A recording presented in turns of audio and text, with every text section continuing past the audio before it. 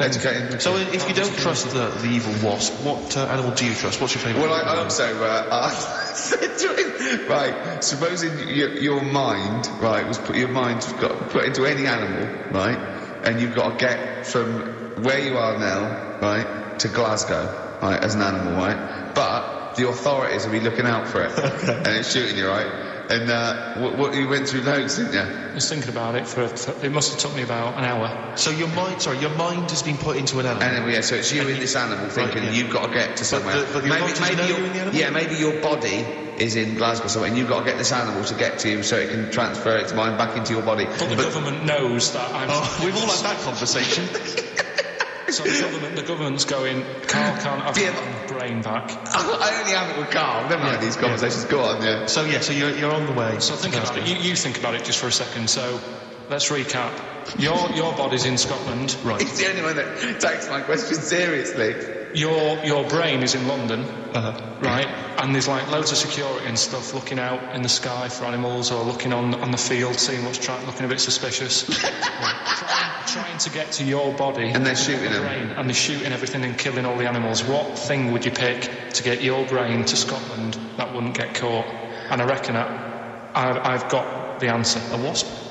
No, because think about it, a lot of people get irritated if it sort of wanted to get a lift in a car going down the motorway. If someone's driving a wasp in the car, it's a nightmare. Yeah, sure. Cause a right accident. Yeah. So think of something that people wouldn't, you know. And the clock's ticking as well. You're taking this really very seriously. Yeah, you've only got a couple You've given this a lot of thought, haven't you? You have. Yeah. Something with speed. Yeah, something that could travel quite speedily. Well, and something that's also inconspicuous. Yeah. Yeah? Is that the sort of thing you're that's what you're doing? Yeah. And is it a creature that's native to this country? Yeah. Right. Yeah, it is. I've got no idea, Karl. What do you think? Tell him. A flea. A flea? Tell him why. Think about it. Right, this flea, it's got my brain. It's dead small, the flea. Thanks for clearing that up. Yeah. And so it goes, right, I've got to get to Scotland. So it jumps on someone who's going to Euston Station. Right. They don't know it's there. No.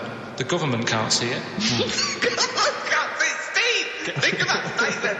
Think if you just tuned in. Yeah. Now... people get on the train, goes to Glasgow or Edinburgh, wherever in Scotland it is. It jumps off, it goes right, jumps on someone else who's going the way it needs to go, gets there, still no one's seen it, jumps on me, I get my brain back. Yeah. The government are like...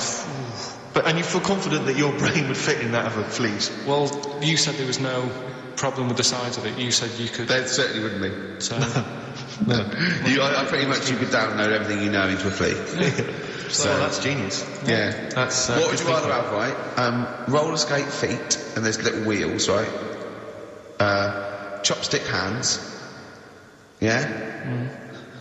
Instead of hands, chopsticks instead of hands. Wheels instead of feet. Yeah. Right?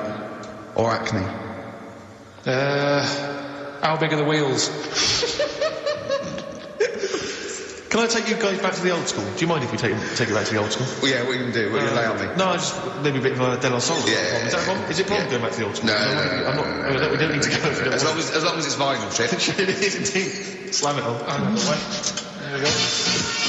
De La Soul. Old school.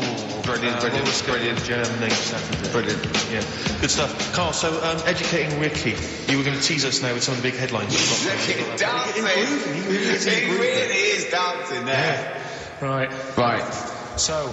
Okay. The way this works is... What would you rather be, Karl? I teach you... Superheroes. 3 things. A frog boy. Right. Yeah, you could leap onto a house, but you had to go first and leap onto a house. You're this frog boy. Right, and that's got to be useful, couldn't it? That's very useful, yeah. Right, amploid, where you've got your hands and microphones, and you can just talk into your hand and your whole body. it's like 100 decibels. You can go, oi, come here! And people can hear you from miles away, amploid, right? Right? Or sado, right? And that means that you can go up to anyone and go, alright, and they don't know why, they just get fed up for the whole day. Which of those would you prefer? Don't answer now, have a think about it. The frog thing, do I look like one, or...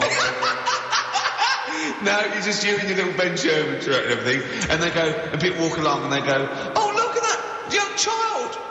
from on that roof. He's going to fall. I wish Frog Boy was here. And you go, and you go down, you go, and they go, here's him. They don't recognise you when you're squatting. They go, I don't know who you are. And you leap up there, so you come back, and they go, where's Frog Boy? And you're standing up, and you go, I don't know, he went that way. Yeah, I'd probably have that one. Would you? Go with Frog Boy? Yeah. Okay. That's pretty good. Okay, go on. Right, so, did that just go out? All that. God, I've got a bad... Hey, look, Rick, Carl's really planned this show. He's really worked out. He came in early, he was writing things down. And that's me just coming up with rubbish. And you were just talking rubbish. So, Carl, I know you've been thinking this through. What have you got? So, Educating Ricky, we did it last week. It's where I teach you some stuff. But rather than just teach you something, I tease you. So you want to know more, so you want to take in information. Right? So... If only people had taught you like that, Carl. So... And also, it's the name of a film, sort of. Nearly. Coming up soon, Henry VIII and his, well, how many wives? Come back tomorrow, Carl, to find out. The little headlines I've got to sort of tease you with the story. Yeah, this is going to hurt me, and I'm not very well. Go on. Right, we've got... So this is what... Sorry, I've just got lost for a minute there. It's Educating Ricky. This is Educating Ricky, and these are the stories that these are the things you're going to tell him. Yeah. But these are just headline versions. These are headlines, This is not because the actual fact. then I think people will remember things. Okay, alright, so you sort of bullet points. Who can forget Hairy Chinese Boy? Indeed, I shall never forget that. Yeah. So, first headline, don't do that to it, you know it can't live without an head. I've got no idea. It could be about the French Revolution, it could be about anything. I know what it is. No, you think you do. But, No, it's something I taught you. Is it the fact that cockroaches can live for 9 days without a head? That's part of it, but it's something different as well. That's okay. Okay, brilliant. So that's... next one, you won't work it out. If only it was raining. Brilliant. Okay. And the last one, what's tomato with you? What's tomato with you? Yeah. Look how pleased he is. You're obsessed with puns, aren't you, at the moment, eh? It just works, I think it works. Yeah. You love puns. So, there you go. So which of those are you going to choose, right? Oh, well, I'm going to have to choose. Don't do that, you know it can't live without it. Can we play a tune and we'll come back with that? Find out what that is. Yeah. Wow, what a history lesson that's going to be. Dandy Warhols and Bohemian Like You on XFM 104.9. I'm Ricky Gervais, with me Steve Merchant and Karl Pilkington. Karl, what's the story then? Right, so what did you say you're going for? You've got your 3 titles, your 3 teasers. Well, I think I'm going to go for Don't Do That to It, you know it can't live without an head. I'm looking forward to this. Right. So this is Educating Ricky, for those that have just tuned in. Now, something that Ricky told me about when he was educating me was that cockroach, if you cut its head off, it lives for a week. Yeah. Right? And the only reason it dies is it can't take on water. Sure. It doesn't have a great time in that week, though, does it? I mean, it doesn't get much done, I don't know. It just needs water, and because it can't find any, like its eyes, it eventually dies. Yeah. Right? No. So what... No, it's not. It's anyway. It can't drink. Anyway. So, have you heard that one about worms? Okay. I have got... If you cut a worm in half, a lot of people have said in the past that it'll turn into 2 worms. Right. But that isn't actually true. Okay. Who said that? No, it used to be like, kids at school said it on, kids at school and stuff. Yeah. So that, a lot of people think that. Don't pick them up on stuff, Steve. It's bad. Sure. So, but what they can do, if you get a worm, right, and you find out which end its head's at. Right. If you you've got its head there at the left-hand side, right, and if you sort of cut it in half, right, but not in half, so there's more of its neck than the tail, if you know what I mean. Yeah. The bit that you've cut off will sort of die, and the rest of the worm will get better. So in a way, you can cut it in half, and it'll survive, but only one half will survive. Okay. Yeah? What have you learned? I wish you hadn't chosen that one. I know, because it's not. It's nothing, is it? How would you tell a worm's head from its eye? Put it in a bowl of flour and wait till it farts. Yes. Right? I told my mate that, right, and he went, "What if it coughs?" Yeah? Yeah. So, there is a bit of truth in that myth of cutting one in half. Where did you get this information? I don't understand where you get this information That was from the Fortean Times. It was like the myth about worms. That was the big arc that week. Did it take you as long to read that as it took you to tell us just then? I like the fact it starts off debunking a myth that we have known of anyway.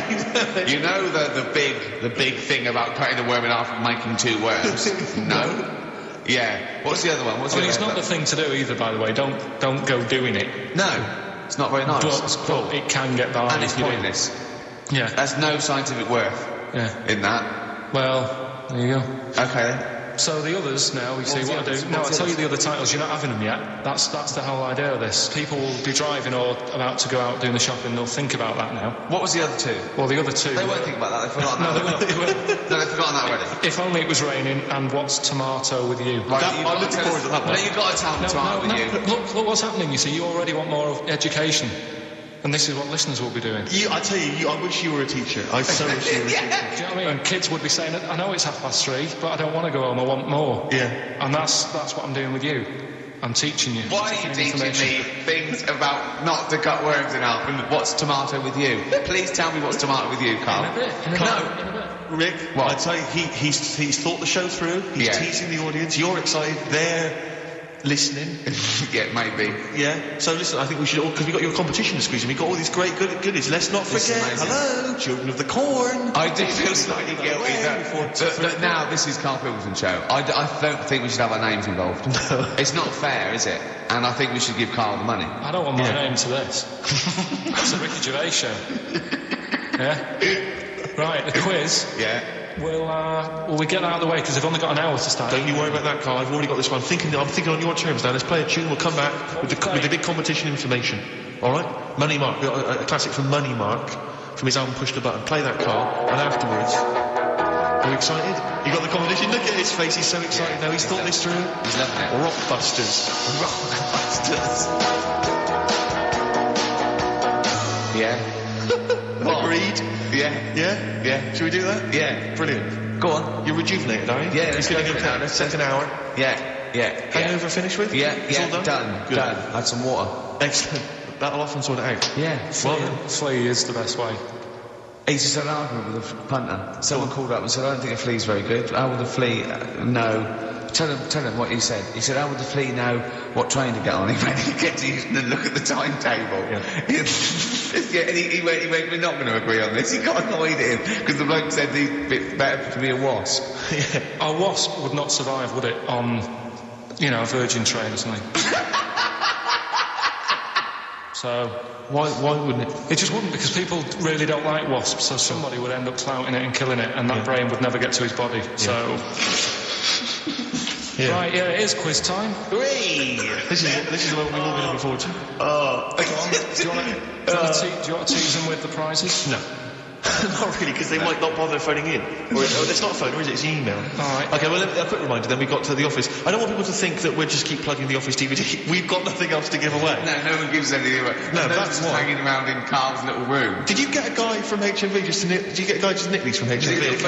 In the ponytail. Was that the story? So we got the Office DVD, obviously. We got the remix, XFM's remix album, Volume 2. That's sort of remixes of various tunes. Quite a good little compilation album here. One of those kind of the best Coldplay, Travis, Oasis, blah, blah, blah, blah, albums in the world ever.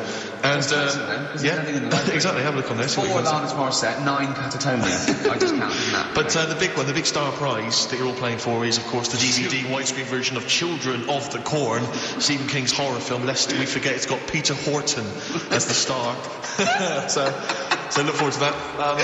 We're going to give Shadow away separately, are we? We're going to do it separately? Yeah.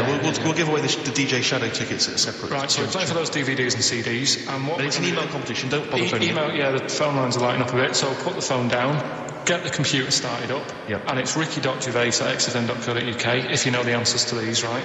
And the way it works, we did it last week, but if you didn't hear it, I'll give you some initials and like a bit of a cryptic clue. So, and you work out who the band is or the artist, right? It's always a band or an artist. It's not any TV programs and that. So, say like last week we had S, didn't we? And it was better than the average homeless person.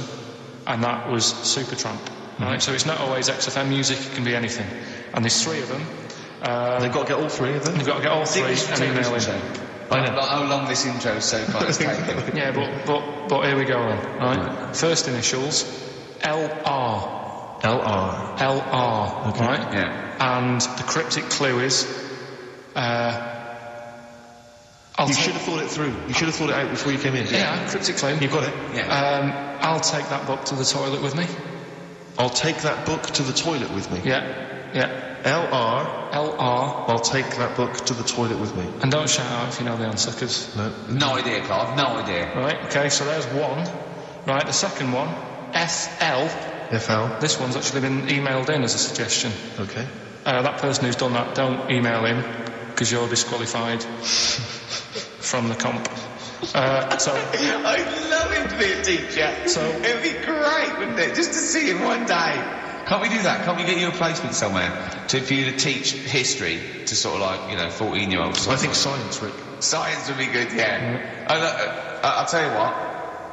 You've got a lot of just quickly for me, Carl. Explain, say, what can we get him to explain that everyone learns as a kid? Science. Photosynthesis. Right. So FL, right? FL are the letters, and the cryptic clue: blow the candles out before you eat the cake. Blow the candles out before you eat the cake. Yeah. Blow the candles out before you eat the cake. The letters there, FL. All right. We've got LR, we've got FL. Yeah. And finally, the third one, NS. Hold on, how many have they got to get? 3. Don't worry, there's no more after this, Rick. Right? NS. How can I wash up in something shaped like that? Right? That's one of mine. So very quickly recap, just in case you've missed any. LR is the first one. LR. I'll take that book to the toilet with me. Cryptic clue. We had FL. Blow the candles out before you eat the cake. And the final one, NS. How can I wash up in something shaped like that? If you think you know the bands, you just email in ricky.gervais@xfm.co.uk. You win the DVDs, the CDs, and that's it. He's great, isn't he? I could sit here and watch him all day do this. Well, so ricky.gervais@xfm.co.uk. And we'll give the answers out just before we finish, because then we'll keep them up. All right. Carl, just briefly, this is module 4A, natural history. Yeah. Just briefly explain evolution. So, natural selection, origin of the species, Darwin. Just briefly describe. That's the monkey thing. Yeah, isn't it? Oh, well done. Yeah, go on. Carl. What do you fancy playing? Rick, I know you're always keen to rejuvenate the reputations of certain artists when you think maybe they've been kind of unfairly treated in the history of rock and roll. Yeah. I'll tell you a band I've always thought has been treated badly. Yeah. The Lemonheads. Go on. You with me? Yeah. Lemonheads, if I could talk, I'd tell you. Yeah. He wrote some good little tunes, Evan Dando, before he went to potty.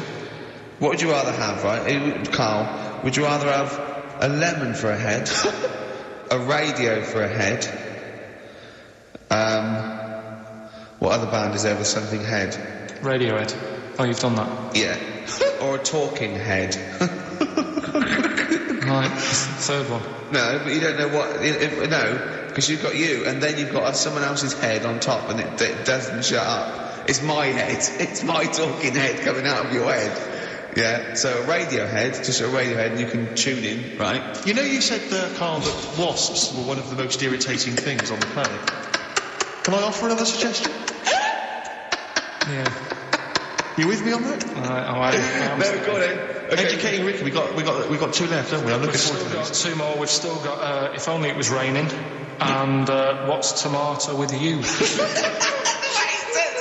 I'll tell you what, I wish that listeners could see how happy he was when we started getting emails coming in. Oh yeah, people, they're flooding in actually. Yeah, and he's so happy. He started dancing along going, well, that proves it's a good competition, he said. Look at that, look at that. Look at that, mate. What? There's loads of people emailing there. Yeah. And I'll tell you what it is, Carl. It's not the competition. It's this, Children of the Corn. Widescreen DVD. Next week, some staples and pencils. I'll tell you what. A piece of carpet. Tell you what, right? What? now we've got them and they're staying, something we've still got to do is... He is running the show now, he's doing well, isn't he? Because I've done nothing towards this. I'm coming up my hangover a little bit, if you're worried. So, go on. Remember last week we started a new feature called That Song's Got a Good Story in It.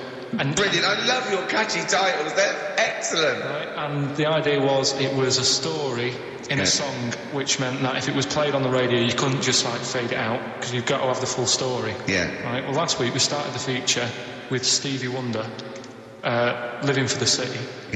Right, but you played the version where it fades out. I didn't know there was more to it, so Steve told me what album it was on. I've gone and got it. We've got the second half to that story this week.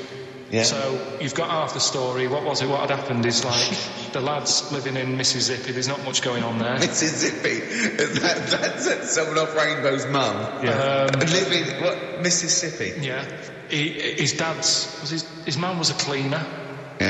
Trying to get by. They didn't have a great life, but they still looked after the kids and stuff.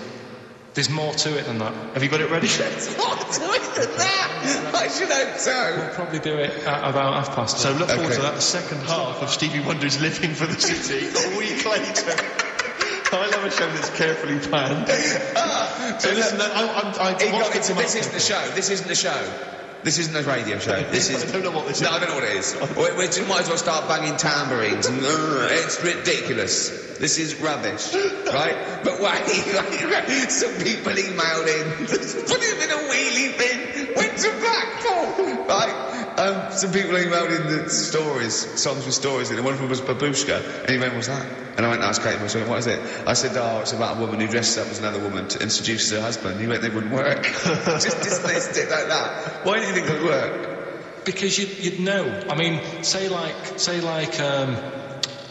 right, Suzanne, right, who I've gone out with. Right? She can see me from, say, if I'm coming down the high street. She knows it's me by the way I walk. Right. So, just the fact that this woman went and put a wig on, there is... You haven't even heard the song! I know, but you're saying that she put a disguise on and he's like, I fancy her, and he takes her out, and he doesn't know it's his missus. It's just... You're not buying it. I mean, I'm controlling this. Whereas the flea with your brain going to Glasgow, perfect sense. Babushka, rubbish. Carl, can we have the tomato story after the next tune? Bit of Coldplay. Love it. Coldplay, The Scientist on XFM 104.9. Right, competition, isn't it? No, it's Educating Ricky Part 2. Oh, is it? I wasn't even listening. He's doing all the work, I wasn't even listening. I need to drink some water down that. Right, what's this one again then? Right. What's the teaser headline? Teaser headline is What's Tomato with You? Brilliant. Got it. How excited were you when you came up with that? You couldn't wait to come in and tell us, could you? I think it's a good one because you won't forget it now, will you? I mean, like the worm one. What's so special about the worm? A lot of people think that if you cut a worm in half, 2 worms will grow, but no. What happens is if you cut the head end slightly nearer the tail than the tail will die, but the worm with the head will be okay. So, it's exploded a myth, hasn't it? Taught me something. Right, so the second one is part 2 of Educating Ricky. What's Tomato with You? What this one's about is, ages ago... This is scientific. There's never a date. There's never a country, a location. Okay, settle down, children. No, this is A-level history. Right. Once upon a time. When a mental place with swords was a king. Forget his name, but he was a loony. And it was literally ages ago. So, good luck in the exam. Right. So, all right, many years ago. Oh, yes. Clear that up. Go on.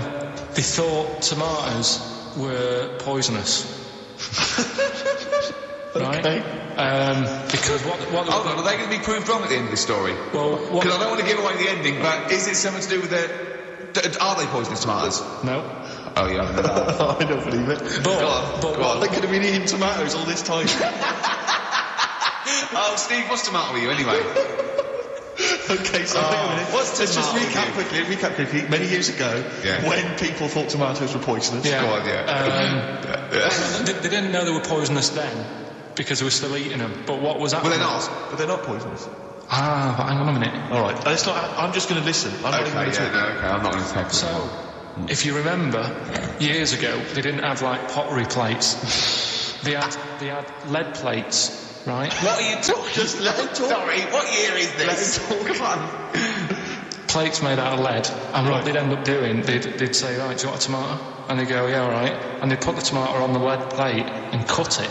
And because of the acid in the tomato, right, it would sort of make the lead runny, and the lead would go into the tomato, and they'd say, oh, it's lovely this, and they'd be eating it. They'd get food poisoning, lead poisoning, what have you, and they'd be really ill. So they thought tomatoes were poisonous, so they didn't eat them for many years. And when you say they, do you mean the people of Narnia? Yeah, this didn't happen. Where was this happening? Sort of in Britain and that. You put him on the spot there. Oh, I hope there's no uppity pupils at this school when they go, what do you mean, sir? Oh, if you're going to... Oh, I'm fed up with you. Do you understand? No. So the No, you've got... No, right, okay, first of all, Carl, where'd you get this information from? Where 14 times as well? Do you know... You can't remember? I don't know where I got that from. I don't know where I got it from. But why don't you think that makes sense? But what? Someone once got lead poisoning from a tomato? Not just one, loads, and then all of a sudden... Why is this educating me? Because I'm telling you about tomatoes. I can't take anything away from this. Yeah, I don't know what to take away from this. What have I learned? What have I learned? Don't mix lead with tomatoes. Why is this educational in any shape or form? What are you telling me? A long time ago in the land of Glunk, right, where the ninnies did slib, right, they thought tomatoes were poisonous because they ate plates of lead. What are you talking about? Yeah, but we all know tomatoes aren't poisonous. What are you talking about? Is that the moral of the story? Don't believe these people that I'd never heard of before. What are you talking about, Carl? I think it's a bit weird. It's a bit weird, yeah. It's the same people that were spreading those malicious worm rumours. My hangover's coming back. I've got to get some water. Play him up, but that was rubbish. I'm eating. Hey? I'm eating. So am I. Carl, you have to carry on. Right, yeah. We're all eating. Crisps, free crisps. So last week, yeah, you were playing your feature, that song I shouldn't switch off because I'm enjoying the story. Yeah. And we played Living for the City, only you played the single mix, which doesn't have the entire second act, if you will. So, Carl, you've not heard it before. You're excited. You're excited to hear the second act because, as far as you're aware, there was a young guy. He's living with his family. They're fairly impoverished in Mississippi, but you know they're happy. They're getting on all right. But you're not even aware that he's moving to the big city. No, it just fades out. Well, that's the city in question. I mean, I've liked this song for, must be, 3 or 4 years, and I've always listened to the single version. I had no idea that I didn't know the full story. So, yeah.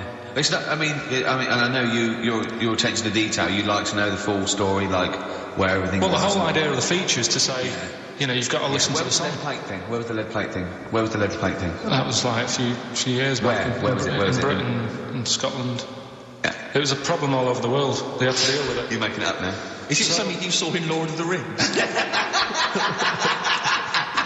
Yeah. Right. So anyway. Yeah. So the Lion and the Witch. Yeah. Go on. Go on. So far then, what did we learn in this story? We learned so far from Stevie that there's a young lad. He's, as I say, he's got a family. He's fairly happy, except they're very poor and they struggle to get by, but they're happy. They're doing it anyway. He's moving to the big city. Carl, this is the bit you didn't realise. Just play the track. Okay. Here we go. So this is halfway through. This is halfway through the tune now. This is you've not heard this before, have you? Let's go. Sorry, we accidentally played an episode of Kojak by mistake. We were going to play a song. Carl, what did you make of that then? Yeah, what's happening there then? Eh? He was living with his family. He was fairly impoverished. He's moving to the new bus he was on, was it? Right. So what's your take on it, Carl? After hearing that, what I've worked out by it, the first part that we heard last week, everything's all right, but it's not that great living in Mississippi, right? So he goes, I'm going to go to New York. There's plenty of work there. Right. They'll sort of accept me as, and everything. So he goes there, and the weird thing is, he's hardly, been in New York for a second. He gets on a bus, all of a sudden some cop is arresting him. He's like, what's going on? And then he's got 10 years. I mean, what you can't hear, because the levels are quite bad. I mean, I work with sound. I can't really hear what's going on. You're criticising Stevie Wonder, I'm sort of guessing that he didn't pay his bus fare or something. And 10 years. He got 10 years for that. I really don't know what was going on. Right. But you're not happy because obviously it's quite... Do you think Stevie Wonder left out some vital ingredients in the story, in your education? Like where it was, or... At least he got where it was. You can tell what year it is. It's right in the mid-70s there, that funky New York 70s sound. Alright. Yeah. You're pretty disappointed, aren't you? You're pretty worried. So what went on? Yeah. What You're aware, Carl, because that shows quite a bad image of New York. It's quite an intolerant city, by all accounts. They arrested a guy. But it is quite seemingly bad, for being black. That's one song where you should go to New York. Killing a Georgie Rod Stewart. That lad, he was doing all right in Scotland and said, I'm going to go to the big city. He got done in. Yeah. It seems to me it's that don't go there if you've got like problems. Don't think New York's the answer. Right. Oh, hold on. Yeah. So what you're saying, that if you're a bit fed up with your life, but you live with your mum and she's like really nice and you got friends and life's not that bad, don't go and be murdered, or what? What are you saying? Don't go and be murdered. Well, leave home, but don't go to New York. Right. There's other places. Where would you go? Sheffield? Don't know, but... Yeah. But you're a little mank lad, weren't you? You're in your garden, you had your train set, your brother blew up, there was a horse next door, and you thought, I want to go to London. So, do you know what I mean? You're like that. Yeah, but... You're in many ways like the fella in that song, and like Georgie. No, because... In many ways you are a bit like Georgie, aren't you? I had a car, so... No, are you a little bit like Georgie in many ways? I didn't get on a bus, I had a car. So I wasn't going to have the problem he had, for a start. Right. But, I mean, I suppose there's loads of things you can look at that story and take out of it. That's what I like about the feature, right? What? So... That's what you like about the feature? The feature that we're doing. Oh, right. That song's got a good story. If you had a time machine, where would you go? What year would you go? Probably the 60s. Okay, would you go forward at all? What's your favourite year in the future? No, I don't know. If someone could tell your future to you, if someone you would want to know. No. Straight away, you knew that. There was no hesitation. Yeah. You've thought about this, haven't you? No. You've thought to yourself, if someone could reveal my future, Carl, you've got to do one of these things, right? It's not, like Quantum Leap, like a fella in Quantum Leap. What's his name? I forget his name, but yeah. Yeah, and you've got a little fella with Hal, and he's telling you, right? Would you rather go back, you go in someone's body, would you rather go back, you could go back to be a donkey that's carrying Mary to Bethlehem. You could be a Saigon prostitute in 1975. All those GIs queuing up. Think about it. Or you could be Moby Dick. Which of those would you pick, Carl? Think about it. Probably Moby Dick's the best option, isn't it? Okay. What work have we got? Play a tune, Carl. After this, we need to educate Ricky for the final time. Final time educating Ricky. We've still got to give away these tickets to DJ Shadow, and we've got to give the answers to your magnificent we've only got competition. now. It's not enough time in this show. It's packed. Race for the prize from the Flaming Lips. Competition answer time, is it, Carl? Yeah, we did this like about an hour ago. Rockbusters. Rockbusters. With Karl Pilkington. Yeah, I gave you some initials. The initials sort of made up a band. We had LR, we had NS. Yeah, we had FL. Well, give us the clues. Give us the clues and the answers. What? Right, so LR, the clue was, I'll take that book to the toilet with me. What's the the answer? Lou Reed. Lou Reed. Good. That's very good. That's very good, Carl. Well done. All right, okay, next one. FL, blow the candles out before you eat the cake. Yeah, we just played them. Flaming Lips. There we are. Okay, and the final one was NS. How can I wash up in something shaped like this? Yeah. That was NSYNC. Yeah. NSYNC. NSYNC, it'd be a bit... NSYNC. If you had a sink, you wash up in a sink. Yeah. Shaped like an N, you'd be like, oh, I've got everything out. So, has anyone got that? Wow. Right. Well, no, there are right answers, I have to say, Carl. You've done very well. There is an enormous response. I'm just going to click on one of these emails randomly. I'm not even going to look. Who we got here? We've got Kath Turner is the winner. Kath Turner gets those great DVDs and CDs, including watching Children of the Corn. Children of the Corn. She was going out, but I imagine she's going to phone a few friends and say, I can't come out, I'm ill. Exactly. They go, you're not watching Children of the Corn. I go, no.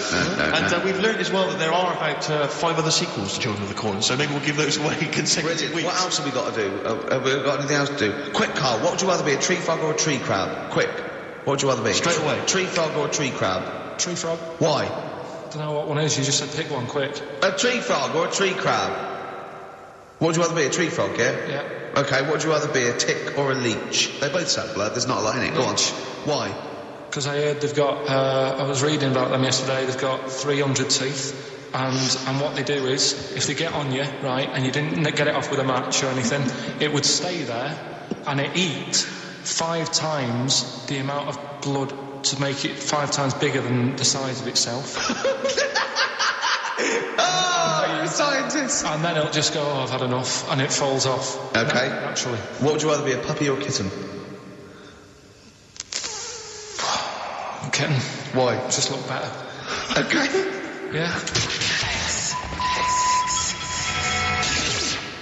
Some great adverts there on XFM. I enjoyed it. 0.9. Absolutely.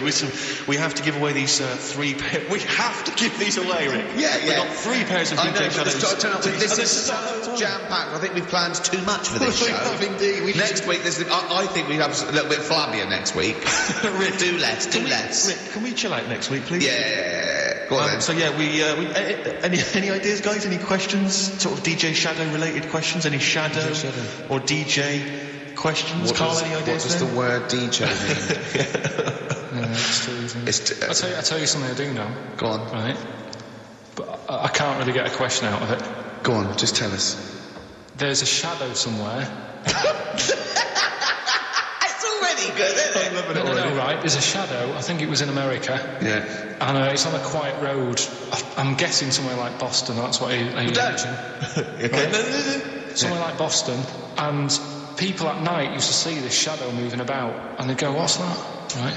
And it got known, the town, the little local town got known for this shadow, but it didn't cause any problems.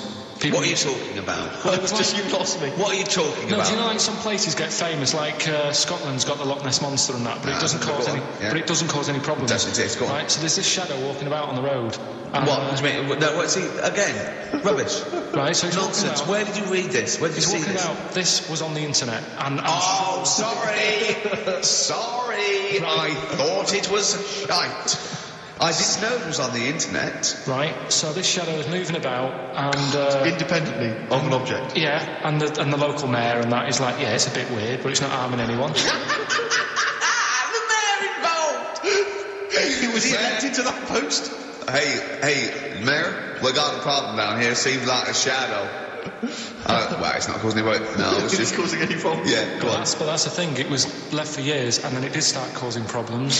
I see, that's it. If you leave these shadows to go unchecked, Rick, they go crazy. Yeah. You let them run amok in the city. Yeah. You've got to stand What did it do? on What did road it do? shadows. What did the shadow do?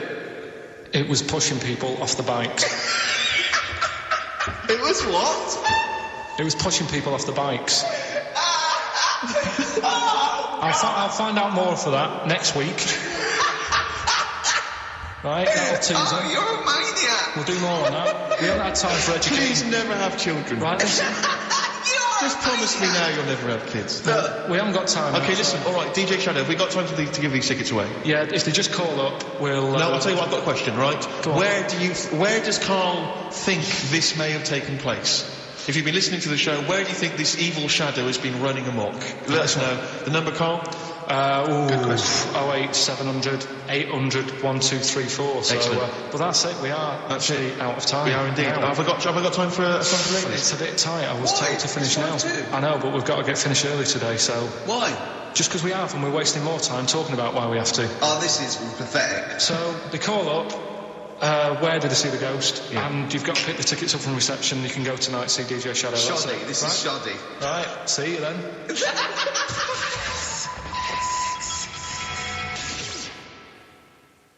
Doves. Caught by the River on XFM 104.9. I'm Ricky Gervais, with me Steve Merchant and Karl Pilkington, doing the button stuff. Actually becoming a little bit of a producer. Carl, yeah. Working, hasn't he? He's got a few games, and we made him. He's getting a bit stressed when we shout at him because the mics don't work or it's hanging off. It was too hot in here. He couldn't get the thing working last week. I mean, I really would throw this studio away and get a real one. Yeah. Well, I'd get one of those ones you can buy for like tenner from Argos. Argos, yeah, like Bon Tempe. My first studio. my first with a little podcasting picture of Carl on it. Yeah. Exactly. That'd be great product placement. What have you got this week for us, Carl? Because again, we put I said I would put. I'm not hungover, but I put nothing in. Rick, have you done any work for this week? No. None whatsoever. No. Okay, Carl, what have you got? What have you got? Quick, keep them. It's 5 past. They're turning over already. They're finding other things. There's melon soup. There's everything. Well, go on. We've got after the success of last week, Rockbusters. Okay. We're doing that again. Sorry, were you on the same show as I thought it went alright last week. Yeah, good. Right, so we'll be doing that. Got some nice prizes, which... what prize? What other films have you got? Have you got... Don't tell them yet. Don't tell them. I'll tell you what, if it's Children of the Corn 2, then can I enter this competition? There you go. What is that? He's got some different prizes. Maybe I should just tease the audience with those a bit later, Rick, because there's some exciting stuff there. It's going to be amazing. Yeah. Right, so I don't want to give too much away, Rick, but one of them is a copy of The Office on DVD. Is anything like maybe Burt Reynolds' straight-to-video film? Are any of those in there? Sadly, nothing quite as classy. Fist. Yeah. Right. So we've got that lot to give away. Yeah. We've got educating Ricky, where teacher stuff. Because you taught me that people used to eat tomatoes off lead plates in the land of Narnia last week, which was good. Yeah. No, is it only tomatoes they ate off the lead plates, by the way? Why didn't they think other fruits and vegetables were poisonous? No, it wasn't. It was because tomatoes had acid in them. That was the problem. You see, don't listen, right? Well, lots of fruits have acid in them. Yeah, but they didn't eat them back then. they didn't have bloody kiwi fruit and stuff. Don't say bloody. You're a producer. You'll start saying shit and cock and stuff. You start saying bloody. Tits. Play the... Hang on, right, and... Go on, keep him hooked, right? Yeah. We've still got a song with a story in it. Yeah. You don't want to play Babushka, do you? He doesn't like the idea of Babushka. I told him it was a story, and he doesn't like it. A devil went down to Georgia, someone sent in. You know, he's looking for a soul to steal. Yeah. Doesn't like it. Why don't you like that? Do you know the song? Not particularly. Right, it's a song about a lad who goes into a pub on a normal night. And it's in sort of the deep south of America, New Orleans, something like that. It's not the old Kent Road. Right. Okay, go on. He goes into a pub. There's a devil in there. Who's getting a bit cocky. He's had a bit to drink, and he's saying, "Do you want to sort of gamble your soul away with me, and we'll see who's best at playing the violin?" And I think the lad wins in the end, but it's not real enough. Whereas the one. What? Not like the Shadow that got fed up and started pushing kids off bikes? Rick, I think you're referring to stuff that no one made sense of last week. Yeah, exactly. I don't think we should refer to last week. Let's play Mock Turtles, Can You Dig It? And then we'll come back and we'll talk about that. I've come to the conclusion, Rick, we should never refer to stuff Carl said in the past, because it would just take too long to explain. Okay, alright, that's fair enough. Mock Turtles. Can you dig it? What I've done there is I've taken the title and I've done it like I'm talking to someone. Sure. XFM 104.9, I'm working Gervais with me, Steve Merchant and Karl Pilkington. So, Karl, how excited are you about Ricky's celebrity boxing match? Are you going to be there? Are you come along? Are you aware of this? You're aware of all this? Yeah, I've heard about it. We can't name the opponent because that should be a surprise. But anyway, it's for a charity. It's a charity boxing match. Yeah. And I always wanted to beat someone up for charity. Yeah, exactly. Yeah, it's a good cause. But the thing about Ricky is, I don't know if you're aware of this, Karl, but Ricky's one of these men who he doesn't mind sort of, making a fool of himself on the telly and being funny and stuff, but if people said to him, right, you can either be Britain's funniest man, universally agreed that you're the funniest man in Britain, or you could, beat some gangsters up in a pub, he would go that, please, just let me beat people up in a pub, and maybe an old man's being hassled, by some street youths, and you come in and smash some bottles over their heads and sort of against the odds, though. Against the odds, yeah. There's about 5 of them. Sure. So because he's got this kind of get to the point. Come on. Well, the point is, he quite likes the idea of being sort of macho, you know what I mean, and kind of a tough guy, because he grew up in a rough. Like boxing. Yeah, but you'd love the idea of people going, "Don't mess with Ricky Gervais." If someone said, "Don't mess with Ricky Gervais," that would be exciting, wouldn't it? Never mess with Ricky Gervais; he will destroy you. That's what you'd love. Go on. Because you used to do karate, didn't you? You were a karate. I used to go, yeah. Didn't you get all the way up to white belt? No, I was one away from black, and then I stopped. That's what started working. Oh yeah, one step away from black. Oh, was it? Really? Yeah. Okay. So anyway, I was chatting to him last night in the pub because obviously the boxing match is in about 5 weeks' time, I think, isn't it? Yeah. And Anyway, he was sat there, Carl. I don't know if you know this about Ricky, but he's taken to smoking cigars. No, I do. Are you aware of this? I had the occasional one. He got a cigar. He got like a Monte Cristo out of his pocket. It was ludicrous. He looked like George Papard for the 80s, wasn't it? It was pathetic. And he was drinking Guinness. And I was saying to him, aren't you doing a boxing match soon? And I'm starting training. I'm starting training next week. You're not concerned that it's going to have an impact? Well, I mean, what I'm saying is, you know, like the boxers, they normally put in some effort and stuff. Like years of training. Yeah, I mean, what you know, getting up at 5:30. Yeah. Because you reminded me of Frank Bruno when he was preparing for Panto. Not when he was... I don't think he even smoked then, did he? And drank. No. So I don't... What's your thinking, Rick? Because you know you're going to get your face pummeled. You know that... I mean, they're going to destroy you. You haven't got a chance. That's why I left it this long, so I definitely lost my looks. But you haven't got a chance. You're having a laugh. Have you ever taken a punch to the face? Sorry. But I'm genuinely concerned. Is this sort of psychological training? Because... No, it's not psychological training, it's a warning. I've spoken to your friends and your loved ones, and they all agree we've got a petition going. We're sending it to the BBC. Please do not let this man box. Anyone else, please. But they're going to beat you. Seriously, I mean, have you ever had a punch, like a boxing glove, in the face? No. I think you should let us punch you next week live on the show. You'd like that, wouldn't you? No, because you've got to get used to it. Because I think you're going to either cry, just start crying uncontrollably, or just run away. You'll just run away. You'll just climb out of the ring and run off. Yeah, this is the same tactic Ali used against Foreman in Rumble in the Jungle. But I just... Oh, dear. Because I think a boxing glove... Because I know you're wearing, like, huge... Aren't you wearing, like, huge kind of foam boxing gloves? No, we're not. No, we're not. We're using not a normal amateur ones. Are you wearing boxing gloves like those ones they used to have on Gladiators? Those big foam gloves. You just slap each other. Neck braces. Yeah. And a big sumo suit. So, I should be okay. Do you get some kind of head protection, do you? Yeah, it's amateur. It's amateur, so it's... Is that what you say? No, I mean... So it's not the title? No, I mean... I think the amateur is head guards, vest, and 16-ounce gloves or something, as opposed to professional, which is no vest, bare-chested. Right. Maybe I could have to fight bare-chested, because I'd quite like to show off my body, if I could. I think wrestling is really good. But I don't mean like those kind of like The Rock and people like that. I'm talking about Big Daddy and giant kind of... That'd be good. Where you can just throw yourself at someone. Where they can sort of like be nearly dying, but then they can do a stomach butt. Yeah, exactly. Yeah, stomach to stomach. That's a good move, isn't it, in British wrestling? I always like that one. Yeah, no, dear. Like two elephant seals fighting over a female. Is it true that you've spent... Knowing you've spent more time deciding what tune you're going to enter the ring to? I want to come out to California by Tupac and Dr. Dre. I think that would be really good. I think that's embarrassing. And I'm going to come up with loads of little midgets to make me look really big. Sure. I mean, I don't know what the BBC think of that, but it might be a... I don't know. Maybe we should take some suggestions as to songs that would be perhaps more appropriate. Okay. I get knocked down, but I get up again. A fatty bum bum. Yeah. Play a record, Carl. It is going to be... He's dissed me. It's going to be... He's dissed me. Next week, you take a punch in the jaw next week on air. Cheering breaks, long distance on XFM 104.9. On the way in, right, you know those little cars? They look like a little bubble car. They're modern ones. They look like half a car. Is that like a smart car? They just look like a toy car, and you can park them sideways. Is there only room for two people? Yeah. It's just like the front of a Volkswagen just cut in half, right? And I saw one going on Oxford Street, and it's a police car, a real police car, right? Really? Yeah.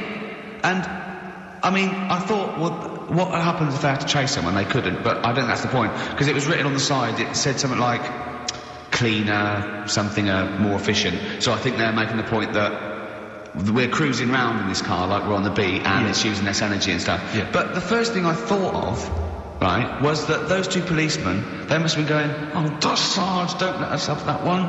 Can't we have the Granada? Yeah. I mean... It's so embarrassing. I know, police, they're doing, But you've got to respect them. Yeah, of course, toughs have got to respect exactly. I just don't know if you have to... Well, the only thing more embarrassing... What if you're really tall and you have to climb out of one and you're a copper? Are there any policemen out there who have been asked to drive one of these cars? If you're listening, do you think police listen to this? The only thing that would be more embarrassing is if you had to patrol on one of those bikes the goodies used to ride. That's the only thing I think that would be more pathetic. A pogo stick? Yeah, it's so embarrassing. Or on roller skates. Yeah. But not like roller blades. Roller skates, those really old roller skates. Have you seen that you tie on your socks? Yeah, have you seen those little bikes that look like clown bikes that the couriers use now? They're about a foot high. They're little. I saw one the other day on it. My head turned. Yeah, they're really bizarre. They're the ones that they fold up. Yeah, but the policeman chasing you on that. Well, I always remember even in America when I started seeing policemen riding bikes. It didn't seem to me. Well, the ones that go through Central Park on the mountain bikes. Yeah, but that's really cool, isn't it? They it looks like they should be delivering whiz along at about 30 miles an hour, and they can just deliver it exactly. Do you know what I mean? Because like on motorbikes, on a Harley Davidson or whatever, I'm not messing with the cop. Chips. Now that's cool. Yeah, yeah. But people in a smart car or it is a bit embarrassing. But I suppose it is that, or it's better than walking. You see, next time you see them in those, if you really want to be kind of worried about the environment, you know those little taxis you see that people pedal. They pedal around Soho. Yeah, and when it's like a riot squad, there's 4 in the back. Yeah, exactly. But that's the thing, right? If they need to arrest someone. Yeah, here we go. Go on. No, well, what do they do? Because they do only sit 2, so do they have to flag a cab down or something for the criminal? We'll give you the money. Get a receipt. You definitely will go there. Yeah. You definitely will, because we've been caught this way before. Exactly. The last one, he just ran off. No, I won't run off. Okay. Well, I'll tell you what, Mr. Policeman, I'll take your car. Then okay, go on then. Yeah, you definitely bring it back, though. I will. Well, isn't there something in America where when they arrest someone in America, they don't take them back to the station and fill out all the forms. They just take them back to the station, and then they go and fill the forms out in a cafe or something, so they're still looking out. Yeah, Karl told me that. They're what? So they're still on patrol? Yeah, so they're doing all their paperwork, but they're in a cafe window and they're looking out. Do you know, like how they say in this country so much police time's wasted by having to go back to the office and filling out loads of forms? That sounds like some policeman going, I could get a lot more work done if I was in a Starbucks. Yeah, no, there's a lot of criminals in the pub, and if I would, and I get to keep the receipts. Yeah, I mean, what's safest is if I didn't wear my uniform and probably got drunk. With some mates. Or a lot happens in, looking out my bedroom window. So if I was just like snoozing, and when I heard a noise, I just pop, look out, come here. Yeah, apparently there's a lot of crime in Marbella over the next 2 weeks. So if there's a policeman listening who has to drive one of those cars, were you annoyed when your sergeant It is the most embarrassing. Yeah. Definitely. Yeah. Definitely. No, I think the pogo stick. Pogo stick, well, not the pogo stick. The triple tandem. That's great. We should get that. We do our road show. Karl does all the pedalling. Yeah. I'm in the basket in the front. Hello, Western Superman! Play record, Karl, what you got? What do you want? Mock the Hoople? Oh, Mock the Hoople, yeah. Dug it out of the library. Yeah. It had Greatest Hits, which was enough, wasn't it? What you got for us, Rick? Roll Away the Sonar. Coldplay. The Scientist. Have you seen the video for that? No, but absolutely magnificent. Is it? It's brilliant. I was always walking backwards in the woods. Oh, yes, I have. Absolutely extraordinary. I like all their videos. I think they're great. Yeah. I still haven't worked out how to do that one with whether it's a filter, they just turn up the light, because it gets light through the duration of the video. Yeah. And it's slow as well, so it must have. I'd like them to win an award. I'd like them to win awards. I like Coldplay. Yeah, no, good. Rick, can I just... Sorry, I don't want to abuse our position again, but... Bruce Springsteen's performing in London tomorrow night, and you remember I made an appeal to try and get a free ticket. Yeah. Well, I don't even mind paying. I tried to pay, but... That's good of you. No, I'm a generous kind of... and I thought you were me. No, go on, what are you going to say? All I'm saying is, face value, I mean, you don't want to be ripped off, do you? No, don't be crazy, ideally half price. Yeah. And I've been chasing kind of my tail, really. I'm not going at the moment. I'm not going, and I'm desperate to see the man. I mean, he's going to do a great concert. It's his only one in London. I can't believe that being on the radio, being on XFM, the listenership's going up apparently.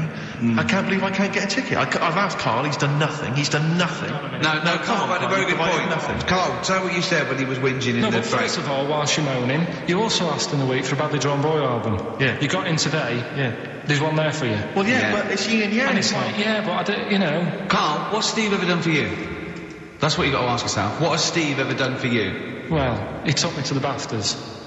Yeah, but only because no one else would probably want to go with you. I can't believe that. What is this? I do not believe that. Oh, Steve, I'm going to stitch you up now, Karl. And it's in a nice way, and don't worry, it won't be too bad. You won't take it too bad. Karl sent me a little text message today. Right. No. Oh, what is this? Right, okay. Okay. You know, I'm in a very frail mood at the moment. No, you're like this, right? This is funny, because me and him have been, like, sending trivia back and forth to each other. Which is another point, right? I sent in... Oh, well, I'll get to that in a minute. I thought he'd really be amazed with, Well, while you're fiddling, if you can make my dream come true, to go and see Bruce Springsteen tomorrow, then give us a call on the usual number. But like I said, Steve... What? Right, it wouldn't be... Right, you just said when the song was on, can't believe it, right? We work at XFM and I can't get tickets for Springsteen, right? Yeah. We work in radio, we should get tickets. Right, now think Which of I'm willing to pay for. Yeah, but think of the... Yeah, but if it's sold out, it's sold out. Yeah. Yeah, but that's just something they say. Right, that's just what they say, is it? Right, so everybody on local radio stations say, do you know, I like that Bruce Springsteen, I want a free ticket, right? So another say... I tried to phone, I phoned for an hour and a half, I couldn't get through. Not long enough. I've put the hours in. Not long enough. Not long enough. What are you talking about? Put the hours in. No. Right, so another 400 people turn up at the gig. They cram them all in. There's people being crushed. You know, they've paid the money early. They were up early that day when the phone lines were open, whilst you were probably sleeping and that. So they're dedicated, and they're the ones at the front getting crushed. What? Would you Why mum and are they dad be getting crushed? happy if you were there getting crushed? I don't mind. I'll sit at the side of the stage and watch him. Yeah, but I don't mind. But everyone will say that then, and then before you know it, no one can see anything No, because you're Carl's on right on this stage. one. Leave it. I'm going to give you this here. I'm handing over my mobile phone, Steve, to read the... You can see it's from Carl at the top, but just read it out as you scroll down. Just read it out loud. Is this a text message from... Yeah, this is a text message to me from Carl. Read it out. To see at night as well as an owl, you would need eyes the size of grapefruits. If only Stephen could turn his head right round as well. Carl, I can't believe it. What upsets me most, Carl, right, is not the fact that you've been slagging me off behind my back. It's the fact that you've got the cheek to come on here and moralise because you failed to get me tickets and make a dream come true. You've come on here trying to pass the buck and say that it's a health and safety problem, when in actual fact it's a Karl Pilkington problem. Do that, I've got it in a I can't, I'm devastated, you know. I didn't let's play a record. I'm I upset. should have eaten this banana off air. What's the number? It's 08700 800 1234. But if it's sold out, Steve, it's sold out. A bit of a classic here. R.E.M. I bet if Ricky wanted to go, it'd be fine. I'm sure someone could sort it out then. Who? Oh, if Ricky Gervais wants to go, then I'm you can going. come. Are you? No. Tickets, so.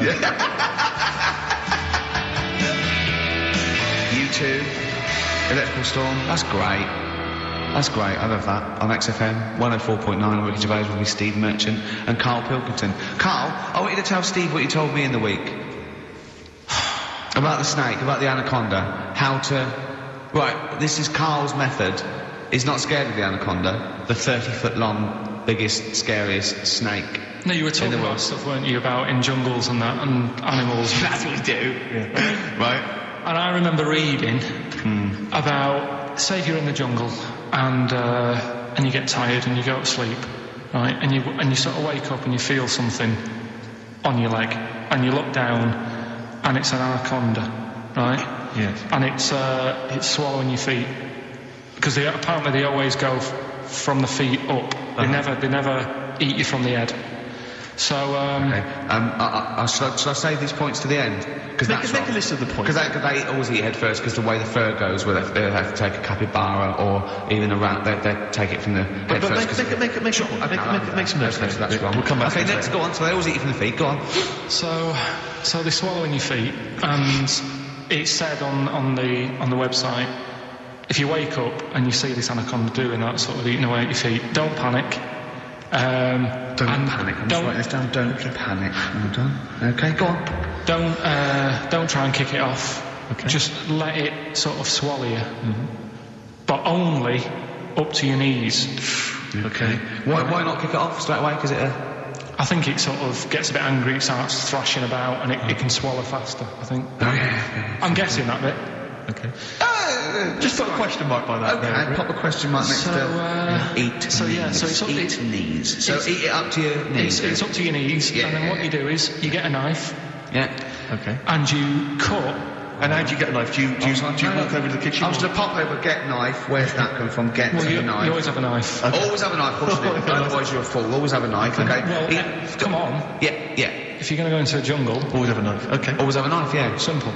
Can I just suggest something? You know, suppose you're wearing combat trousers, and the knife is actually in the trousers by the knee, the sort of pocket by the knee. What happens then? I suppose you could still reach in into the mouth, couldn't you?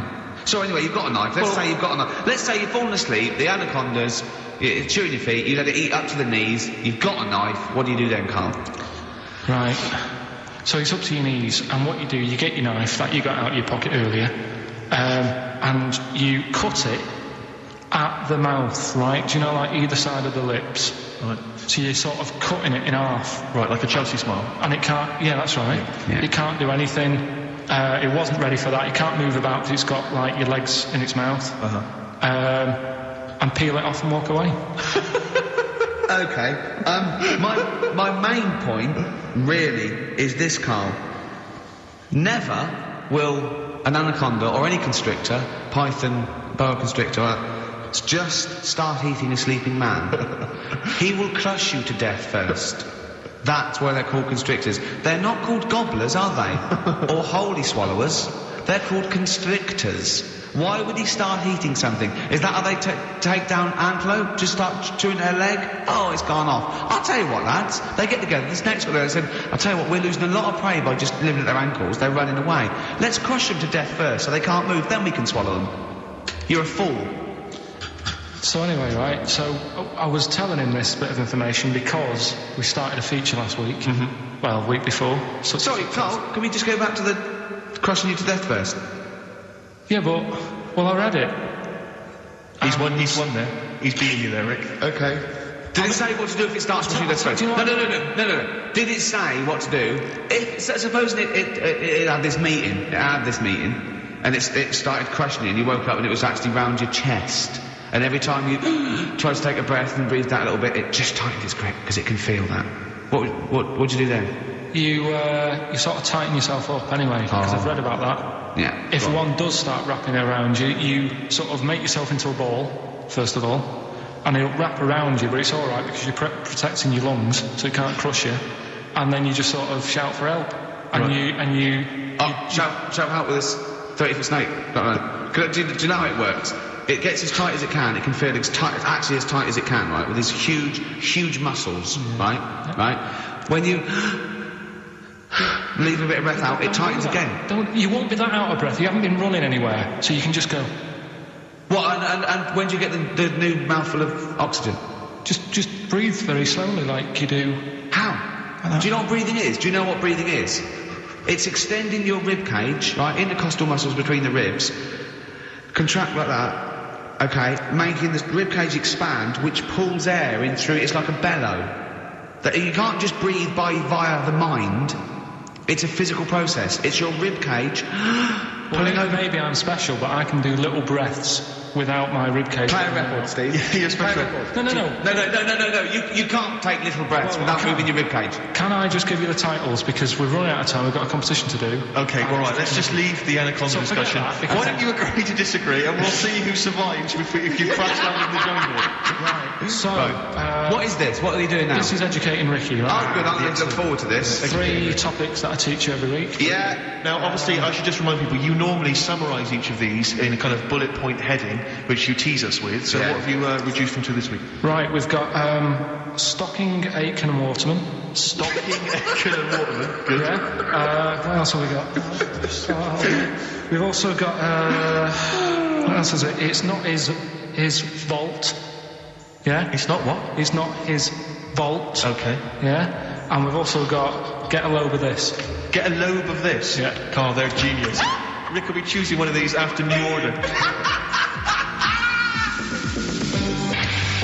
Foo Fighters and All My Life on XFM 104.9. I'm Ricky Gervais, with me, Stephen Merchant and Karl Pilkington. Just before we do Educating Ricky, this is where Karl thinks he can give me something of interest and teach me something to take away. Last week I found out that somewhere in a strange land people thought tomatoes were poisonous because they ate them with lead. Things like that. What was the other one you told me? What was it last week? Bits of worms. Cut me off. Yeah. Oh, I sent him a text message. I was on the train, a bit bored, and I read in, I think it was Metro, scientists have found out that worms get stressed, and they found out that the fat ones didn't live as long, and when they checked the thin ones that lived longer, they found out they had a gene for de-stressing them. Right? Carl, do you remember what you said? No. He went, well, that's stupid, isn't it? He said, did these other ones die of natural causes? I went, yeah. He went, all right. Because it could be that the fat ones couldn't get off the pavement quick enough and got squashed. So maybe the scientists go, yeah, we didn't... yeah, they come to think of it, they were flat as well as fat. I think the reason that the worms are getting stressed is because people like Karl are cutting them in half to try and make 2 snakes. Yeah. Two worms. Yeah. That's the concern. he said they can't even commit suicide if they're stressed by cutting their throat. I also sent what I thought was quite interesting, that the scientists have found that the elephant hasn't got the best memory. The sea lion has, based on they've got a sea lion and they got it back into the old laboratory. 10 years after it taught it a simple trick, and it could still do the trick. What did you say to that, Carl? I'd say they don't get up to much anyway, so if you do teach it something, it is going to remember it. Sure. Because it's got nothing else to do. Yeah. And then it also, I mean, I like sea lions, they look nice and everything, but what do they do? Sea lions? Yeah, what are they here for? It's another jellyfish, so as far as I'm concerned. It's like, it's there and people know about them, but what do they do? Yeah. What do we do? What do we do, Carl? What do we do? A cat, first, Steve said, is good for your heart. So why is it all geared to what's good for us? Well... Anyway. Educating Ricky. Good, we've settled that then. Go on. The titles that are meant to sort of pull you in. Yeah. We've got, what was it? Stocking, Aitken and Waterman. Yeah. You've got It's Not His Fault. And Get a Load of This. Get a load of this. So, which pun do I pick first? I think I'll go for Get a Load of This. Get a lobe of this. Yeah, Get a Load of This, yeah. Well, that's a story about a girl who, she was deaf, right, for 4 years. And it happened quite a bit back this. What year? Or was it... I think it was ages ago, was it? Yeah, quite a bit back. She was deaf for about 4 years, having an argument with her mum, it said, which I didn't quite understand, because I don't know how they do that. Yeah. But she was having an argument, and a man pushed her against the wall, and she banged her head, and her hearing came back. Okay. Was she wearing a Walkman, and it fell out, and she'd realised, There's no explanation. There's no explanation? Well, why is that teaching me something then? Right, so I knew you'd say this, right? So I thought, right, I'll stick something on it. Do you know that bees are deaf? No, you can't just... No! If you ask someone something they don't know the answer to, they don't tell you something else. Just, I'll tell you something else then. I can't answer that, I'll tell you something else. Imagine that, if you asked a teacher. Look, how do birds fly? Wow, if you're going to do that, tallest building is... I mean, what? Well... That was the equivalent, Karl, of running away. Yeah, the intellectual equivalent of going, look over there, there's a monster. Yeah. Listen, what do you mean? What she... Okay, so... So her There's hearing no came back. explanation. There's no explanation. Or you don't know. Well, there isn't one, is there, really? It's a bit What, weird. did doctors not look into it? No, I think they just said, oh, that's good. But so again, I don't... Where did this information... Is that... If you read this on the net, is that all they put There on was there? once a deaf woman who hit her head. She And her could hearing hear. came back. It was bizarre things about being deaf. Was there three, I've got that book, yeah, it's a good book, that. Was there three more pages you just couldn't be bothered to read off? Yeah. No, it was just a little bit, and it Was there a little picture, a cartoon picture? no pictures, I just You're read going, it. ow, Look, ow, if you I don't can want hear. to know, if you don't want to learn, you know. Yeah. Okay, it's not his fault. Let me have It's Not His Fault. You've got to save this. This has got to teach me something and be an interesting story. Right, It's Not His Fault. This fella... Yeah. What year? Ages ago? Olden times? I'd say in the 70s. Okay. Would you? Any evidence for that? And, Does he wear flares in the story? Right, Is that it's- your reason? no, it's a bit like Yuri Geller, this fella, right? Where he's electric. He's electric. And if you walked past the telly would fizz. If you walk past the radio, it all goes like that. Oh. His hair stuck up all the time. And he'd be having a bath and everything would be all right. And then the power would sort of switch on in his body. And the electric in his body made him jump out of the bath. So... What do you mean so? What is that so? What does that so mean? You've given us nothing.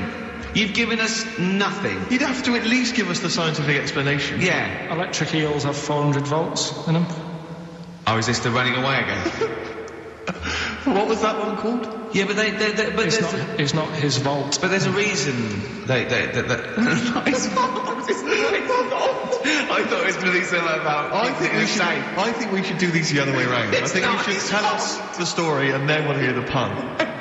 It's not his fault. It's not his fault. Right, let's leave it. Play a tune. Educating Ricky. Doing it? We're not doing it. No, we are. What? Don't look at me like that. Oh, Carl, you're in a bad mood. The Coral, dreaming of you. Right, do the last one. Carl's saying we're never doing this again because we don't appreciate it. Yeah, Carl, you don't know how good this feature is, mate. Right, last one. Yeah. Stocking, Aitken and Waterman. Go on and tell me about that one. What's that? What am I going to learn from this? Right, well, do you know the saying, put a sock in it? I like it already. Do you know the saying? Yeah. Right, well, do you know where it comes from? I assume it's shut up, so I'll stuff your mouth with a sock to shut you up. Years ago. Yeah. Sorry, am I right? No, not really. Ages ago. 1970s? 50s, I'd say. Do you know the old... I'd say. Do you know the old gramophone? Yeah. With the big horn on it? Yep. Yeah. Right, well, those stereos didn't have a volume control on them. Right? So they'd be listening to so you put a sock in the... And you put something like a sock... That's a real one, you see. That's taught me something. That's good. That's excellent, Carl. That is the only one that counts, like chewing the fat, if they're true. I'm assuming they are. It works. It's of interest. I haven't got it verified yet, but that is educating Ricky. That's brilliant. I will say the other two were more entertaining. So, you know... Do you understand the distinction, though, between that one and Electrical Man? And, or I've hit the head, I can hear you, Mum. Yeah.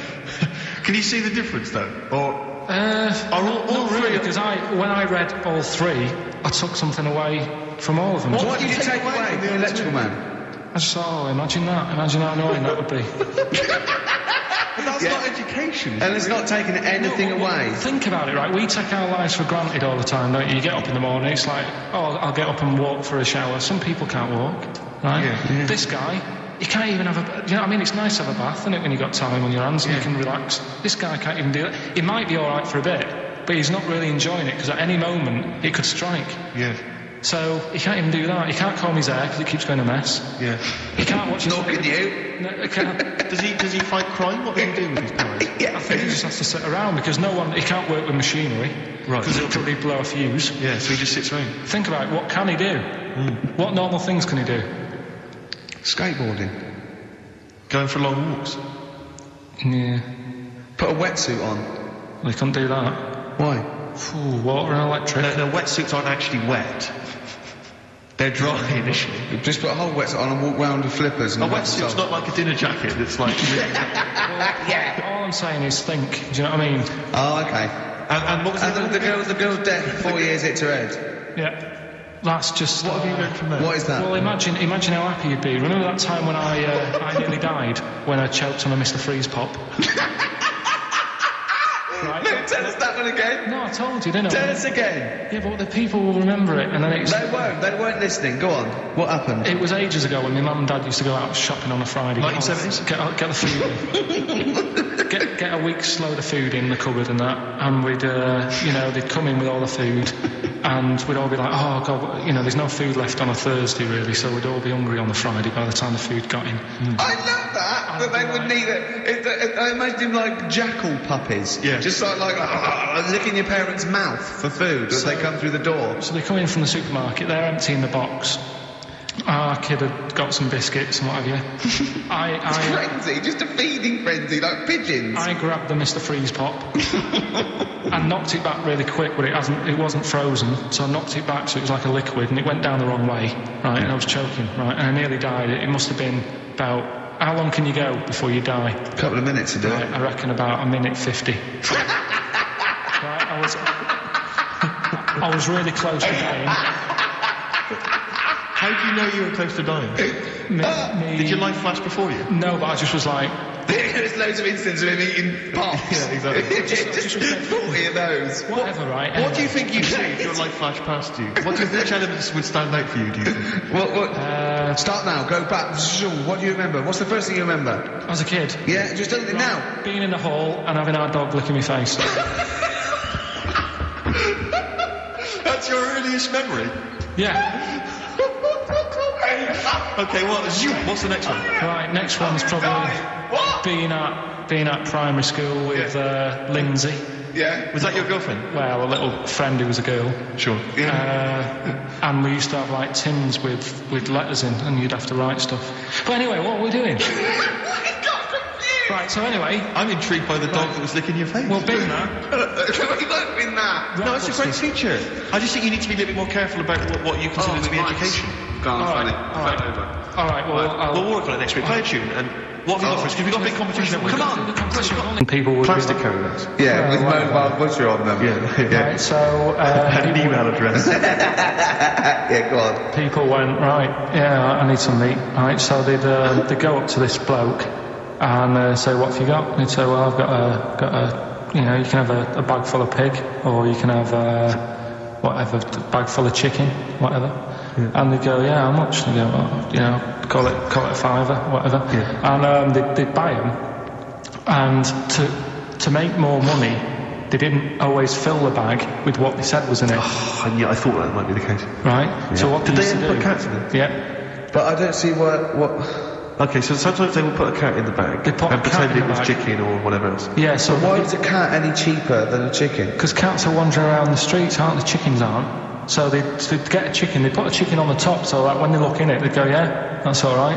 Got a bag full of chicken. They'd get home to make the dinner, and they'd be like, what are we having tonight? And they'd go, well, you'll never guess.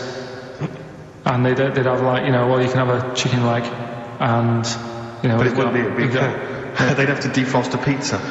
Yeah. Did they mind that they were eating cat then, in those days?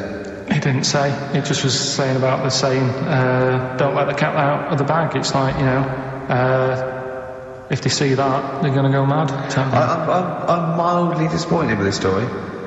It's all right if it's true, but you know, there's something about it, it's just... I want to know more. He always leaves it... Is it Karl doesn't quench your thirst for knowledge, he creates more. I don't know if that's a good thing or not. Well, yeah, he's like the pot noodle of information. Yeah, do you know, he never... I want to go... I'm not nourished by it. It's like if for every fact he tells me, there's 10 others that spring up that I have to get clear. Well, so it was the people that were doing this, it was the dodgy butchers that coined this phrase. Were they saying to each other, don't let the cat out the bag? I.e., what I mean by that, Jack, is don't let them see the cat. What we've stuffed in there. Yeah. Dodgy butcher, that's another phrase, isn't it?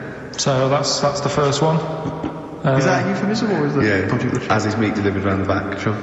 So that's that one. So let's get your kit on. What was that one? It's a euphemism for homosexuality. Okay.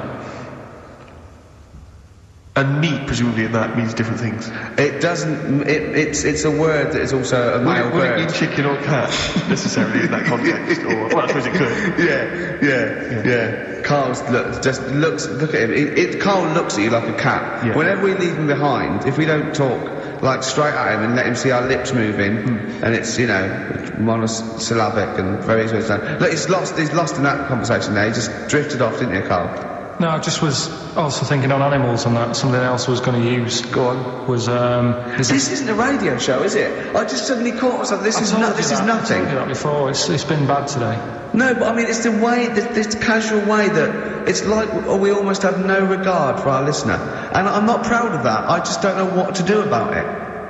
Do you know what I mean? I don't know how to do this properly. I mean, we're just chatting here. I mean, it's only Anderson who's seen through us, and that surprises me that more people haven't. I mean, what are the figures like? Do people listen to this show? I'll find out for you. You keep saying that. But yeah, there's this parrot, and apparently it lives. I mean, Rick, it's unique. It's nothing else. I mean, when you wake up with Wogan tomorrow, you're not even going to hear him start a line with there was this parrot. Go on, there was this parrot, go on. And it can talk and that. Someone's obviously, you know, taught it out how to speak and that. And it flew away. And it's living in this church. Right? And people are at the church doing hymns and that. And then Trouble's brewing. In between the hymns. That parrot was owned by an old miner who used to swear a lot, then the vicar is going to be really annoyed. That vicar's going to go on. I just hope he stays quiet during the vicar's sermons. Yeah, go on. Have you read it? No, go on. No, go on. that's what happens, Go right? on, tell us, Carl. During the hymns, it's sort of effing and jeffing and stuff. Yeah. And everyone's like going, oh, you know, it's quite funny, really, you know, it doesn't know what it's doing. Everyone's having a laugh. Yeah. But it's causing a havoc at funerals. When did this happen? Not years ago. John was a much-loved man. He was a wanker. Yeah. So anyway, so that was another story. What can you say about Uncle John? Bollocks. Oh, Carl, I love the fact that when you look at things, you go, that's interesting. The parrot swears at funerals. That'd be nice. And it stays with you. You see, for a simple man, you retain an awful lot of knowledge. It's just all rubbish. all Do you you know what I mean? If you just replace all this rubbish with good stuff, you'd be an intellectual. Yeah. Really. Because, I mean, your retention is fantastic. Yeah. So Did I lose you again there, did I? Was it the word retention? we've still got Wash Up With You. Yeah. Should we play a record and do Wash Up With You? Yeah, we'll play a bit of Aqualung then.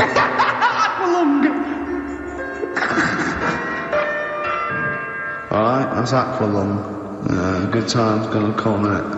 Right, Carl, come on in, educating Ricky. So, don't let the cat out of the bag, that's where that comes from. Comes from a crafty butcher. Right, go on in. So the next little headline is Wash Up With You. Wash Up With You, go on. You want to know about Yes. that? It's a survey that they did. This week. They? Yeah, some university did some survey. Brilliant. Did a world test on washing up. Yeah. And each country were given 140 pots to clean. Brits were the quickest.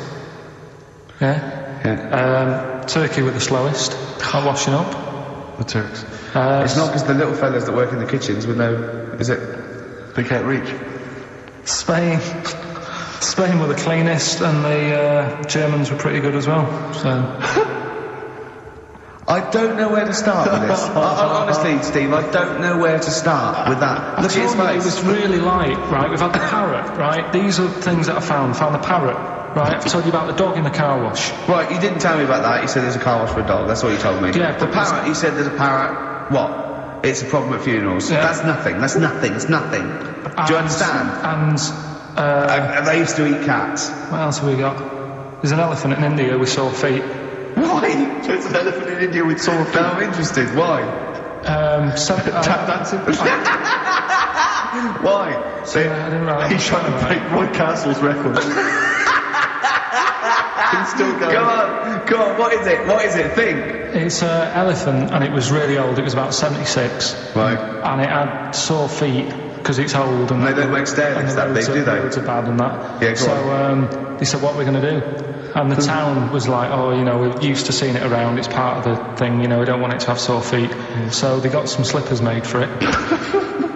And it had like a picture of the elephant looking happy wearing some slippers. I love him! I love Carl, his world! Where did you see this picture? That was on the internet. Right. That's a lesson though for any elephants listening. You know, don't wear stilettos to work every day because you can do your feet in. So that But don't elephants have really bad memories? No, they have really good memories. Oh, do they? Yeah. Oh, that's good then. No, I just thought they'd forget where they put them. I thought there was something about elephants having bad memories and that. It goes on, where's my slippers? Yeah. I'm sure I left them by the test. So sorry, there's an elephant walking around wearing slippers. Yeah, that's in What kind India. of slippers? Those sort of old man ones with the sort of checkered. Well, round ones, I imagine. Yeah. Big round ones. There was that going on. And is it happening? Is it happier? I mean, does it feel No, more it satisfying? looked it. Did it look? Help me tell the elephants, please. What else is there? There was a woman who's had a breast insured for 150 grand.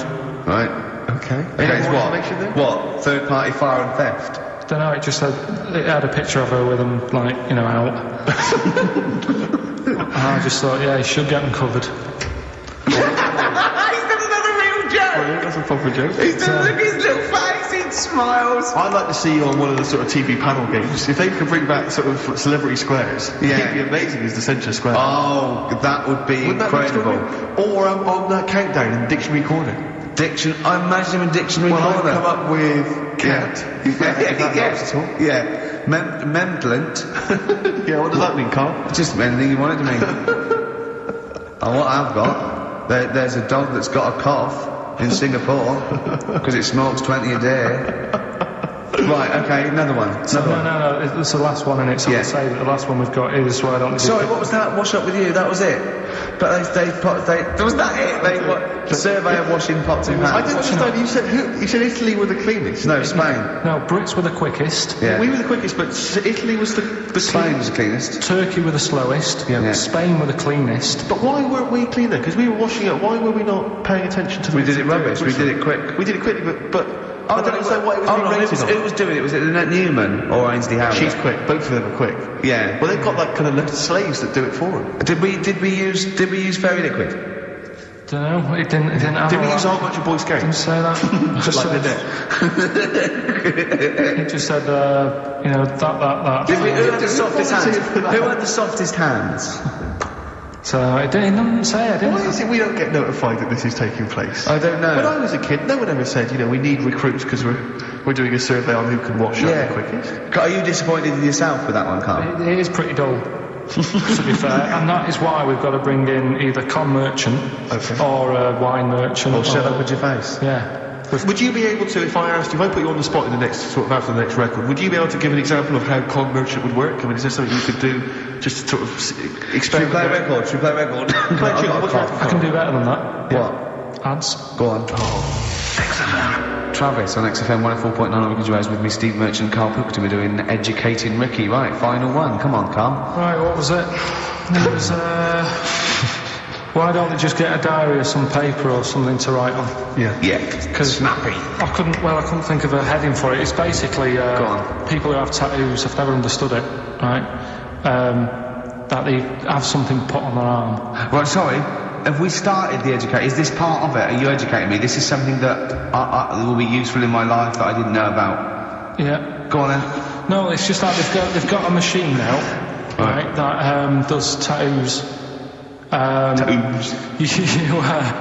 You come up with a design you want, and you this machine scans it, and you put your arm in this thing, and you press print or whatever, and then it does the tattoo on your hand or on your arm. Like loads of little needles that follow a pattern? Yeah, computer. basically, yeah. Is it a real tattoo? It's a proper one. The fella said... well, as long as it goes out, it pierces the skin with a... I just wondered if it's one of those kind of, those kind of... No, it must be lots of little needles or a moving needle that can go Sorry, on but it. how is this cleaned, like, in between each person?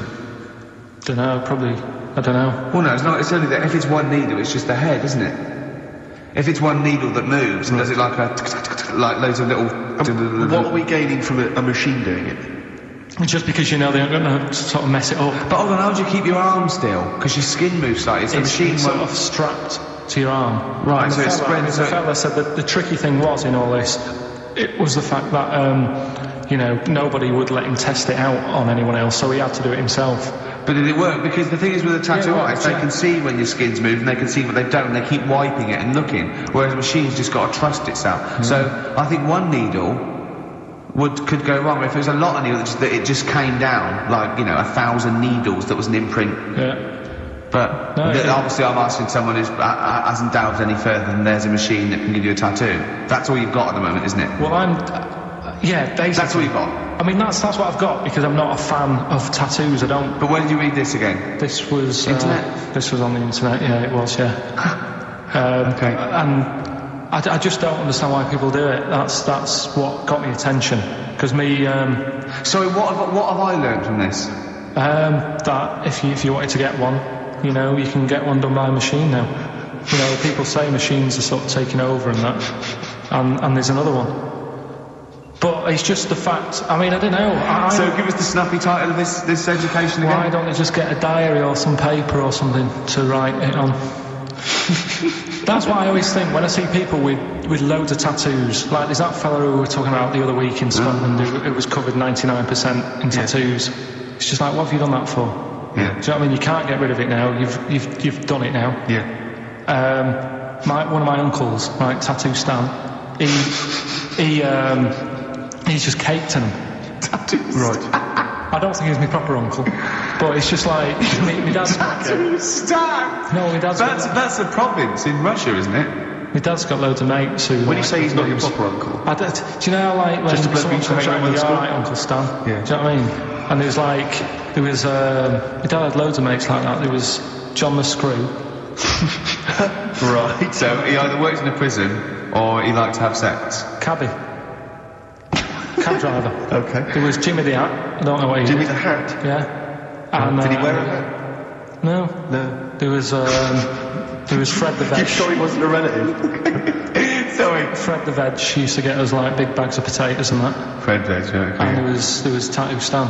Right. And he was just caked in them. And I used to always look at him thinking, why have you done that? I must have only been like, 6 I suppose if you're born with a name like Tattoo Stan, Exactly. you're destined, aren't you? Were Really? they like a 1950s gang? I'm worried about. I'm worried doing a about. bank job. What was his name? The Hat. What was his name? Jimmy the Hat. I'm worried about Jimmy the Hat. Yeah. Not having a hat. I don't understand Are it. you sure he didn't have a hat? Not when I met him. Did he ever wear a hat? I didn't see him that much. Do you think it was a joke, like, when your mate's sort of like, 8 foot and huge, you call him Little John or Tiny?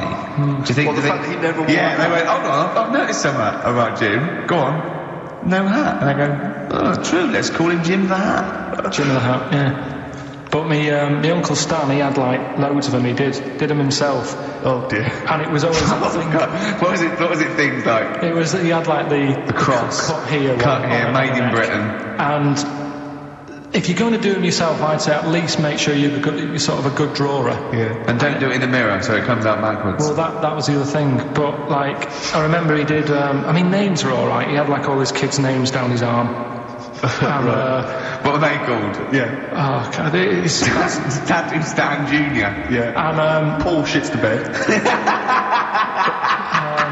I'm trying to think. Oh, Wobby Kate. yeah. But yeah, Frankie never amounts to anything. Oh, God. so he had like. Johnny, I don't think he's mine. So he did all this. I don't even know why I'm telling you about tattoos. No, nor do I, Carl. Hey, to be honest. I don't know if maybe you just have to picture this. But my sister had to take a photo once. She was working in like a factory, not to denigrate people who work in factories, but there happened to be a particularly oddball, kind of lank-haired, weird guy working in this factory, and he did his own tattoos, and she took a photo of it because she was so extraordinary. He'd drawn it himself. Now bear in mind, it was the kind of thing you saw when you were doing art when you were like 15. This is the sort of person who designed their own like heavy rock album cover. Yeah. He's that sort of person. So, Was it a dragon with breasts? You're not far off, Rick. No. You're not far off. I'll tell you what it was. He had this tattooed on his back. It took up his entire back. She took a photo of it for me. He drew it himself. He had it tattooed himself. And it was just too much detail. Too much detail for a tattoo. It needs to be fairly simple, I think, to make a tattoo. It was... it was a naked female vampire having a shower. Why was she having a shower? Having a shower. That's why she was naked. Yeah. And so she was presumably She'd been out at night. been out, a lot of blood. Yeah, well, she was naked, so you could see her naked body. Yeah. She was quite a beautiful vampire, relatively speaking. Yeah. Although the symmetry of her face was somewhat off. Yeah. The only thing I think that gave it away had a bad spine. was that she did have some pointed teeth. I think that was how you knew she was a vampire. Right. Was she looking? But the fact that she was having a shower was very specific, isn't it? He sort of drew he said to the artist, listen, I want a naked bird, right? But I don't want to be gratuitous. He goes, well, you can put her in the shower, because then they went, pop her in the shower. That at least gives some kind of justification. That's the plot. I mean, it's justified within the story if she's in the shower. Sure. Okay. Yeah, we'll have that. Carl. So. Yeah, okay. Any other nicknames your friends of your family had? What was your nickname, Carl? Just Pilky. Because for a minute I thought Karl the Veg would have made a lot of sense. Yeah, Karl the Veg. And why has your dad got a little tattoo, Dopey Twat, on his arm? Right, we'll do the answers to Rockbusters next, yeah? Brilliant. Buzzcocks. Still sounds brilliant, that. It is a cracker. They're from Manchester as well, Carl. So they've got a little bit of pride there, eh? I think one of them's one of my mates' dads. Really? Yeah, I think so. What's his nickname? Well, his name was... I don't really want to say his name. Oh, okay. Laurie, his first name was. Yeah. Still is, probably. Yeah. He was a good lad. Well, you know those little fellas at school that didn't know each other, weren't related and weren't friends, could it be too obvious, that they had webbed hands and big heads. Yeah. What were they? Did they have any nicknames? Again, too obvious, isn't it? Yeah. Go on. Well, big head, or, Sure. I bet you're good at juggling, or... Frog twins. Yeah. Can I just interrupt you guys, because we've just had an email here. I hate to query you, Carl, and your educating Ricky section, because I know you put a lot... Don't read this, let me just read it for you. Just had an email here from Olivia, and this has also been corroborated by someone else, I forget who it was. She just tuned in, and she just heard you explaining the expression, letting the cat out of the bag. Sure. It's all to do with cats that were put in bags by dodgy butchers, possibly in the 17th century, we're not too sure. Anyway, she claims... Well, let me see, she says she uses both the words twaddle and crap. In relation to your definition. She says letting the cat out of the bag is an old shipping expression from when sailors used to get flogged for their misdemeanours. The cat is the cat of nine tails, which is a kind of whip thing that they used to keep hanging in a bag below deck. If it was discovered that a sailor had done something wrong, the cat would be let out of the bag and he'd get a whipping. Hence, don't let the cat out of the bag, meaning to cover something up. She's talking nonsense. No, right? she's not. That's the truth. Because the one I read about that was there's not enough room in here to swing a cat, right? And that was people who worked on a boat. Yeah, but it's the same way. Well, that's fine. They can have two expressions for the They're not same going to keep going on about people working on a boat to get those... You can't have two phrases about the same thing! They're not going to be going to do with their time. Think how many metaphors have birds in them, and it's ridiculous. Why can't you can have as many sayings as you like about anything, Carl. Yeah, there's not a rule. They don't go, we've made one up about the cat and nine tails. Well, cheers for that, Oliver. Olivia. Yeah. Don't see your email coming up with the Rockbusters answers, so You better give us the answers. let's give them out. The first one was you've been dunking that for too long. That was LB. Limp Bizkit. Limp Bizkit. Yeah, got that one as well. The third one, we'll jump to that one because you've got it. Well, I've had a rubbish day, so I'm happy it's all over. That was GK. That's a great one. That's Gladys Knight. Gladys Knight. That is brilliant, Carl. And the one that you're both having a problem with, you won't be able to play that game in this pub. The table ain't big enough. FD. Go on. Fats Domino. Yeah? What? The dominoes, you play dominoes in a pub. The dominoes fat. Pub tables are quite small. You won't be able to play that game in this pub. Fats Domino. Rubbish. So, do you want to pick a winner? Rubbish. Well, you say it's rubbish, but plenty of people got the right answer. Rubbish. Who do you want to go with? The bunch of slightly rubbish prizes is going to Elliot K from Chigwell in Essex. Well done to Elliot. I'll just before we go. Can we just get an email off Anders? Because I think he must... I think we've probably turned him round with this show. I thought so. I think he's going to be saying... Coming to us with his tail between his legs, saying, sorry lads, a blinding show. I was wrong, you were right. Yeah. Alright. Song for the Lovers is very exciting this week. We haven't had a song for the lovers or the ladies for quite some time. Let's combine the two. Sorry. John Martin, May You Never, and let's end with Beautiful that. We'll see you next time. So, yeah. Bye.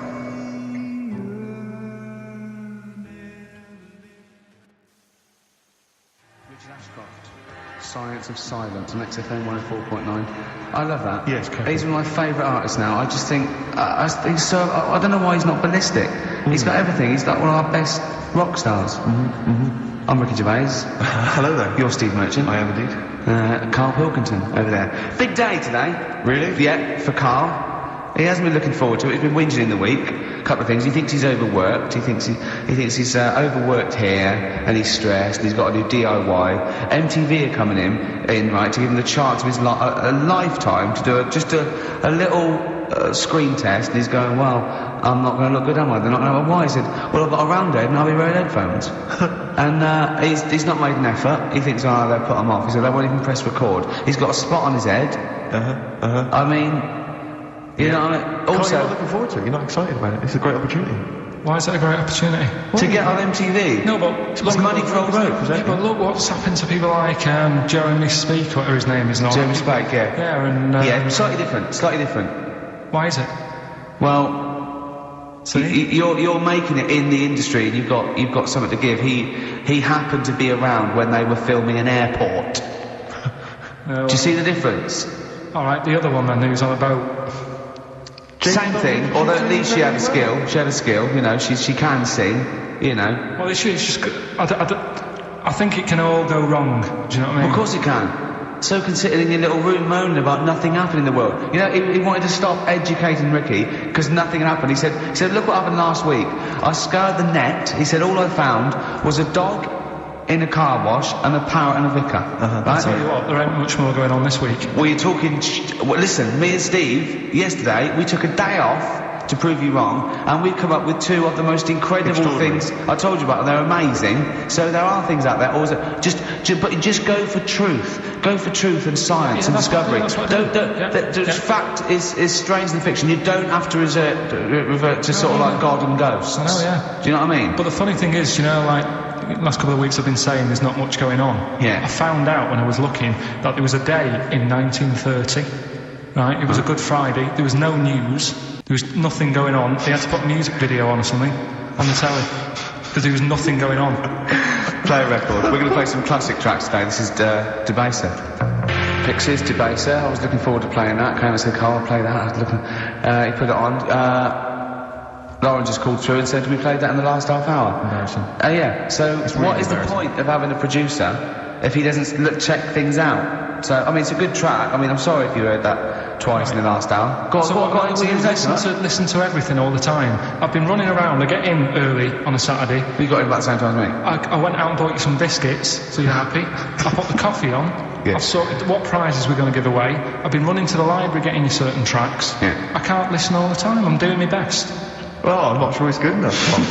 I mean, I'm worried when MTV come in, if they've heard this kind of shoddy production, they're going to start wondering what... Is it the same songs every 5 minutes? Yeah, no, sorry, you were sort of overworked because you were on Zoe Ball's show talking. Oh, hello, what's going on here? Well, I was exclusively on our show. No, I was in the car. I seem to remember, Rick, he was a nobody that got a chance to come on air and talk about that. And guess what he was getting auditions on MTV? Guess what he was talking about on Zoe's show? Oh, hello. All the jellyfish stuff and all that. About Can't believe it. Recycling material that you've done on this show. I phoned in, right, and I went, stop doing materials on his boy. He just hung up on me. Well, I had a job to do. Who do you think you are? Your ego has just gone through Hang on a minute. What? I had a job to do in the week. They asked me to drive the desk for Zoe, right? Didn't they talk? Zoe, if she talks to you, you can't just ignore her. Yes, you can. Who is she? Who does she think she is? You made a promise to us, a pact, that you were our kind of... monkey. Yeah, I reckon. If someone takes time off, I've got to do it. It's my job. Yeah, but it's not your job. You don't have to use... You're the head of production. We've given you this special gig. This is like taking you out weekends. Yeah, exactly. You know, if we find out you're getting too much excitement in the week, we'll have to just calm it down. Get another little... Well, that's it now, anyway. It was only last week.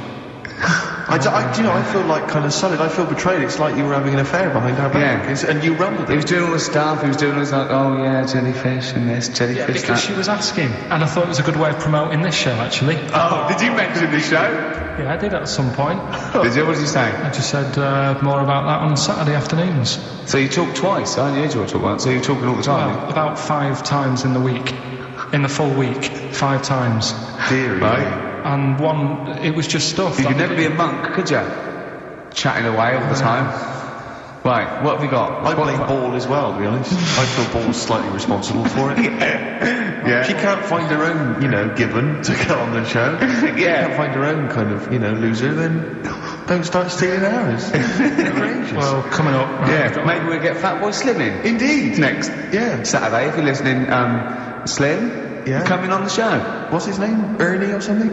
What's his name? Norman. Oh, yeah. Yeah.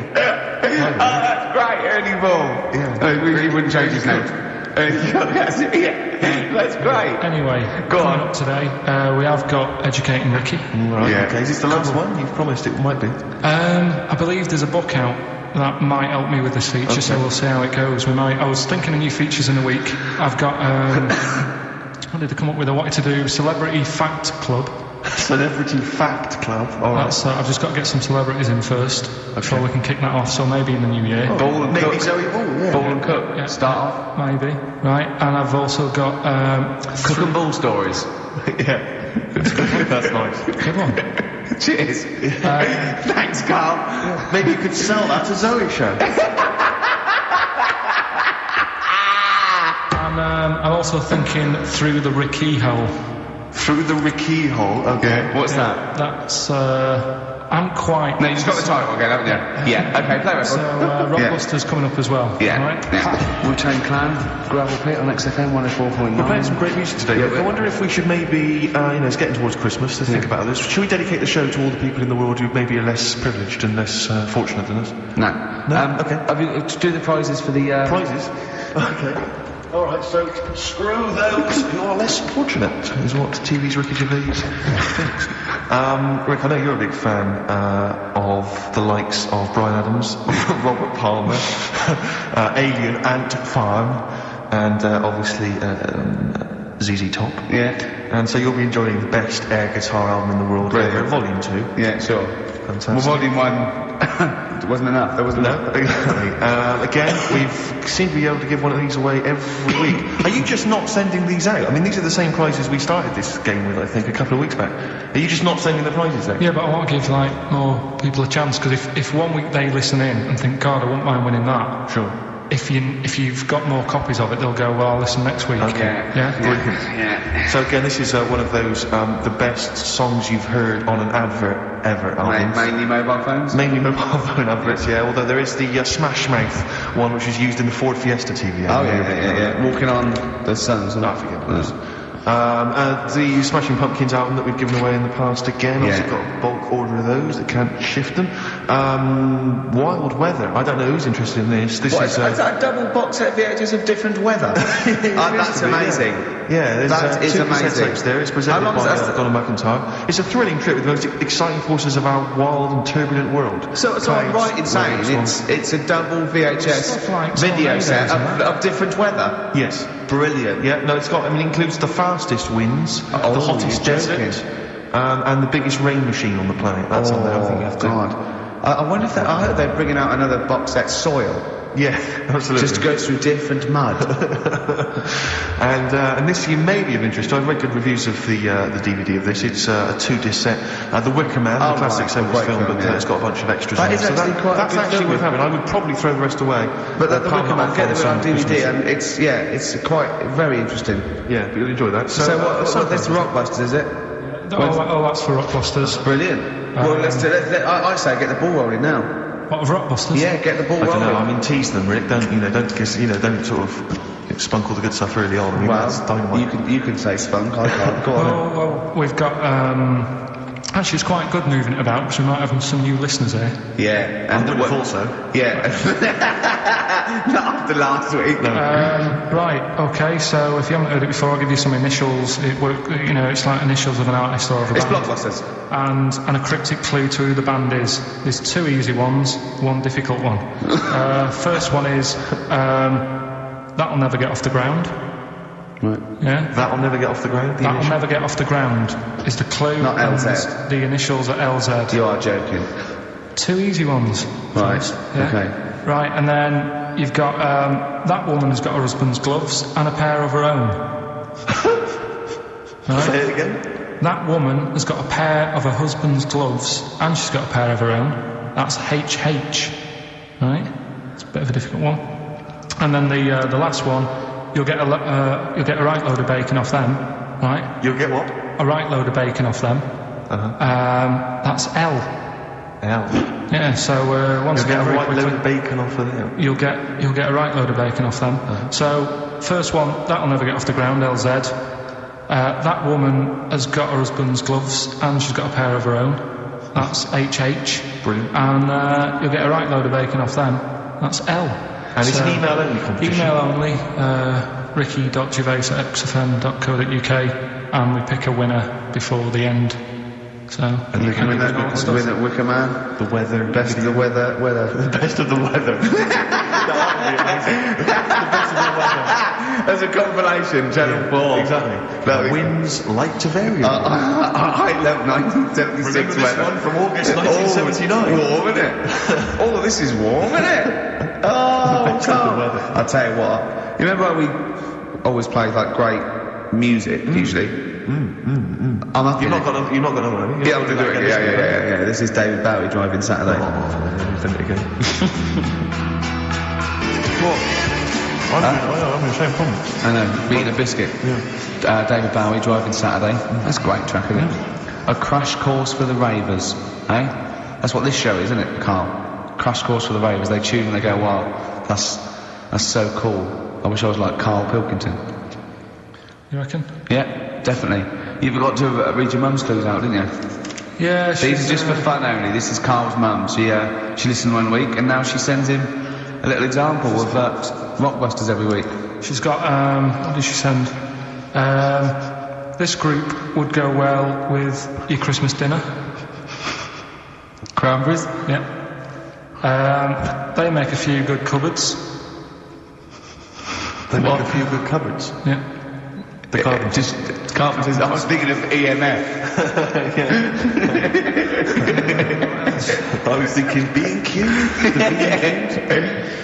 This group thinks of lots of things. This group thinks of lots of things. Yeah. Go on. Imagination.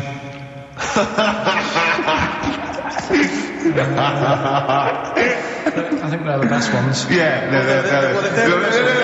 obviously we want the worst ones then. Here's one more. She'd really like Blackpool. She'd really like Blackpool. She'd really like Blackpool. Fairground attraction. Not bad. Yeah. Not bad. Right, so there's... Does she write anything else in the letter? Or does she just send them like scrawled on the back of, I don't know, till receipts? She did with the first one, now it's just the Rockbusters. Right. Really? She doesn't bother asking how you are. I'll speak to her in a week. Right. Phone, so Yeah. What kind of conversations would you have then? What do you say? Stuff? Do you moan about how overworked you are and stuff to her? they're always surprised when I'm getting in late and that. It's like, what have you done today? Well, I've just got in from work and it's like 8:30 at night. A lot of people get home at 8:30, Carl. Next. Just saying, how's the flat going? Asking my dad some DIY tips the other day. Usual sort of stuff you talk with your mum and dad, really. Yeah. Talking about the Bisons with them. I was watching, did you watch The Mammals in the week? No, David Attenborough? No. I was thinking actually, right, all this MTV stuff, if there's one reason why I'd like to do it, is I was watching Attenborough, the Mammals programme. I reckon I could do something like that. Right. And just have like me, instead of Attenborough, like a young sort of fresh person, watching like certain animals and saying, do we need these? Do you know what I mean? Yeah. Oh, God! What's going to death on earth? Well, that's amazing! Do we need these? No, because there's loads of and stuff. the audience at home would vote. Would there be something a telephone Like a vote? vote out system. Oh, But that. the thing is like, it's something interesting that Attenborough was saying the other night on Jonathan Ross's show, on his telly show, right? He was saying, he said you could take all the humans off the earth and it would carry on, but take like some animals off it, mammals and that, you got problems on your hands. I thought that was quite interesting. Yeah. So it's like the question is, do we need these? Is that part of the big thing? Right. Like jellyfish. Yeah. We've talked about jellyfish. Yeah. So which mammals in particular? You talked about that Zoe Ball show, haven't you? Hey? Which mammals were you thinking we don't need when you watched the show the other night? Any in particular that you thought they don't need them? They're not of interest. Well, I like whales, but I don't know what they do.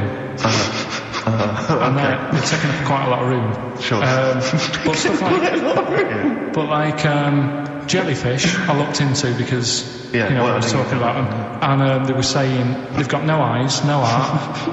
They're something like 97% water. They're blind, and they do about 33 miles a day. Right. So it's like, do we need them? Could we clear them out? What? A big net. That would be the programme. What?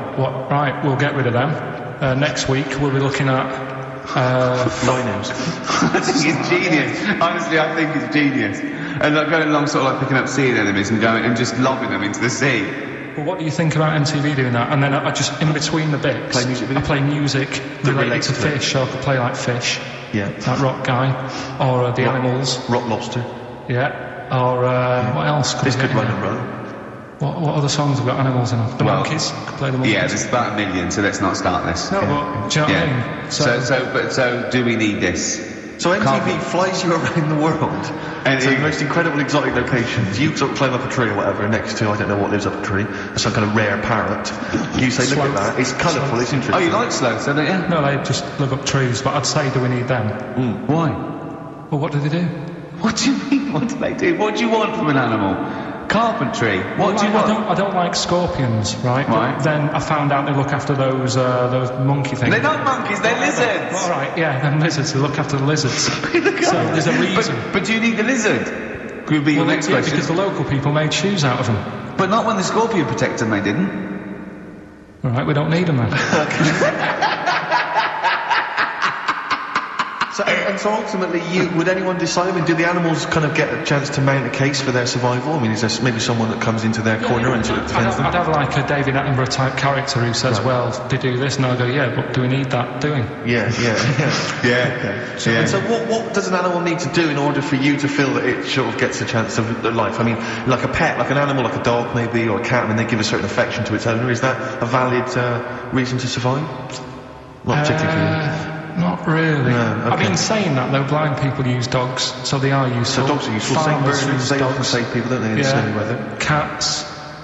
I'd have to think about it. Okay. Keep the mice down. Yeah, but you got rent to kill. So what I'm saying is something that will affect the world. Right. I think you'll find everything does. Except Karl. I'm not sure what effect he's having on the world. I tell you what though, Steve, right? Did you watch the mammals? I didn't see the mammals. They had bison on it. Right. The weirdest looking things you've ever seen. Yeah. They've really Again, you're on dangerous ground here, Carl. They've really got it's like decide what you want to look like. It's just a mismatch of stuff. It's got a really big airy head. Yeah. And like you. Sort of bald at the back. Right. Sort of It's like someone you went to school with. Was there two of them? Oh, brilliant. From the album Original Pirate Material, it's obviously The Streets, and an album track from that, It's Too Late. Fantastic, isn't it? Yeah. I know everyone's raving about it being, one of the albums of the year, but it is, I think. It's great. That's brilliant. I love the backing as well. It's just so good. The lyrics, the things that go, they're my favourite band of the year. Next week then, we'll do all our favourite songs of the year, shall we? No, I think it's got to be 2 weeks' time, hasn't it? 2 weeks, is it? Yeah, We'll do I'm the away Christmas next week as well. What do you mean you're away next week? What are you doing? Zoe Ball show? I'm going up north again. Why? So Claire's going to be here with you. Okay. Yeah, at least What are you doing up north? she does her job. Just Suzanne's dad's birthday. So I bet he's a party animal. I've heard that they really kick off, don't they? Is it? Yeah. You going to be raving? can't concentrate now.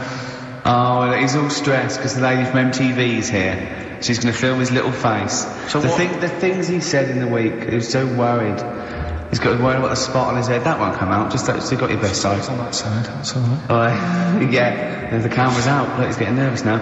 Okay, Carl. Ignore the camera. Okay, just ignore the camera. Okay. Now, me and Steve have done our research for you, and we've got two amazing things to tell you. What's the thing first, about the baby or the... Well, they're both equally fascinating, so you choose. I'll tell you the crowd thing first, right? Steve actually saw this thing in The Guardian the week about our research thing, and then we looked it up, we looked into it on Friday, and it is incredible. Right, listen to this. There's a thing in a bay in New England, right, where it's like the biggest... they make silicon chips and stuff for computers, right? And because of the data protection thing, after they've done them, because they have to destroy the plates, right, where the information's sort of put onto them, but there's still flakes of silicon. They sort of grind it down straight away, and some of the flakes got into the bay, okay, but some of the information's still on even the slight granules of silicon. Anyway, gets in the water, and silicon is rather like a carbon derivative. They reckon if there had been life on another planet that wasn't carbon-based, it'd be silicon-based, because that's simple sugars and proteins, it's just COH and that, and it can work with silicon, right? Anyway, the crowds have been taken up, it's on the water, and they looked out on the beach, and over years the crowd has started sort of putting themselves in formations, like geometric formation, and they couldn't work out why they were doing this. And when they put them in the experiment, they sort of like chopped them up, and they found they'd taken on silicon. And it had sort of got into their brain, and they were downloading information. They picked up little things, because it's just chemical, like electrical impulses are got information off the silicon chip, and they were interfacing it. But this is the amazing thing.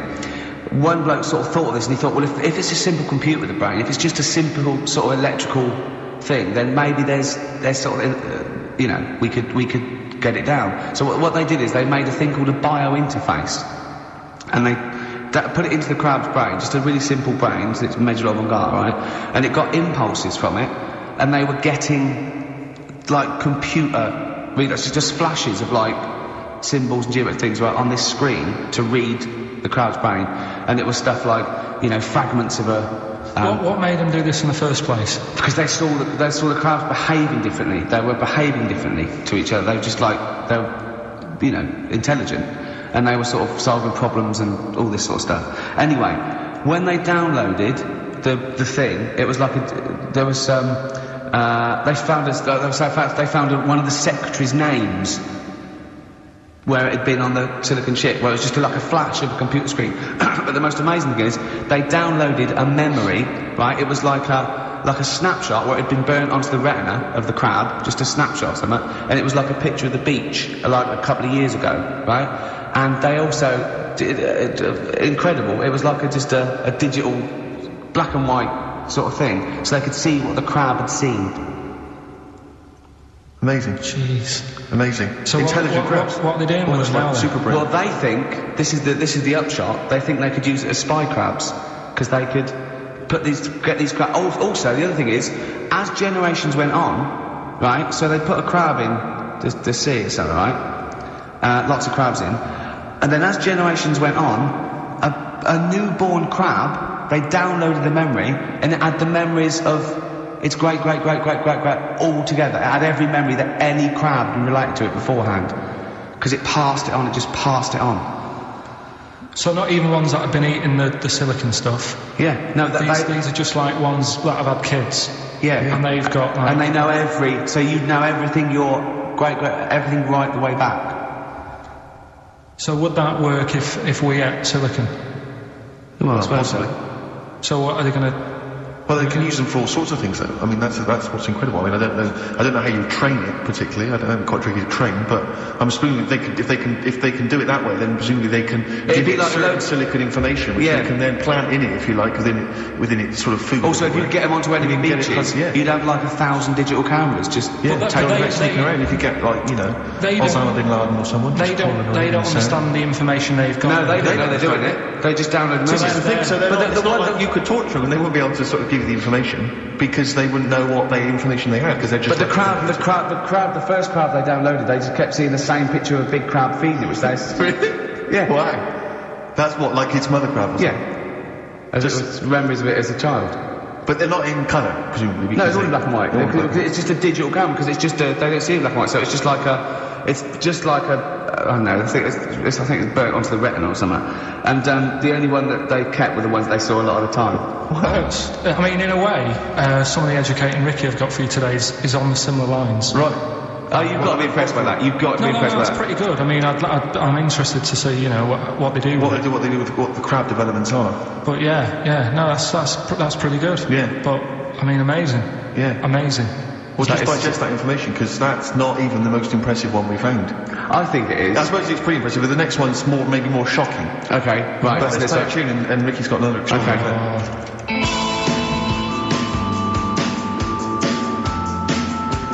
The Cure, Love Song, classic on XFM. So that's the crab that you can download their memories.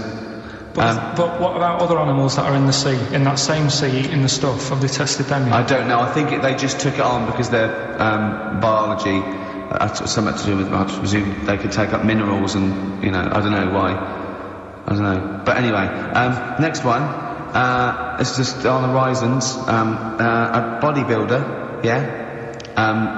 This is freaky. Married another bodybuilder, right, and they're pregnant. And they had these tests, and the baby was very large, but it was causing it pain, right, in the thing, right? And it's almost bizarre, like. Yeah, after the female woke up pregnant after 7 months, and the baby Walking around. No, it forced its way out of the vagina. Oh, no way. Yeah, it forced its way out. And it was almost had like super strength. Like, and it was pulling her along by the umbilical cord, and that, and it was a stone. extraordinary. That's freaky. I mean, we're talking about freaky stuff. That's made up. What? It wasn't pulling her along. It was pretty. She could feel it. Exactly. And it was, do you know what I mean? Like, just went and just sort of squeezed its way got out because it was ready. Because all the hormones. Because it thought it was ready. Oh, God. Imagine that. Just waking up and finding that in the bottom of the bed. Freak out, wouldn't it? Because you think it was a nightmare initially. And it had hair and everything, didn't it? Yeah, because all the hormones there. It was like a hair. It was something in the week about, you've got test tube babies and that now, haven't you? But they've managed to do it. I only caught half I never be more impressed by the crabs than that. He doesn't care if it's No, I am. I'm telling you though, that there was something. I only caught half the story because I was busy. But there's something about babies being able to be born without having any people involved. Or something. It's like putting them in an oven or something, and it's like a cake. And after a certain amount of time, it's ready. I never buy those in Argos for kids. It's my first baby kit. Yeah. There's Play-Doh, I think, that they can buy. Yeah. So what do you think of that then? The baby one. Yeah. I prefer the crab one. Yeah. But the baby thing's pretty horrible. Yeah. So it was bigger than like the average. Both made up. We've made those up. Yeah, they're both bullshit. They are both rubbish. Despite the fact they're both rubbish. Yeah. They're interesting. We made those up. Both those stupid stories up. Yeah. Imagine downloading a crab's memories and seeing its mum feeding it as a child. That's a rubbish. I had trouble. Yeah. I know I didn't have trouble with pushed its way out of the vagina. Yeah. I practiced that about 30 times yesterday with Stephen. I was going, I'm not going to be able to do it, mate. Yeah. I'm not going to be able to say that. Yeah. Are you disappointed? A little bit. I mean, the baby one's a bit sort of out there. Yeah. I wasn't really having that one. No. But the crab one, See, now, what's interesting, I think, is a useful experiment, Carl. I don't know what it's taught you about yourself. But would you say that that's revealed to you a certain thing? I don't know, maybe that you're a bit gullible. I mean, what I'm saying is maybe you shouldn't accept or swallow your hook, line and sinker everything you read on the web. You not think maybe a valuable lesson? I feel bad because I said to Steve, he won't be annoyed that we conned him, he'd be annoyed that they're actually not true. You'd love that crab thing to be true, wouldn't you? it wouldn't surprise me if it did happen one day. Sure. Yeah. So, and then it's laughing. And it's in the break we listen about the crabs. You know, and I'm keeping them then. Yeah. Yeah. Right. Well, I know what you're getting at with the educating Ricky, but Let's see. You've got 3 titles that I tease you with, different stories. You take your pick and I teach you something that did happen. A little bit of venom. Go on. The first one is don't rub it too hard, you'll get a rasher. I bet that's bacon related, knowing you. You've got enough is anus. Say that again. Enough is anus. Enough is enough. Well, but it's changed to enough is an anus. Yeah. And you've got You've also got will it be a bloke? Oh no. Will it like a bloke or a woman? What? Will it like a bloke or a woman? Will it? Yeah. Will it like a bloke or a woman? Wow. Yeah, so they're your 3 stories. Okay. That sounds exciting. Okay, well I'll have Will it like... I'm going to play a record now, Rick, surely. Yeah, okay. And come back with... Sorry about the crowds and the big baby. All right. It's a valuable lesson, really. I'll think of a title for him. Yeah, Oasis. The Hindu Times. Carl just did his little screen test down the lens, and he said, just look at the camera. He went, right, do you want to know about MTV? So it might be VH1. He went, right.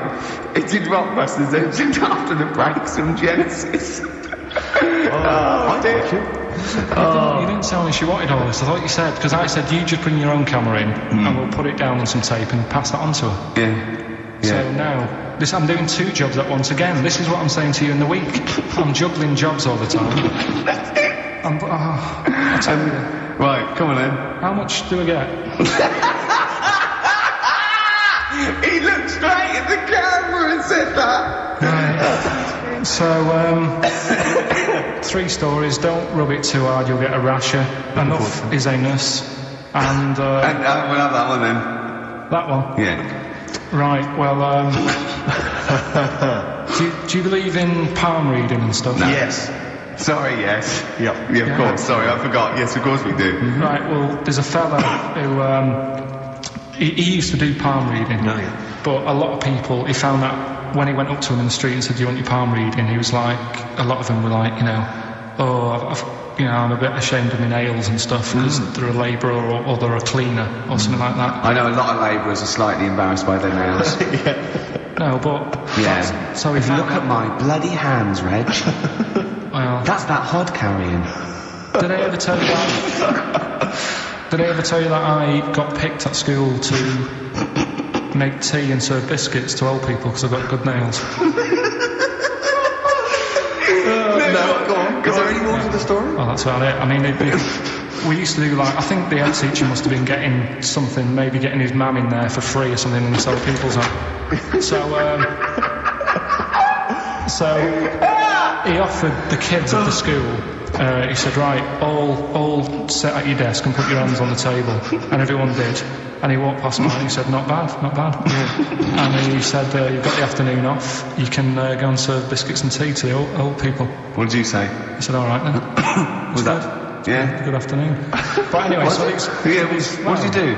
He just sort of walked around and went, you alright, do you want bourbons or digest? I bet you get on with old people, wouldn't you? I'd love to see you, maybe Especially the senile ones. Yeah, no, but I'd love to see you on VH1, just in a link. They just go, they've just played Robert Palmer, right? And it comes to you in a little park, and you just sit next to an old lady and go, alright? And you go, yeah, not too bad. You go, what do you think of London? Crap, innit? And she goes, yeah, it's awful, innit? And you just go have a talk, and you go, right, well, she doesn't like it, in excess. Yeah. That's what I'd like to see. I still think my idea is better, but... So what are you going for then? Oh, you've picked one, haven't you? Yeah, so this fella... So there's palmists going around the streets. Yeah, he's going round and randomly trying to give they're losing money, hand over fist. Yeah. Right. So they said he's what he's done. He's reading people's bottoms now. Sorry, whoa. You just, I didn't quite follow that. He was a palm reader, that wasn't making money, so now he's going up to people in the street and saying, can I see your arse? Basically, yeah. So from being a palmist to an arsonist? Well, that's what he does. He said the same sort of lines and that you get on your hand, you get them on your bottom, and you can read them. Right. Yeah, he's not a pervert or anything, or making up as he goes along. No, that's it. That was that. So, sorry, if a man came up to you in the street and said, can I have a look at your arse? Can I read your arse? You'd drop your trousers, would you? No. If he went up to him and they said, I'd rather you didn't because I'm a labourer, I've got bad fingernails. No, that's what I've seen. That's what a lot of labourers, they're showing their cleavage, you think, but actually they're having their arse read. Absolutely. That's what it is. And then, right... So is that the end of the story? Yeah. But then that's it. Educating Ricky is there's a bloke who reads arses. No, you're a mentalist. What are you talking about? But then, do you know, like, now and again I come up with a little jokey line. Thought I'd make an effort today for VH1 or MTV. Yeah. Little line there. Don't worry, it won't last. It might just be a splash in the pan. Okay. Phil Collins next. Yes, let's play some Phil. Let's play some Phil.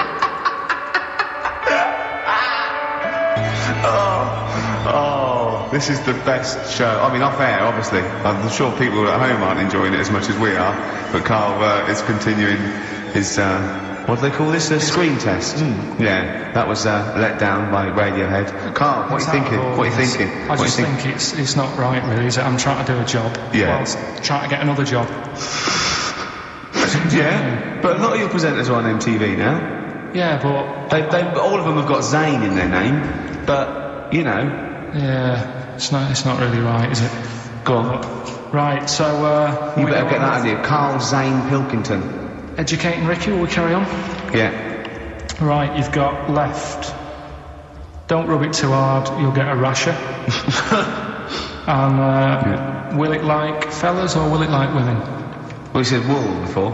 Yeah, will it. Go on then, I've wool it. Right, now this is similar to the one you were talking about before, right? They found out that, scientists. Oh, yeah. I've found out... 17th century? That, like now, 1 in 10 rams are gay. 1 in 10 rams are gay? Yeah. Yeah. So that was like, roll it. That's how I could get that in. They got a load of gay and straight rams. Right.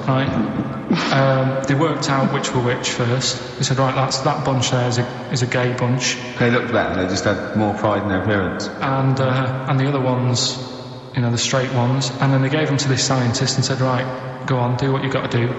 And they took the brains out of all of them. Just to check. And they did tests on the brain, and it worked out that they've got something smaller in the brain. The gay ones have got something in the brain that makes it smaller. And they said, right, well, that's probably how it's going to work on males, on like males and females and like humans. So you took from this that gays have smaller brains than straight people? No, there's something in the brain. Right, so if someone's saying, oh, I'm a gay, or they're not sure or whatever, they will now be able to find out. So you can go to the doctor and to find out if you're straight or gay. Is there any gay in my brain? Let's have a look. You've got a little bit of gay in you, yeah. There's a little bit of gay in there. Yes, you've got the you've got a little bent cell there. Well, that's why they did it anyway. I don't understand how they could differentiate which were straight and which were gay to begin with, before they then gave it to the scientist. Wasn't that what the scientists figured out? How did they tell? There's one theory that it's genetically determined. There is one. There is a theory that's genetically determined, but I don't think it's as easy as pulling a sheep brain apart and finding a little pink sort of like blob in there, and going, right, we've taken the gay out. Now he's going to go and shag some ewes. I don't think it's that straightforward. Although homosexuality does occur at a similar sort of rate in animals, I think. Yeah. So you knew that, didn't you? So that's that one. I mean, I just like the idea of the farmer figuring out which is straight and gay. Well, that one's wearing quite a camp-looking neckerchief. I think he maybe is gay. Is that? Yeah. I love the fact they can. Okay. That was a big fan of Sophie Ellis-Bextor. Yeah. They would. They put on ABBA and see which ones dance. That's how they. Put on like Barbra Streisand and see which ones sing along. It's rubbish. What did I find out? What did you just say that is rubbish? No, I found out other stuff in the week that didn't make the top 3. Wow. We haven't even had to. This must be mediocre stuff. This must be really bad. Yeah. Or it might be dubious. Go on. There's a woman in Ireland who has been with a fella for 11 years. Yeah. She always saying to him, when are we going to get married and that? And he's like, oh, we don't need to. We're happy and that. Like I am with Suzanne, it's like there's no point really.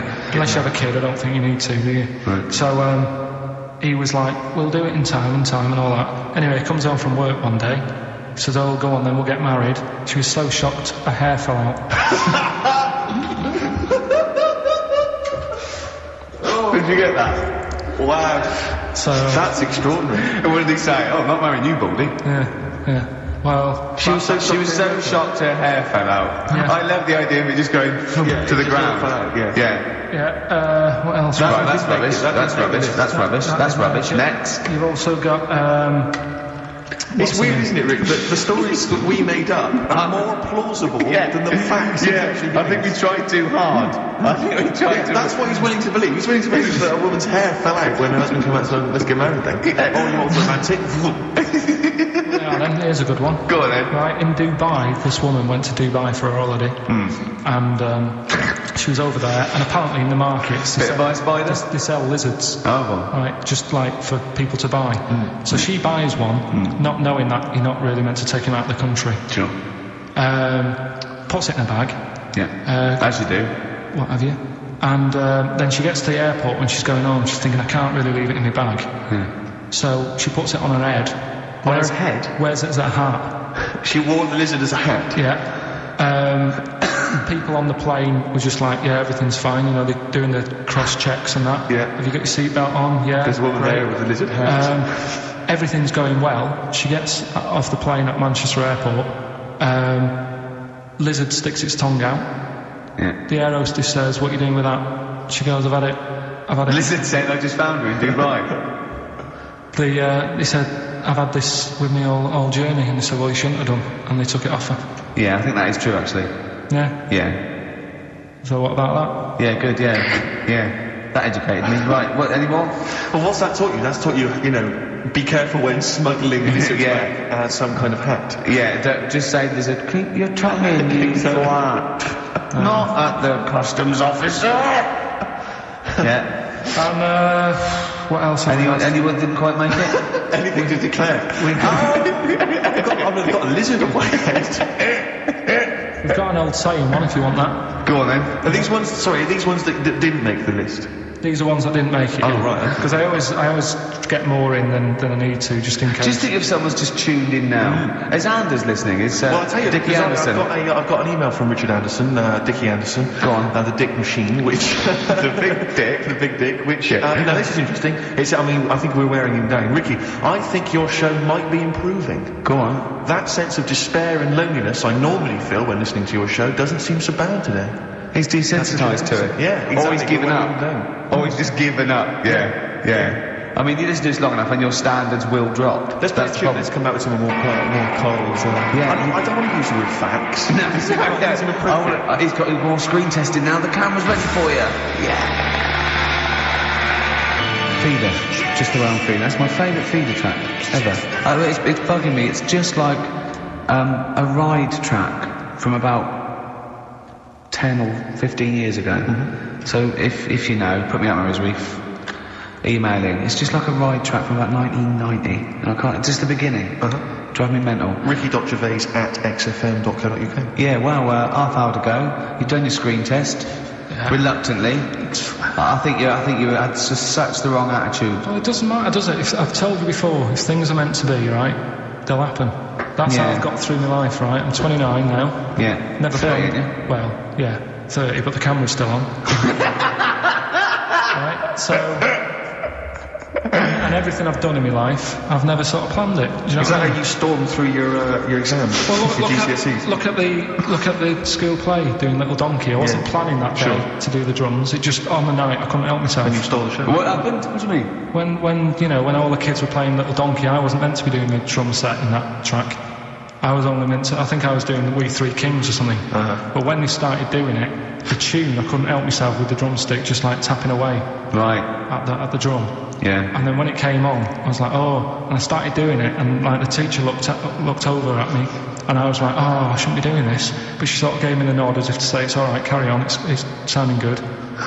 Then after it, she went, they love that, you can do that again tomorrow night. Yeah. So I got like an extra part in the play and that. Yeah. That wasn't. So you were doing the drum part to We Three Kings over Little Donkey.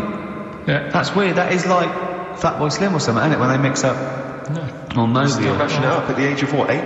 Yeah. And that's what I'm saying. And is that when someone was filming it and you could hear your dad on the camcorder go, he looks like a twat? That's the one, yeah. Oh. And that's why I don't want to be on the telly, because I'll always have my dad's sort of echoing voice just saying, he shouldn't be on there, he looks like that's it. So that's why I'm a bit sort of nervous about this today. Really? You think it's sort of quite Freudian in a way, sort of? Yeah. You're actually just case for us, right? Well, plus I haven't got the look. I'm not pretending, right, that I should be on the telly. What's wrong with your look for VH1? It's not right. It's not right. Jono was on VH1.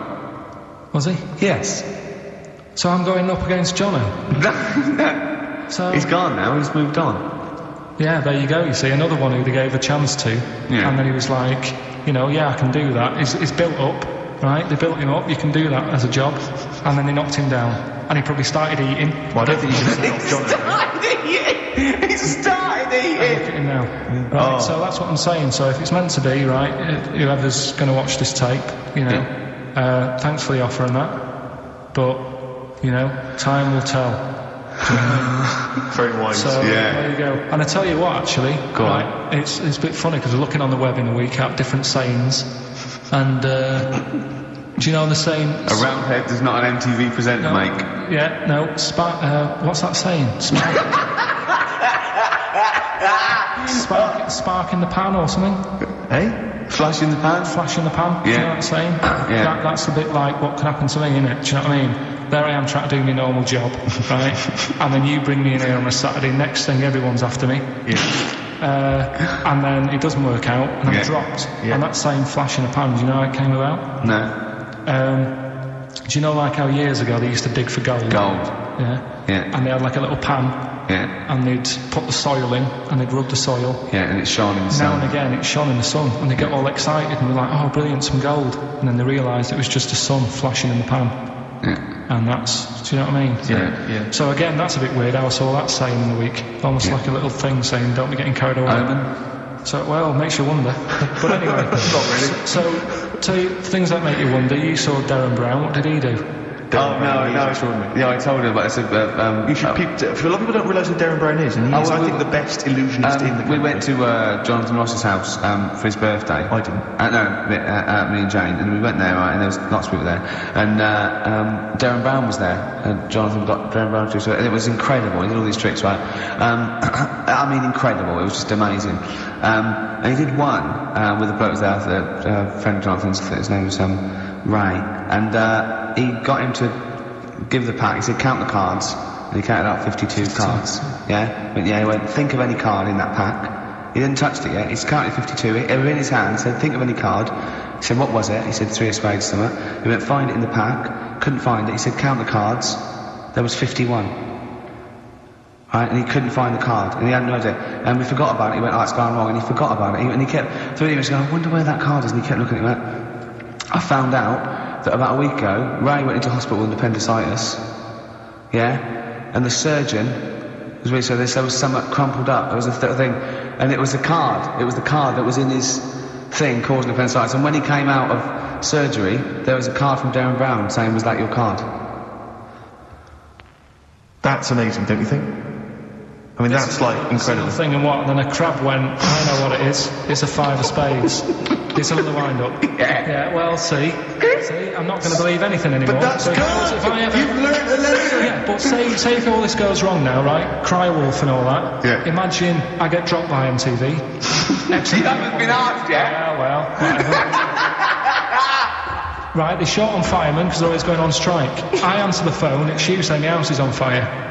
I don't know what you're talking about now, So, Carl. I don't know what he's talking about now. I think somewhere along the line there, Carl has been recruited by the fire brigade. Did you leave that out in the story? Start again. Right, because I just wound you up about crabs, babies pushing their way out of vaginas, and Darren Brown causing events like, yeah. Little, what's the saying about... little acorns don't gather any grands. Crying wolf. You can take a fish to water and you can't make it swim. Do you know that saying, you can lead a horse to water but you can't make it drink? Do you know why? Because its neck's too long. No? What? It's got an awkward neck. I don't know. That's correct. That is correct. Right, anyway, we've still got to come. Right, it's been bad today. I'm going to apologise to people listening today because You might as well I be haven't been fully focused. Do you know, have you think that Rolling Stone gathers no moss? You aware of that? Yeah. Do you know where that's from? Where it's from? In Woodstock, right, the band used to go out and get this sort of like moss that used to grow there, and it was sort of like slightly hallucinogenic, right? And they used to come back and they used to all go out, everyone was out there, mamas and papas were doing it, the Doors, they all came back. But Mick Jagger and Keith Richards would never do it, but they'd smoke other people's. Yeah. A Rolling Stone never gathers his own moss. That was what... seriously, Carl? Right, that's so the we've truth. still got to come. Rockbusters. Have you heard the saying, a fish in time saves 9? The clues were... Have you heard that? That'll never get off the ground. LZ. You've got... If you heard that saying, out of the frying pan into the saucepan. You've also got... Carl. I'm trying to hold it together now. Well, yeah, no, we're trying to teach you something, Carl. Yeah, but you're not. Why? Because at least my stuff that I tell you, if you go into a pub and told someone... What? There was a blind girl, she hit her head, she could see. What's that? Well, just don't get down if your eyes are bad. Right, with... Not go round headbutting things. Oh, Carl, come on. The Undertones, Teenage Kicks, that's one of the tracks on the best air guitar album in the world ever, Volume 2, which is one of the prizes on today's Rockbusters. And John Peel's favourite track ever. John Peel's favourite song of all time. And so, Colin, have you got the answers for Rockbusters this week? Yeah, we have, yeah. We've got the first clue. You're upset, Carl. Miserable. I'm a bit fed up today. The weather's... I knew when I was walking in today, though, that... I'd be But that video, there's lots of weather on that video, so they can, whoever wins this can go and see sort of the weather you were talking about. The first one was That'll Never Get Off the Ground. LZ. Yeah. The answer there was Led Zeppelin. So easy. Yeah, but I said that's here. There's always two easy ones and a difficult one. Go on. The third one was you'll get a load of bacon off them. Go on. That was L. Long pigs. Right. Yeah. And then the second one was that woman's got her husband's gloves and a pair of her own. Yeah. HH. Yeah. Yeah. That was Erman's Hermits. So that's the three answers. Well, I'd like to give the prize this week. Herman's Hermits. What? There's a lot of... Herman's Hermits. That is genius, Carl. That is genius. Oh, Herman's Hermits. There's so many people who are worthy of the prizes, obviously. I'd quite like to give the prize this week to Tom McGibbon. Just because I like his name. I don't know if I pronounced that right, but Tom McGibbon. Yeah. I'd like to give that to him. No, you shouldn't know. Because he also lives in Bloxhall Road. I don't know why I find that. Tom McGibbon of Bloxhall Road. I don't know why. Well, you've made a mockery. You've made a mockery of the man. Poor old Gibbo. Yes. Yeah, and he's asking that he's got a question there. What? Can Karl get rid of slugs? I don't know what that means. I'm almost certain he can. So well done to... If he's been listening, if he was listening a few months ago, he would have known how to. Go on. Because I told you what slugs like. What? Getting in letterboxes. How does that get rid of them? Put some stamps in your garden. They like they like stamp glue. So Yeah, that's and how does that get rid of them? They'd keep coming back, won't they? They'd be going, I can't believe it, we'd have to climb those boxes now. There's a fella leaving stamps out for us. You've won some prizes and I've sorted you. No, how does that get rid of slugs? Leaving stamps out for them, their favourite food. Because It's like plant a load of lettuces, they love that. well, it depends where he's got them. I thought he meant he's got them in his house. So To put stamps on the outside, they go, there's loads of stamps out here, lads, let's leave this house. right, so Let's get out of this house. We've got one more. Go on. Educating Ricky to Go on, it's quick then. And I need educating. Right. Don't rub it too hard. You'll get a rasher. How was he going to outwit Darren Brown? You said something in the break. Oh, I have to say, Darren Brown, who we bumped into as well, and he did this incredible trick where he puts £40 down on the table. He says, I can tell you which hand you've got a £1 coin in. Let's say 5 times out of 5, you know, so I have a £1 coin in one hand, I put it behind my back, I bring my hands out, and he can tell me every single time which hand it's in by asking questions, by doing various Well, he doesn't ask, but he just goes, no, you might have done that one, you might do the same again, but then you're an intelligent person, you're probably not what he goes, so it's in that one. And he does it every time. It's incredible. It's absolutely majestic. I mentioned this to Karl. Yeah. And, well, Karl, you tell me how you think you could outwit Darren Brown. Because your dad used to do this trick, you told me. My dad used to play this. How old were you? Don't know, probably about 10. So you probably weren't as sharp as you were now then. So he used to play it, and the way of telling what hand he's got it in, his hand looks bigger. So that's all you've got to do. That's how he did it then. That's So to catch Darren out, to catch It's a bit Darren out, different because he did it with golf balls, but to catch Darren out, Karl told me, Rick, He did it with a spud. to catch Darren out, the hand which hasn't got the coin in, just make it slightly bigger. Just make it, extend it slightly, so it's slightly larger, and that'll catch Darren out. He'll never be able to So say that's that. how he did it. just put £1 in each hand and wind him up. Just go, no, you're wrong. You are brilliant, Karl. Yeah. Do this one. Did your dad used to do the one where he takes your nose off of your face and puts it between his fingers? Did you keep going to the doctor? Yeah. Yeah, go on. Right. You know how that's done? You know it's not actually taking your nose It's his off. thumb. Go It on. is his thumb. Last one. Yeah. Don't rub it too hard, you'll get a rasher. It's been a mess today. What do you mean it's been a mess? It's been a mess. What has? This. What? The show? Yeah. How has it been any worse? It's just all over the place. There's no sort of, it's not tight like it normally is. And she'll be going away with this, thinking that's what the show would be like. She listens on to the MTV. show. She knows it's a shambles every week. Go on. Well, don't rub it too hard, you'll get a rasher. Yeah. Do you know the saying, ham it up? Yeah, go on, yeah. Right, well, do you know what it means? Well, it means to overact. Right. Well, years ago, with actors in musicals and stuff, the actors used to look pretty ill on the stage because they didn't have proper makeup and that. Right. Right. So what they used to do to make themselves look Rub their face in pigs? well, they got bacon, rubbed it on the face, and it made the face a bit sticky because of all the the pig fat and bit of lard and stuff like that. And then they'd go and get some bricks. Bricks. Yeah, house bricks. Rub them together, make some sort of red dust from the brick, and then put the dust on the face. and the fat and the lard and that make the dust stick to the face, and they look well under the lights, and that's where They smell great as well. Yeah, well, Lovely. Everyone likes to smell the bacon. no, but so that's the old ham it up. That's I where like it that. comes from. If it's true, I've no reason to think that it's not. So that's your third educating Ricky today. So what have you learned? Nothing. Absolutely sod all. You've got your hamming it up. Yeah. Rams are gay. They know which ones are gay now. Now.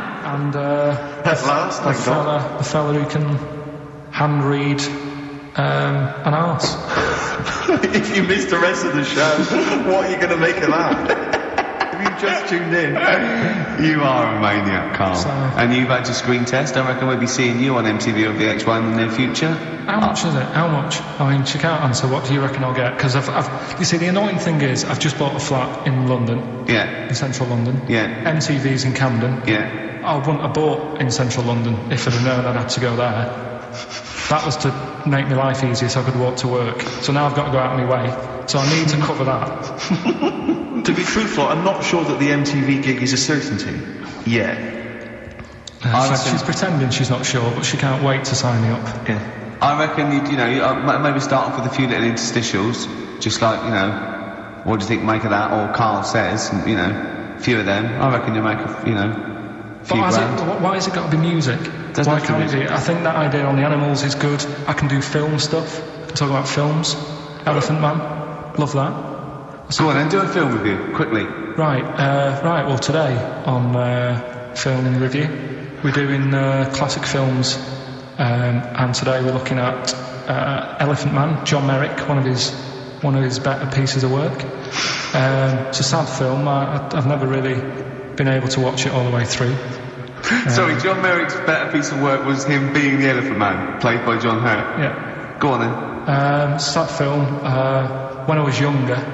Tell us a bit about it. What is it about? It's about a fella. It's about a fella who's got a funny head.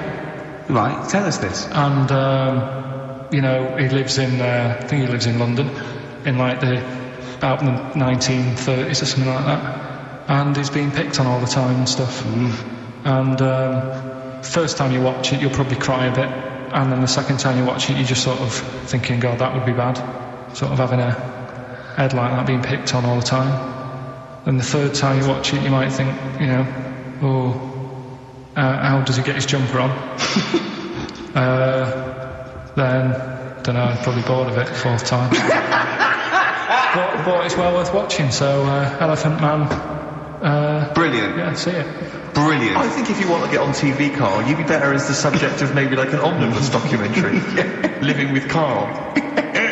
Or maybe one of those appeals in Comic Relief. You don't all go to the people abroad, There's some people in this country that need our help. See you later. What is it? That's the Libertines, Time for Heroes. Oh, yeah. So, Carl, what a great day. Carl, he's done his screen test. That's going back to MTV now, to the big wigs to have a look at. Should mention wigs. We've had Rockbusters. We've had Educating Ricky. We had Educating Carl. Yeah. And Claire here next week, so... Yeah. But you'll be back for the big Christmas spectacular. Yeah, and that's that. I'm not been happy today. Go on, why? If someone's listened for the first time today, it is normally better than this. It's not. No, it is. It is. I don't think it is. So, I really don't think it is. So that's that then. So I'll see you in 2 weeks. 2 weeks, yeah. All right, enjoy yourself. Best of Cheers. luck with MTV. All right, I'll see you later. Okay. See ya. Cheers. All his mum and everyone. It's a little bit of Christmas. cussing in there, which they bleeped out, thankfully. Carl's in a bad mood already. He's been in about 3 minutes and he's in a bad mood, getting stressed. If you can't hack it, leave. What's the matter with you? No, I'm just saying. I was meant to enjoy last Saturday off and I didn't. Why not? Why is that our fault? Because you weren't here? Just because, I don't know, but... Are you not in the Christmas spirit? Why didn't you enjoy last Saturday? What did you do? I went all the way back up north again, right? Because it was Suzanne's dad's birthday, right? I was busy last week, didn't have time to get him a present or anything. Didn't have time to get him. So I got to Euston Station, but I card for him, which was a Christmas card, so he wasn't happy because he was saying it's my birthday, and I said, well, I won't be seeing you again. So I've got a joint card, and then we went out. Did you get him a present? Well, no, because we went out on Saturday night for something to eat at this pub that he likes. It does nice steak and onion rings, right? Lovely. So he should be happy anyway. Yeah. But What, you paid for it? No. But you should have been happy anyway. Suzanne paid for that because it is her dad, right, not mine. So I said, all right, what can I do? I said to her. So she said, just buy a few drinks or something. Anyway, I didn't get around to getting the drinks. I can't believe it. Didn't get round to getting the Right, drinks. so I said, right, I'll pay for the cab, right? Oh, what a lovely Christmas gift that is. Yeah, So £2.50. I paid, it was like in £3 Manchester it is. £3 back. So £6 you spent on him. Well, no, I spent more. You see, that's what he said. He You said, get the Bolton and back, can't he you, for that? said, oh, you've spent on me £6 for my birthday. I said, no, I haven't, because I gave the taxi driver a tip. I'm a little bit worried about his attitude as well. Because even if, that is a stingy present, but you don't say... Well, let's be honest, that's the worst Christmas gift ever, because, you're pretty bad, like we discussed in the past, but at least you spend a bit of money. Yeah. It's just thoughtless. Yeah. This is nothing. I know. You haven't given him any time. I would... And I knew my demographic. They loved it, my family. They couldn't believe their luck. A tenner. You spent a tenner on him. Well, the cab fare was £6. But the thing is, it's not. I don't think he's saying that. I think it's the fact that this is like, frittering away and over it's their kind life. of He would thoughtless, isn't it? have loved to. I'm sure he would have been appreciative of a lovely £10 gift that you cared about and bought. A book he probably likes, Fly Fishing, doesn't he, by J.R. Hartley. If you'd have bought that, he'd have gone, that's what I was looking for. Or what I was looking for, Carl. Bloody hell, Carl, you little bald twat. That's just what I wanted. So. All right, so just calm down. So what have you got planned for Christmas? Is this what are you doing the same Oh, Carl, excellent. You've paid me milk bill for this week. That were really nice. I'm spent this year. So have you planned anything for Suzanne, or are you just... Yeah, I'm taking her out Christmas Day for something to eat. Well, does she know that? Was that? She's working today, so she so... Right, okay. So what Christmas gift have you got? That's it, I'm taking her out. What, you haven't got a present? No, because we've spent a lot. Don't forget, that's half yours, though. You're not going to just be sitting there watching her eat, going, "Oh, I'm hungry, but I spent all of it." You're going to be eating as well. That's half yours. So she's got Look at his nothing to face. unwrap. It's like a cat who's been hit. She's got nothing to unwrap. There's nothing. She's going to hand something over to you, because I've met the woman. She will. She'll hand something over. You'll open it. You'll love it. I might get something today. You shouldn't take me to begrudgingly persuade you to do it. God. Yeah. Right, so... yeah. Well, I'm going to try and stick in some Christmas songs. We're not playing all Christmas songs, but I brought in a couple. So this is Christmas, John Lennon, The River, Joni Mitchell, Fairy Tale New York, one of the best Christmas songs ever. Oh, what about a bit of Pretenders? That's a good one, 2,000 Miles. Pretenders, 2,000 Miles on XFM 104.9. This sort of Christmas edition. We're not here next week, are we? No. Carl is, aren't you? Well, you are in a way. I was doing the best of, isn't it? Is it a best of? Yeah. Brilliant. Have you been putting it together? Not yet. Okay. I'll do it today. Tell me what bits you want in it, and I'll sort it out. It's not for me to say, is it? Yeah, it is the best stuff. Well, maybe people could email in with their highlights of the year for them. I'm trying to think what they were. I mean, mostly It'd be most to Carl, wouldn't it? Mostly Carl. Gibberish from Carl. I think it'd be an awful lot of educating Ricky from Carl. Well, ricky.gervais@xfm.co.uk if you've got any thoughts on stuff you'd like to hear.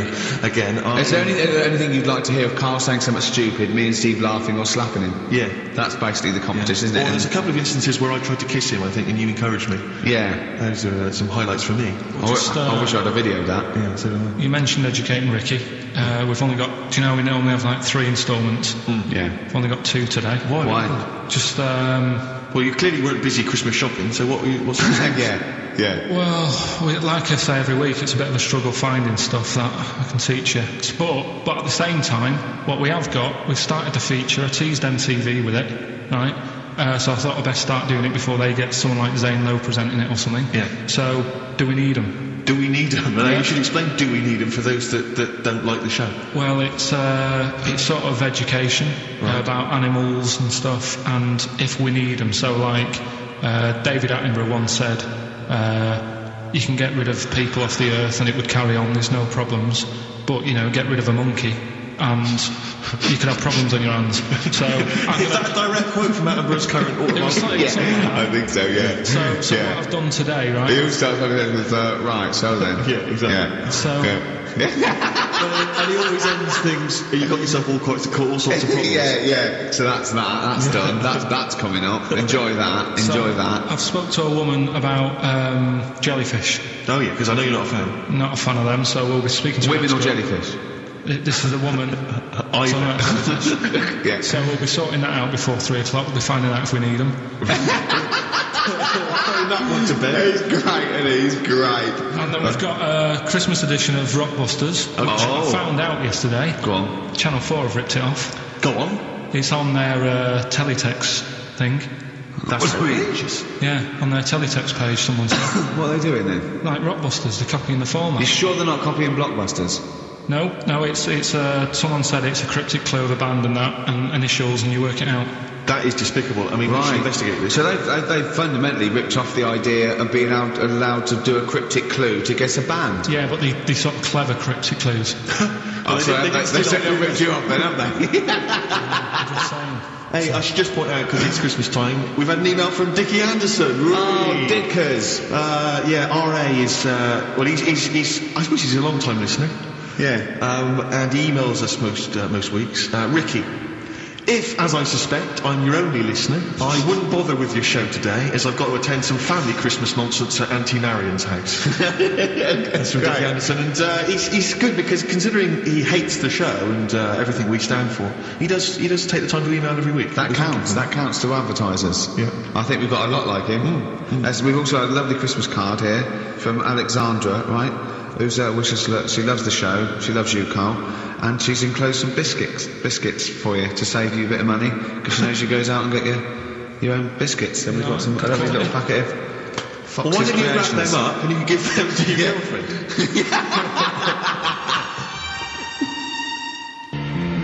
Donald Blitzen from the About Boy soundtrack by Badly Drawn Boy. Christmas theme there. You spotted the Christmas thing. Yeah.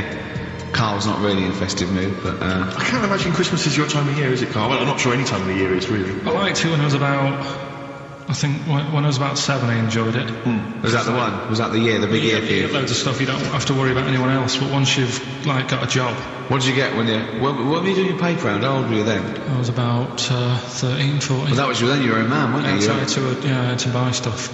Oh. But you're still not You're quite a having a good selfish time. man, aren't you? I didn't realise this. No, it's just that And Christmas... that's coming from him, Carl. My dad always said... Oh, right, steady on. Dad said Christmas morning was for for me, so he used to stay in bed. So he never... That's brilliant. That's a great thing, saying it. Yeah. Christmas morning's for you. Run wild. Do what you want. Just don't follow So me. I'm going to Honolulu for 2 weeks. That's great. Dad, it's Christmas. Do I have to do anything?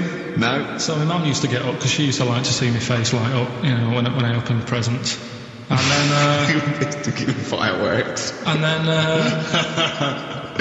Then I'd have to go to my bedroom from about 6 o'clock onwards, because my mum and dad were into having big Christmas parties, and I wasn't old enough to go. Right. So they'd say, right, you've had your fun now, you go up to your bedroom, stay in there. Really? Yeah, I remember one year, right, I got a train set, that's what I wanted. Yeah. Right? It's brilliant. Playing with it all day. I thought, I don't mind about the party, I'm happy staying up here playing with this. Brother comes in, he's had a few, right, he's going, yeah, give us a go on your train. How old is he? He's a bit older than me, so he might have been let's see. Well, let him be 18. Yeah, probably about 18, 19. And how old were you? Like that. I was, we had a train set, so I don't know, about 14. something like that. Yeah. Right, so I'm playing on that, loving it and stuff. And then he comes in and goes, oh, give us a go. He turns the transformer up to 14. He went really fast for about 5 seconds, broke it, and then he went back downstairs. Wow. So Christmas, I hadn't even got to Sounds like Christmas Day. the Conservative government with British Rail. Satire, that is. I just thought that there's satire. Because any satirical shows listening or it doesn't work in any way, because there's the analogy falls down apart from there being a train. Think it through though. British Rail was trains, Yeah. and the government broke the trains in many. Well, they didn't break them, not officially breaking them, but they kind of. It does work. It's perfect. Oh, I'm pretty pleased with that. And I can't. And no one's asked him to be on the Have I Got News For You. It's weird, isn't it? Because It's strange that when you've got a satirical mind that's as quick as that. Yeah. Right. And it's broke your little train set. So what did you do? I just watched telly and had some sausages. I bet you were happy with that, though, weren't you? It's just a bit annoying, though, isn't it, when your main present of the year has been broke. And did it ever get it fixed? No, that was it. Put away. I'm intrigued why your parents wouldn't let you come and join in the festive fun. Was it like read the books down there? Was it like eggnog everywhere? Well, no, but I mean, it's fair enough. 6 is a little bit early, but I just think, you know, if you're your kid, you know, he had his fun, put him to bed at 8 maybe. And he so on Christmas Day? I thought that was a day for family. Well, not if there's a party going on. Well, don't have the party on the Christmas Day. Well, that's another option. Yeah. Your parents are weird, aren't they? A strange breed. Well, I think that was the year, right? You're talking about buying presents and stuff. I think I did treat my mum to... I didn't buy my dad anything. I think that was like when I got a bit older, I used to get my dad something because he wasn't that bothered anyway. No. So, got my mum. There was a cheap shop, right? Of course. Thank God for that. Called Snips. Right? So I went in there and I thought, let's see what I can get her. And remember Victoria Plum? I don't think so. Well, it's like a fairy character. Right. And my mum's into gnomes and stuff. Right? So I thought, right. She was pleased with you then. Victoria Plum. I was thinking, is that one of the neighbours? Is it like a brandy Do you liqueur? remember Victoria Plum? Victoria Plum. Victoria Plum, yeah, it's like a little fictional sort of character. Right? Okay. So I saw it, I thought, yeah, she'll love that, right? So I did my paper round, saved up for 2 weeks, right? Oh. Got that sorted, went to Snips, bought the Victoria Plum. Next day, I'm in town with her, right? So I think, I know what I'll do. I said, come in here a minute, right? So we go in, and we're looking around, and I tested her, right? I went, look at that there, it's alright, isn't it? And she goes, oh, it's bloody awful. Oh, Carl, oh, God. So then, Christmas Day comes, and I said, don't bother opening it. She said, no, why? I said, Oh, no, why did you still give it to her? So, well, it was too late, I'd already bought it. Oh, Carl. So she opened it, and I was like... And she said, oh, that's nice. I said, why are you saying that? I said, the other day, so it's bloody awful. She said, oh, no, I thought you were pointing at something else. Oh, no. So that's why I don't get anyone anything anymore. Oh, God. Play record. Oh, God. Oh. That's good, isn't it? Not bad. Gold Rush. Let you down. I'm actually quite affected by Carl's Victoria Plum scenario. Just the fact that that eagerness, he wants to make sure it's a great present. He's saved up his paper round. He thinks it's like a gnome, but modern. I'm worried that you're using it as an excuse now, and that's why you're not buying anyone any gifts, because you had your fingers burned once. I mean, you were 6, 7 years old. To be fair... No, you weren't. You were about 13, weren't you, if you're doing your paper round? Yeah, it must have been 11 or 12 then. Oh, right. Yeah, so I'd saved up. Oh no, I'm not using it as a thing. It's just What do you get your mum this year? I've sent them some money so they can get a passport. So they can get a passport? Where are they? Are they trapped somewhere? Well, they're in a holding bay somewhere in Dover. Yeah, like what do you mean? He's a truck driver. He's going to slip her across. What do you mean? So they can buy a passport. What do they do? Sell it when they were a bit down in their lap? No, they haven't got that much money, right? They've never been abroad, and the mate said they might take them next year, and they said, oh, we haven't got a passport, so I thought... You've got to buy a passport, have you?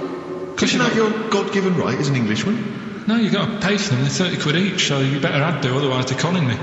Right. So you sent them 60 You quid. get born with a passport. You sent them 60 quid in an envelope, have you? Well, check. Right. I love that. He'll be watching telly and France will come on and he'll go, oh, what do you think of that? She goes, it looks bloody awful. He goes, oh, don't open it. No. Don't open it. Don't open it. So you've not paid for a holiday for them? No, just sorting out the... Well, it's the better prize, isn't it? Because they can't go anywhere without it. Well, the passport keep on giving. Yeah. So 10 years. That is, yeah. So, but no, I never used to... I mean, I can't think of other things. I used to get my dad once I started getting him stuff, it sort of used to be a dressing gown, and then... But as an extra surprise, I used to put like a cigar in the pocket, so he'd think that was it. Yeah. Then he'd put it on and put his hand in the pocket. Right, and then he'd just hit you because he thought you'd nicked it. Oh, dear. So you bought him a jacket with a cigar? That's quite thoughtful. Didn't you sneak a cigar once on Christmas? Yeah, well, that's when they used to have like the big do's, like I say. You know, they were known for it. Like the whole estate used to know that. You know, we were having a party. Yeah. So they'd all come round. So they'd all come round and have food and drink and that. I can't imagine. I cannot imagine how unpleasant that must have been. Awful. And you locked in your bedroom with a broken train set. Yeah, crying. And looking at Victoria Plum, whatever that was. In the bin. Oh, in the bin, yeah. And hear a mum saying, and he got me this. Isn't this shit? Some rubbish. You can hear him just throwing it against the wall and laughing. And all the neighbours laughing. And he'd come down just be in pieces with loads of spit on it. Just loads of gob on it. And all the Polaroids of them just like laughing at it and stamping on it. Alright. But no, I used to get up in the morning and then like they'd still sort of all be there asleep on the floor and on the sofa. That's awful. That's terrible. Christmas is surely the one day a year which is a family thing. It's for the kids. They're the ones that was Boxing Day. Well, I know. Oh, that's all right. It's over. Yeah. Back on the bike. All right. Who's going to pay for this? What, me? Yes, Carl. You're doing 2 rounds today. Yeah, what's your paper round supporting the entire family? Yeah. So I used to get up and like go downstairs and they'd be asleep, so I'd be mooching about trying to find like another present that's still working. I love the idea that these people from the estate had like squashed his presents. So I found a cigar that had been sort of lit up and then put out, so I thought, I'll have a go at that. I went outside and had a go, and that's the last time I smoked. Right. So I tried it, I thought, I don't like that. I love the fact that he does everything once. Yeah. And it's a line of, I've done everything once. I don't need to do it again. Oh, dear. You know, I've said in the past to you, Rick, that my grandparents, so I love them dearly, but it's like for the last 30 years they've been waiting to die. I know. It's like they just sort of, it's like, you know, the novelty wore off of like... Life in the 50s. They got kind of bored of it. Like, in the 40s it was brilliant. All sat around the old Joanna's, the Bond style, singing. They loved that. The 50s, you know, that was great as well, because that was the post-war years. It was, you know, it was a bit tight in the pocket, but it was alright, everyone pulled together. And then the 60s came along, and all the crazy music. Let's stay in bed. They basically stayed in bed. And it was one Christmas when my grandmother said to my dad, what do you like for Christmas? What do you fancy for Christmas? And this must have been, I don't know, 20 years ago. She said, what do you fancy for Christmas, Ron? And he went, well, you know, I could do with a nice big kind of warm winter overcoat. She said, don't worry about that. She said, don't worry about that, because your father will be dead soon. It's right, you can have his. Meaning my granddad. Well, to be honest with you, my father's still waiting. Which is good news. Good news for my grandfather. Less good news for my dad. He's freezing. He's freezing. He phones up, how is he today? He's fine. You go, okay. Oh, freezing. It is such a weird mindset, that. I think that, to me, is what sums up people from that older generation, the 40s and 50s. And it seems to me that you've got that kind of mindset. It's like you were born in the 30s. And whenever you talk of your childhood, it's like you had like a baked potato to take to school. And a hoop and a stick as a Christmas gift. The other thing is, I think that that sort of generation, it seems that the man is dependent on the woman. There's a total dependence. Oh, absolutely. If she dies, he's done. Yes. He's done for. Just pine away. If he dies, she's got 30 years of pottering. Absolutely, yeah. Do you know what I mean? You go into like, you know, the youth club and the church. I mean, it's sort of like that. It's sad. Of course, it's sad for them, but it's sort of not the end of their life. No, sure. And it sort of is the other way around. I don't know why that is. Yeah. It's terrible. That's a little melancholy thought for. I know. You brought it down. You brought it down. I brought it. This isn't a nice show at all. This is terrible. We're going to have people just killing themselves. What? Well, I didn't really want to make it a Christmassy type show because I don't really like it. Oh, he's done it again. Well, he did Christmas once, didn't like it. No, it's just... Play a record. I'm not religious or anything. What are you? You're not anything. Teenage Fan Club from the XFM Christmas album, and that's Christmas Eve. Their guitar sounds are just brilliant. They're just always so nice.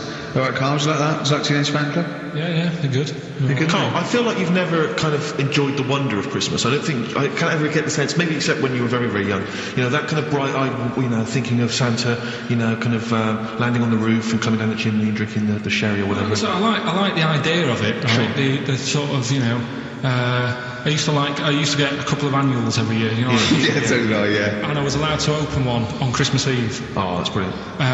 So they could throw it on the fire. Quick skim through, do the fruit skin. Yeah. I think that's a light a cigar off the cooker. Well, anyway, listen, a good friend of ours, Ross Noble, the comedian, brilliant, he gave me this picture, Carl, which he's got from a magazine. He loves you. And I have to say, I think this I just looked at it then. Obviously, it's not going to mean much to the listener. Oh, this is but it is self-indulgent. currently available. I think it's in the current edition of Bizarre magazine, so you might want to buy it. It's not horrible though, is it? There's a certain grotesqueness about it. Oh, it's a deformed person, isn't it? Well, to a degree, but I think what it's going to do for Karl is give him, I think for you and I, Rick, we're going to see his face. Light up. Lighten up, like opening a wonderful Christmas gift. Oh, you know what? I think I've seen this. Is this the one with the kid with the big head? I'll be honest with you, Karl, it is. Have you seen it already? Yeah. Let me just show it to you again so you can... Let me have a look. It's like I haven't seen it. It's like... yeah. We shouldn't be laughing at that. No, but that is like the kid who I went to school with. That is the same. That can't be the same. So do you recognise him? Seriously, that is the same thing he had. I mean, I have to say, it does I'm look not like sure. it's been computer generated, it's so old. Yeah. But look at the child's face. I Look at know. his reaction. Don't take another photo of me. I'm not sure this is right. It's not right, but I was hoping that would give you, Karl, just a little glimpse of... We've had a request as well on the best bits. So someone wants to hear you talking about your mates with the big heads. I can't believe it, because every time we go there, we get some sort of complaint about something. About what? Leave it. Well, that for some reason that always goes from the story with my dad going to Blackpool for taking those kids there. And what kids? Leave it. No, what? I don't know. There's people that know what you're talking I'll about. tell you when we put a song on. No, well I know what it is, but you can't just say that. Is it when your dad put a kid in the wheelie bin because he was getting out of hand? Yeah. So we can't go through it again. It's too controversial. We're gonna... What's the name? No, well, the thing is, right, you were just saying about what are you, about Christmas. That's the funny thing, right? Because in our house, there's no one who's religious, right? No. My dad got annoyed when I went to church that day. He was like, what are you doing that for? Of course. I went to see a gig in Liverpool. Remember the band The Christians? Yeah. He thought I'd join some club. Yeah. And so I've been to see The Christians. He was saying to me, man, what's he doing going out with them? Yeah. And then the other thing is, because I'm not christened or anything, my mum used to say to me, don't tell anyone that, because there's witches and stuff. I want to go back and see his upbringing. Yeah. I just want to go back and see him at 7. One day in the life of Karl at 7. Just have 3 ghosts visiting. And take him back through time. But we could go with him. We can be some of the ghosts. Yeah, the ghosts of Christmas past. Remember this? That's incredible. So she was visible. She thought maybe someone could take your soul because you weren't christened. It's like there's cults and that, isn't there? And if they find out you're not christened, then Right. I don't think they care. I don't think a lot of cults care. But what can they do if you're not christened? I don't know. I just said all right, because then through that time, there must have been a time when. But hold on, now they know. Yeah, but I'm older now, so I'm all right. She used to worry about me playing out on the street. Oh, she was worried about whether you were naive and stupid and easily led. Yeah. No, good point. No, you're right now, yeah. Yeah, good. Rockbusters. Rockbusters. Well, tell the prizes, Steve. Yeah, tell we the have got Christmas some, gift. This is Christmas gifts. I don't know if you'll receive them in time to actually pass them off as gifts. I wonder to if your I friends can and tell family. that Ross Noble story that he told us. I don't know. We'll have to discuss that when the record's played. Okay, all right. Okay, so you heard a track from it just then. This is the XFM Christmas album. I think that's been knocking around here in the office for years, hasn't it, Karl? Or is it new this year? It was brought out about 2 years ago. Okay. But Christmas songs are Christmas songs. Yeah, it's not bad. It's got bands on there like Dandy Warhols, the Webb Brothers are on there, Drugstore, Ben and Sebastian, Flaming Lips, all sorts. So we've got that to give away. We've also got this Smashing Pumpkins compilation, which we see, again, that seems to be knocking around for weeks. Another one of those 50 years of the greatest hit singles. I don't know, Culture Club's on there, Queen, obviously. I've just seen the cult film. Yeah, the cult film will come back to you shortly. This, I think, is one of the most exciting gifts. If you have a video player and you want to get trim, then surely Big Brother 3 champion Kate Lawler and her cardio combat video, in which I think she uses kind of, I don't know, military kickboxing training to get you trim and taut and looking as good as her, then you can get that as well. We've also got a exclusive 7-inch single from the White Stripes, a kind of Christmas single. Is that from them? Yeah. That must be quite rare. That's probably the only thing. That is rare. That is worth something. And the current Badly Drawn Boy album, Have You Fed the Fish, which I think is slightly mediocre.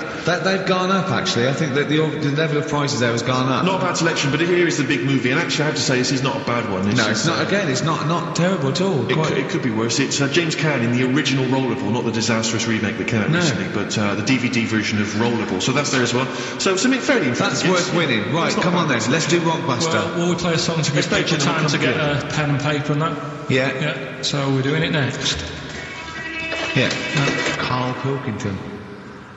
the man of the moment with his Rockbusters coming your way with all those great prizes. Yeah. Right, are we doing it now? Yes, sir.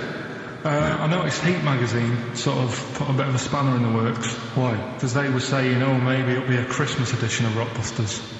And I'd already sorted them out. I wouldn't worry, Carl. Well, what I've done, I've cleverly tweaked them to make them Christmassy. So the Christmas bit in it has got nothing to do with it whatsoever, but I just thought... So you mean the clues have a Christmas element? But it's nothing to do with the answer. There's nothing to do with the answer. Right. So what you just ask the normal ones and I'll ring a bell, I'll shake some bells. Well, it's the equivalent of that, but in sort of speech. Right? Brilliant. So the first one, there's a load of letters there asking for advice. Put them on Claire's desk. Oh, and have a good Christmas.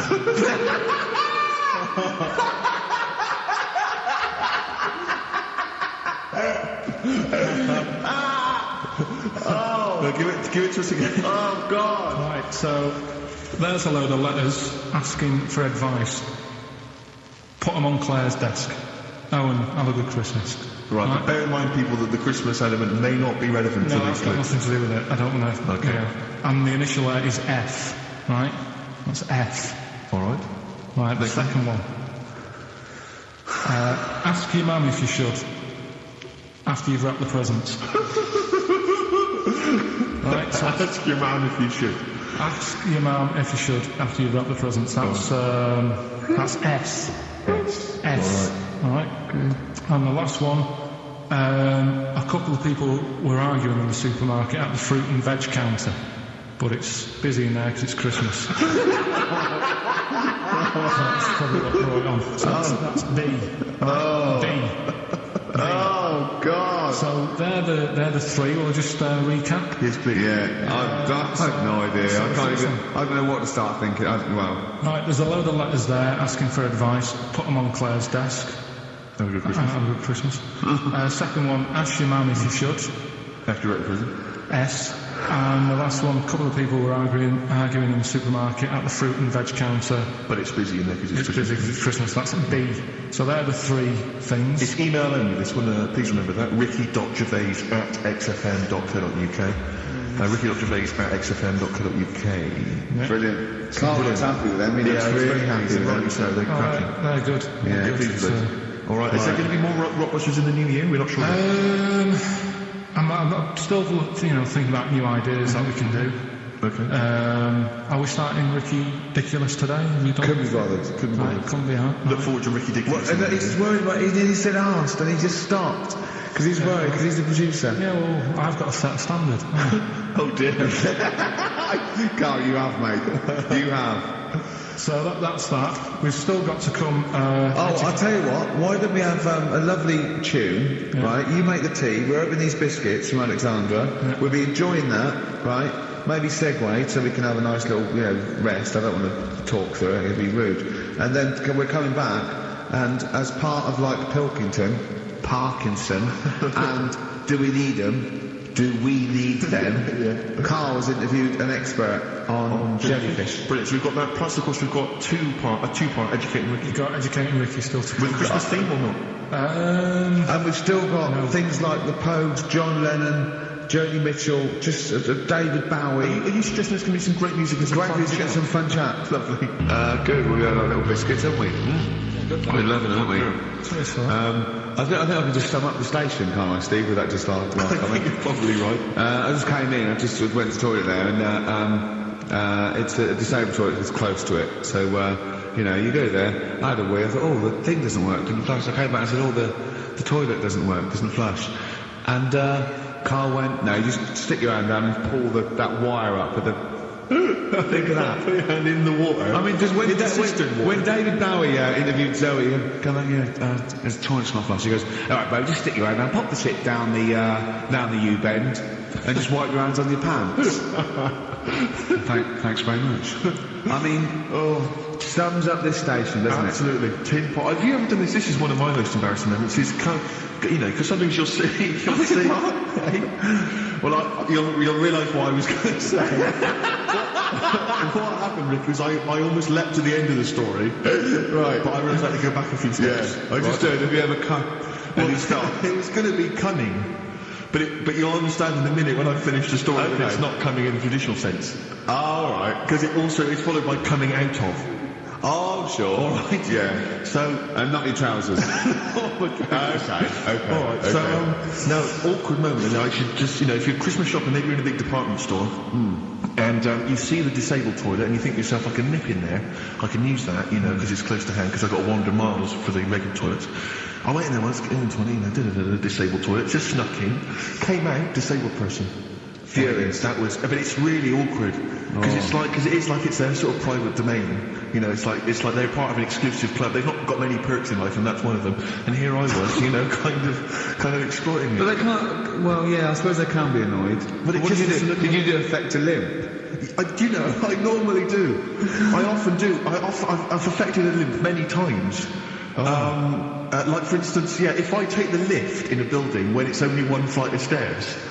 Right, and they know, and I get up on the first floor, I always affect a limp coming out, so that justifies why I haven't come up the stairs. Like, who is it that I'm scared is going to sort of say something? Yeah. But, oh dear, that's it's the same thing as if someone asks me for directions, I always pretend I'm foreign. I always go, I don't. Why do you do that? I can't, because I'm just terrified of giving them the wrong directions. Well, just now, I don't know, I don't live for it. Because I'm sort of, I feel bad. Because what I used to sort of give directions because I like giving directions, I like helping people out. But then I realised I didn't really know. You used to hang around going, you alright? Yeah, we're fine, yeah. Do you want to know where to go? I tend to have a go even if I don't know. Exactly. But I'm always terrified they'll come back and find you and go, you led us astray. Yeah. So I just affect a foreign accent. There was a fella the other day, about 2 weeks ago, and I was walking in. Little old fella come up to me and said, where's Wimpole Street? So I said, I do know it. So I think it's over there. And then I'm not very good with street names, but I'm good that if you say, there's a beach on it. Right. Do you know what I mean? If there's something near it, it's like the same with directions when I used to drive a lot. Yeah, or historical facts. I don't know like old motorway names, like and this and then that. I can never remember that, but my dad used to always say, right, there's a horse in the field, turn right, and stuff like that. Good stuff. And it's the same with this fella. He sort of said, where's Wimpole Street? And I said, well, what are you after? And he said, no, I'm after some blood. And it was there's doctors around there, isn't there? So I was like, so that didn't help me. What do you mean he was after some blood? He said, I need some blood. He must have had an illness. Was he bleeding? No, he just must have needed some new blood or something. He had some illness. And I was like, why did you go to the pet shop and get some parrots? No, like he didn't have fangs and a cape, did he? Yeah, but do you know what I mean? That didn't help me out. But what if you said, well, some pile cream actually? Can you go, were you on boots then? Yeah, he would have been all right. But I didn't know where to start with that. I need some blood. Yeah, I just feel it's over there. Yeah, sort of pointed in my way. But so he was losing consciousness. He's heading the wrong way. He's dragging himself along the pavement. Is there blood this way? The gap she's growing in deeper. Well, we've got to do Pilkington, haven't we? Do you want to? Yeah. Okay, we should explain this, I think. Well, it's Carl's new idea for a TV show. He wants to do a TV show called Do We Need Him, where he goes round and he talks to experts like David Attenborough, David Bellamy, maybe Lenny Henry doing David Bellamy. Right. If you can't get the real one. And he just picks on an animal that he doesn't really like, doesn't think you need him, and an expert will tell him if we do, if this is the first instalment. Let me put a song on, right? Now we've got him, and then I can set it up and stuff and tell, because explain it and that. Let's do a classic. Let's do a big stomping, one of the best Christmas songs of all time, shall we? What are you thinking? Fairy Tale in New York. Excellent. Oh, it's always my Homes featuring Kirsten McCall on XFM 104.9, the Christmas edition. Indeed. Next week, we've had loads of suggestions, Carl, for your best bits. It's basically all your best bits. Me and Steve are largely irrelevant in the voting. Yeah. So, you can compile your best bits next week, and they'll be loving it. We had a request for the little Chinese fellow in his pants, a horse in the house, cutting your hair on the railway station. If you haven't heard those stories, what does that mean? The little fellow in your pants, you've got to be tuning in next week to find out what that is. The only thing is, the old horse in the house was in the last best of. Was it? Yeah. Well, that doesn't stop. What's his name? If you're one of those people that want to see these clips again, tune in. Oh, it'll be alright Christmas. It'll be alright on the night 84.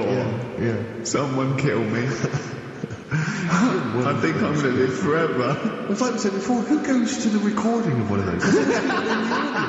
Yeah. That'd be great. Tickets for it'll be right on the night. And they'd laugh at his jokes, but I mean, I don't know I what think the how jokes many are. takes it, you know, I mean, how long it takes to record that. The show's about 3 hours, so the recording must be about 9. Have you ever seen Kirsty's home videos on Sky I One? think so, It's dogs falling down It's slides. like you in a frame, but falling over in a wedding. It's got audience laughter. But I'm assuming it can't be a real audience. I'm assuming it must be like No, they've Flintstones. just lifted it from the Flintstones. They laughed from the Flintstones. Lots of forget the Flintstones had an audience. If you watch the Flintstones, there's laughter when Fred does something funny. Yeah. The idea of people should be shipped in. But we were talking to watch a about, cartoon. I like the idea that some jokes weren't as funny as others. Like the director going, we'll put a laugh on that, and the producer going, it's not as funny. I think Dino should get a round of applause every time he comes in. Everyone knows him. The kids love him. We're making it up. Yeah, and Barney getting disgruntled because his jokes never get into Yeah, he's like wise. Exactly. Yeah, he's like really wise. Okay, Anyway, so there we go. It's a society feature that I think will be picked up by Channel 5. It's going to be Karl Pilkington, Do We Need Him? Where Karl goes around checking out animals with top experts, asking whether we need them in the world. Yeah. So, this is the first one. We won't do it next week, but I'm already sorting out the contact. We will be looking at octopus, because they're a bit weird. Okay. So that's what you've got to look forward to in Again, if you have an animal that you feel is unnecessary in the world, then email us, and I'm sure Carl will investigate for you. Well, the other thing as well, whilst we're on to that, I want to sort of have a bit of research with me. So when I speak to the bloke or the woman about the octopus, right? I want response. Well, sort of response from listeners, so I can say, well, 70% of XFM listeners said we should get rid of him. Sure. Do you know what I mean? Like Jon Snow does on Channel 4 when he does all politics stuff. So if you agree with me, just send an email saying yes. So yes, we should get rid of them. Yes, yeah. Yes, get rid of them. Because the house believes always we should get rid of these animals.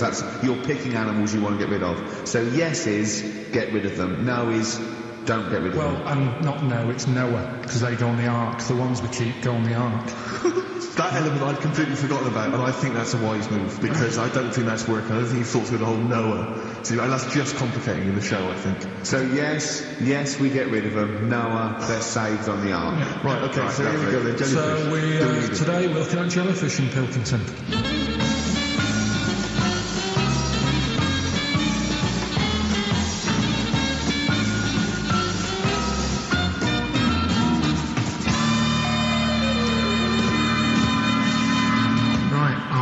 I'm talking to Vicky, who works in an aquarium in Anglesey, isn't it? Yes, it is, yes. Right, brilliant. Today we want to find out if we really need jellyfish.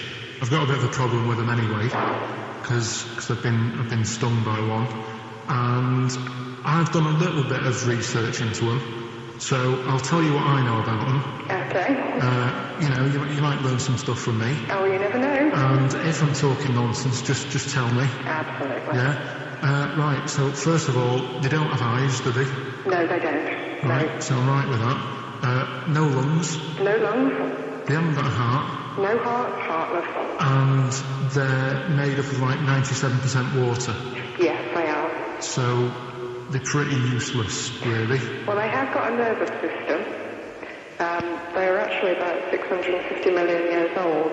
So they've evolved and they've outlived the dinosaurs, and they're even older than the sharks. And they can even outfox us, because NASA scientists have worked with them to try and work out how they operate in weightlessness. And they still don't know how they do that. Took them into space actually to figure out how they did that. Seems like a bit of a waste of money, but... Do you know Port Maddox? I used to go there a lot from the holidays, and there used to be a load of them washed up on the beach. People on motorbikes used to go over them and stuff. Yeah. Well, we get the moon jellyfish. That's the ones with they've got pink bits in the middle. Yeah, that's their reproductive bodies. I think that was them. I think they're the ones that went over on the bike. You could see pink bits. What do they do? If the jellyfish went, would we have a problem on our hands, do you think? Okay. You might have a bit of a knock-on effect, because things like turtles eat jellyfish. Yeah, but do we need turtles? Well, don't forget that when you take out when you take out something from the marine system, something normally feeds on. I mean, they're not just there for the fun of it. Something either feeds on it or feeds on what they excrete. What you're saying is they exist to sort of feed others and also to eat some stuff. That's well, yeah, they control the population of other fish and species that might otherwise be a problem. Okay, well, let's kind of wrap this up, right? The question that I'm asking today is, do we need them? Say if Noah on his ark, right? You've swum and got on the boat. You're all right. You're safe. It's going to keep you to sort of populate the world as well, right? So it's you and him. He's not a bad-looking fella, so you're happy. Yeah. He says to you, Vicky, do we need him? Absolutely.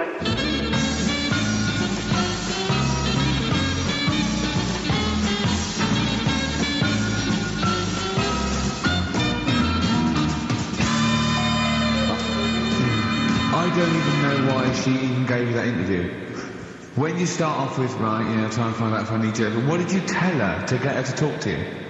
Just said I'm doing some research on stuff. Did she think you were a schoolboy or something?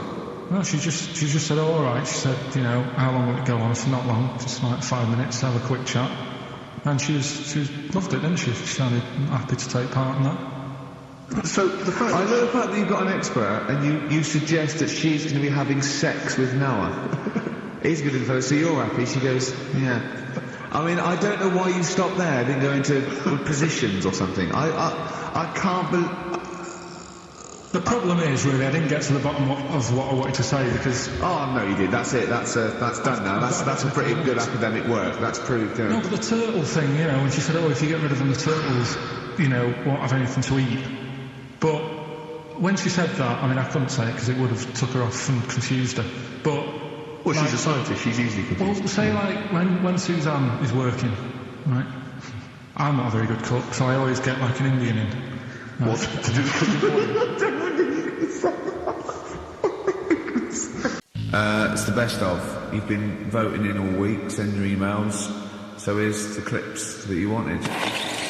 Karl Pilkington in the chair now. The talked about, the acclaimed educating Ricky. Right, well, just in case anyone's new, doesn't normally listen. Basically, I'm educating Ricky. Do a bit of research in the week, find stuff, news, history, anything that's interesting. 3 stories, I give them a nice little headline. You take your pick. Between now and 3, you're going to learn 3 things. Yeah? So, the headlines are, I'll be no buying one of them. Give us that again. I'll be no buying one of them. Nice, okay. We've also got hippopotamus. Okay. And can you believe it? Can you believe it? Well, I'm going to go for hippopotamus. Hippopotamus? Yeah. Right, well, this one, it's... I'm not going to take the credit here. I hear Christian talking about this on breakfast, right? Because it's a good story that happened.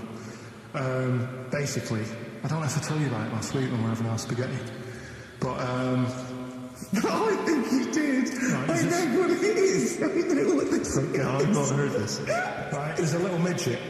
Right, there's a circus going on somewhere. I think it was in America. And is that present day or old times? I'm talking like in the last 3 weeks. Okay. Right. Little midget, circus, really packed out show, people are loving it. Steve, you'll ask the same question I did, I know. So there's a little midget jumping up and down on a trampoline. What's circus? Right? I pay good money to see it. So everyone's clapping and he's getting carried away. Because you can't believe they're loving it. I didn't know they'd like a little person on a trampoline, but they love me. Well, you know what it's like when if there's a crowd of people sort of encouraging you to sort of go higher and stuff. Yeah. And I'm sure he knew it was getting out of hand. But he was jumping and he was coming down the road going higher and he's going really high in the air, right? So he's doing this, crowd are clapping, There's a hippo, right, just sat next to the trampoline, getting ready to come on and do his act. Oh, right, I thought he was in the audience. Getting ready to do his act, Steve. So he's a ventriloquist. What do you mean he's sitting like the trampoline waiting to do his act? Because it's Why does he sit in the dressing room and they go, 5 minutes, Mr. Moose, 5 minutes, Mr. Moose. So anyway, right, so the hippo's there. He's getting annoyed, is he? Because the midget's He's going, how can I follow this? How can I? This is really annoying. They're going to be, oh no. So he's thinking, he's already done the trampoline, my pogo stick out, he's never going to work. Yeah, go on, so there's a hippo waiting. See, it's a great story and I just know he embellishes it or he gets slightly wrong. Go on. So there's a midget jumping up and down, the hippo's getting annoyed. The crowd are going mad, the midget's loving it, can't believe his luck. Although you think, he probably knows he's dicing with danger. Yeah. So, next thing you know, they're all saying hi, hi. He gives it one big, heavy sort of landing on the trampoline, goes really high, but goes off at a funny angle. Oh, hypotenuse. Okay. Yeah. And sort of flies off. Sure. Flies off at a funny angle. Hippo's there, swallows him whole. Crowd are clapping, thinking that's why the hippo was waiting there. Rubbish. Rubbish. It's not rubbish, though. But no, maybe there was an accident in a circus with a midget and a hippo in, but at no point was this hippo waiting to go on, going, come on. The midget flew off at hypotenuse and landed in the hippo's mouth and was swallowed whole. This is what you embellish it. That is great. And what's I have to say though, Rick, when I heard midget trampoline hippopotamus, I was thinking actually waiting to happen. Yeah. So. Yeah, maybe. I mean, it is that you should never put those three together. Never. It's a recipe for disaster. Everyone knows that. Midget trampoline hippopotamus. Are you mental? You're asking for trouble. Well, you know when he told me it, he said, and the midget, he didn't mention the hippopotamus, and he said the midget went on and soon he fell off, and the hippo ate him. And I said, sorry, what was the hippo doing there? He went, it's a circus. I've never heard of a circus having a hippo. What do hippos do? What can they do? You can't train them, can you? Aren't they very deadly? They're huge, aren't You can't have a hippo in a circus. You're not thinking of Zippo. they? He's neither clown. Yeah. It wasn't some sort of where Zippo was eating a midget and it's some sort of horrible sexual act. no, it was definitely. I heard it on breakfast, right? Oh, okay, sorry. No, it's definitely fact. Yeah, okay, right, okay, good. Well, let's play a record then. 4.9, I'm Ricky Gervais, with me Stephen Merchant. It's the best of. You've been voting in all week, sending your emails, so here's the clips that you wanted. Me and Carl went out, right, with me and Jane, Carl, Johnny and Gigi, wasn't it? Gigi? Is it important to win? No. Okay. But we're walking on the street, Carl was there though, he can back me up on this. We had a curry, we were walking back, and this little funny homeless fella, didn't he? He, I got to tell it before I go, didn't he? Yes. He came up to me, right? And he recognised it. And he came up to me and he went, oh! He said, I've just nicked 5 of your DVDs from HMV. And he shook my hand. He was so happy with it. And I went, right, excellent. He went, all I do is I just swing the bag over the top, like that, when I'm going out. And he had a bag full of DVDs, didn't he? And he was so pleased to tell me that he'd stolen. Isn't that great? He said they're going like hotcakes. Yeah, he said they're going like, of course they are! I know, we get paid for them, don't we? So not the stolen ones? Don't we? No. What do you mean? Did you sign them for him? you idiot. What, so, he just nicked 5... Yeah. Well, he seems homeless, was he? Well, I don't know, maybe. Surely, how would he have seen the show? He'd just walked past Curry's one Dixon's. morning. Yeah, tell you, I Seen a did. trailer for it, thought, interesting. I don't know if he was homeless. I didn't go into his home life. He shook his hand, though. But he made Carl look smart, do you know what I mean? So, how does he sell them? Where does he sell them? Does he go to people who are drawing off his DVD? They're not nicked. Yeah, £4. Yeah, exactly. Have he stolen? No. They've still got the tags on them. Well, it's like those people who, those cab drivers that you'll meet at sort of 3 in the morning, who just got a car, Yeah. and just went out with a car.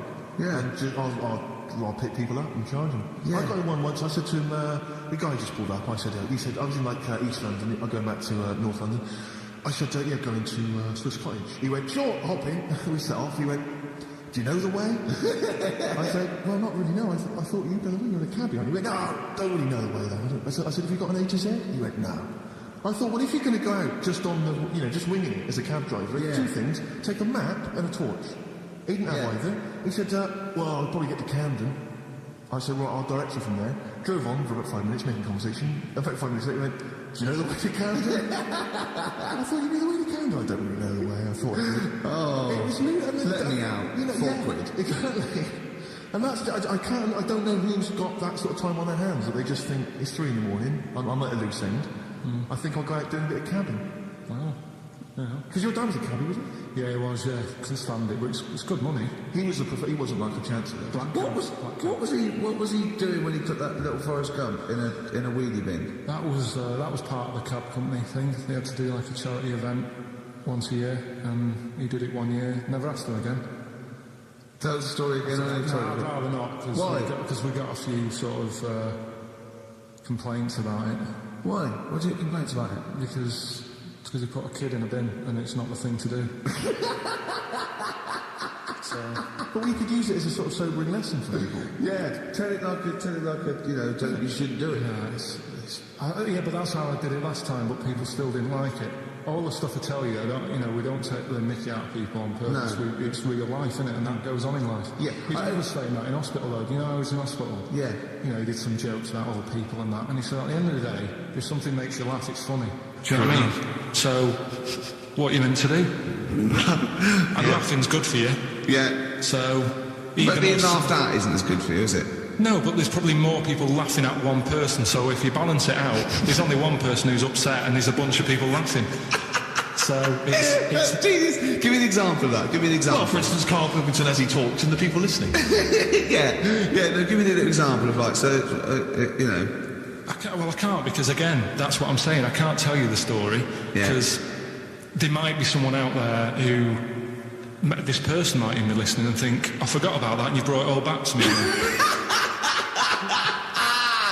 So I prefer to leave it, but I think people know... Why did he put him in the bin in the first place? Because he was getting out of hand. What was he doing, though?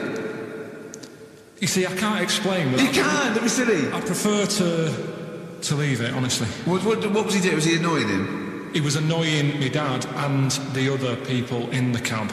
Right. And he thought, how can I deal with this before it gets too out of hand? Yeah. He pulled over and put the lad in a wheelie bin. I'm gonna bet. So we'll leave that.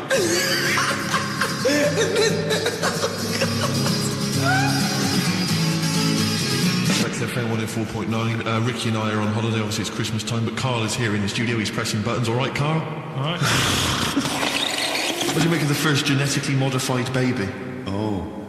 Are you worried about this? Do you know what did they do? What? Let me see what it says here. Isn't it just choosing the eye colour? Well, this is the concern, isn't it? That in the future you'll be able to decide whether it's a boy or a girl, how intelligent it is, what it looks like, is it handsome, is it ugly? Obviously, no one will choose an ugly baby, and so on and so on and so on. And so it means that where will it lead? Where will it end, Karl? Are you concerned? I've thought about this a lot. What will us three look like in the future if they're being, genetically modified beautiful people? What will we be like? How will we be considered in society? True, yeah. Well, we've talked about this before, haven't we? About the cloning thing. Yeah. That's a bit weird. Yeah. But I don't think it matters, because at the end of the day, right, you might look like some other kid, but it's the way you're brought up that will change your features and the way you are, your personality. If you lie, you get a long nose, don't you? Well, no, but listen, right, because I remember when we, I was growing up on this estate. This is going to be good. No, it's not. It's just an example of how this doesn't work. So we don't need to worry, sort of thing. Sure. Right? Okay. So I'm growing up on this estate, and there was this woman about 4 houses down, right, who's a bit rough, all right? Didn't fancy her? Oh, God, no. Right, but she had a baby. Well, tell me about her first. I'm interested in this woman. Why was she? It was a very... She looked like being a man in a dress. I didn't grow up in a posh house or anything. And I'm not saying that if you live in a bit of a rough house, you're a bad person. What did she look like? But anyone can Tattoos? clean up. Looked like Tony Green with a fag on. They didn't clean up much, right? Oh. Which, even if you've not got a lot of money, you can still try and make it some look nice. Yeah. Right? But she didn't, and a kid used to take a horse into the house. Sorry. Whoa, Neddy. What do you mean a kid used to take a horse into the house? Where did he get a horse? Must have nicked it from somewhere. Must have done. You've seen horse of it? No. What, is that from outside the saloon round the corner? Yeah, was it just tied up with a bit of... Right? Oh, that's great. Did Big Jake come looking for it? I'd been out. So let me get this up. This was before the lynching stopped or after?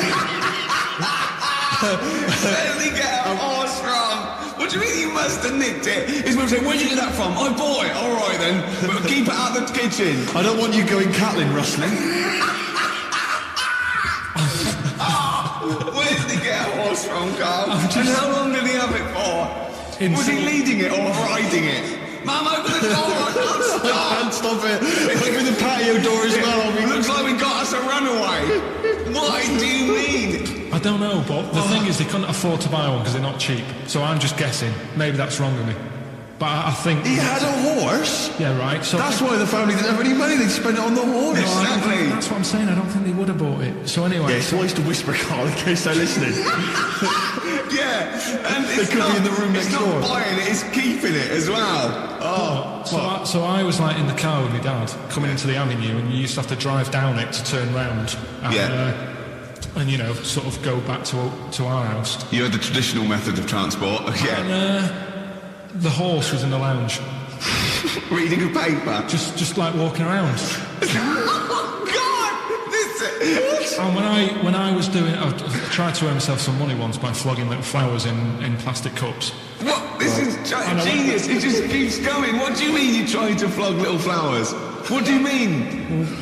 Wait. Let's play a record and come back to this. Because it's always going to just unravel and unravel. This goes on for hours. Let's play a track. Deeper and deeper. It's like an onion, isn't it? We've created a whole world here where there's a man living with a horse. Just walking around the lounge. I come from the West Country. I've never heard anything like that. I just think of a big sort of like orange carpet and it's got a rediffusion telly and this horse going, I'm fed up in here. Exactly. This is really... I am not taking the rubbish out again. Yeah.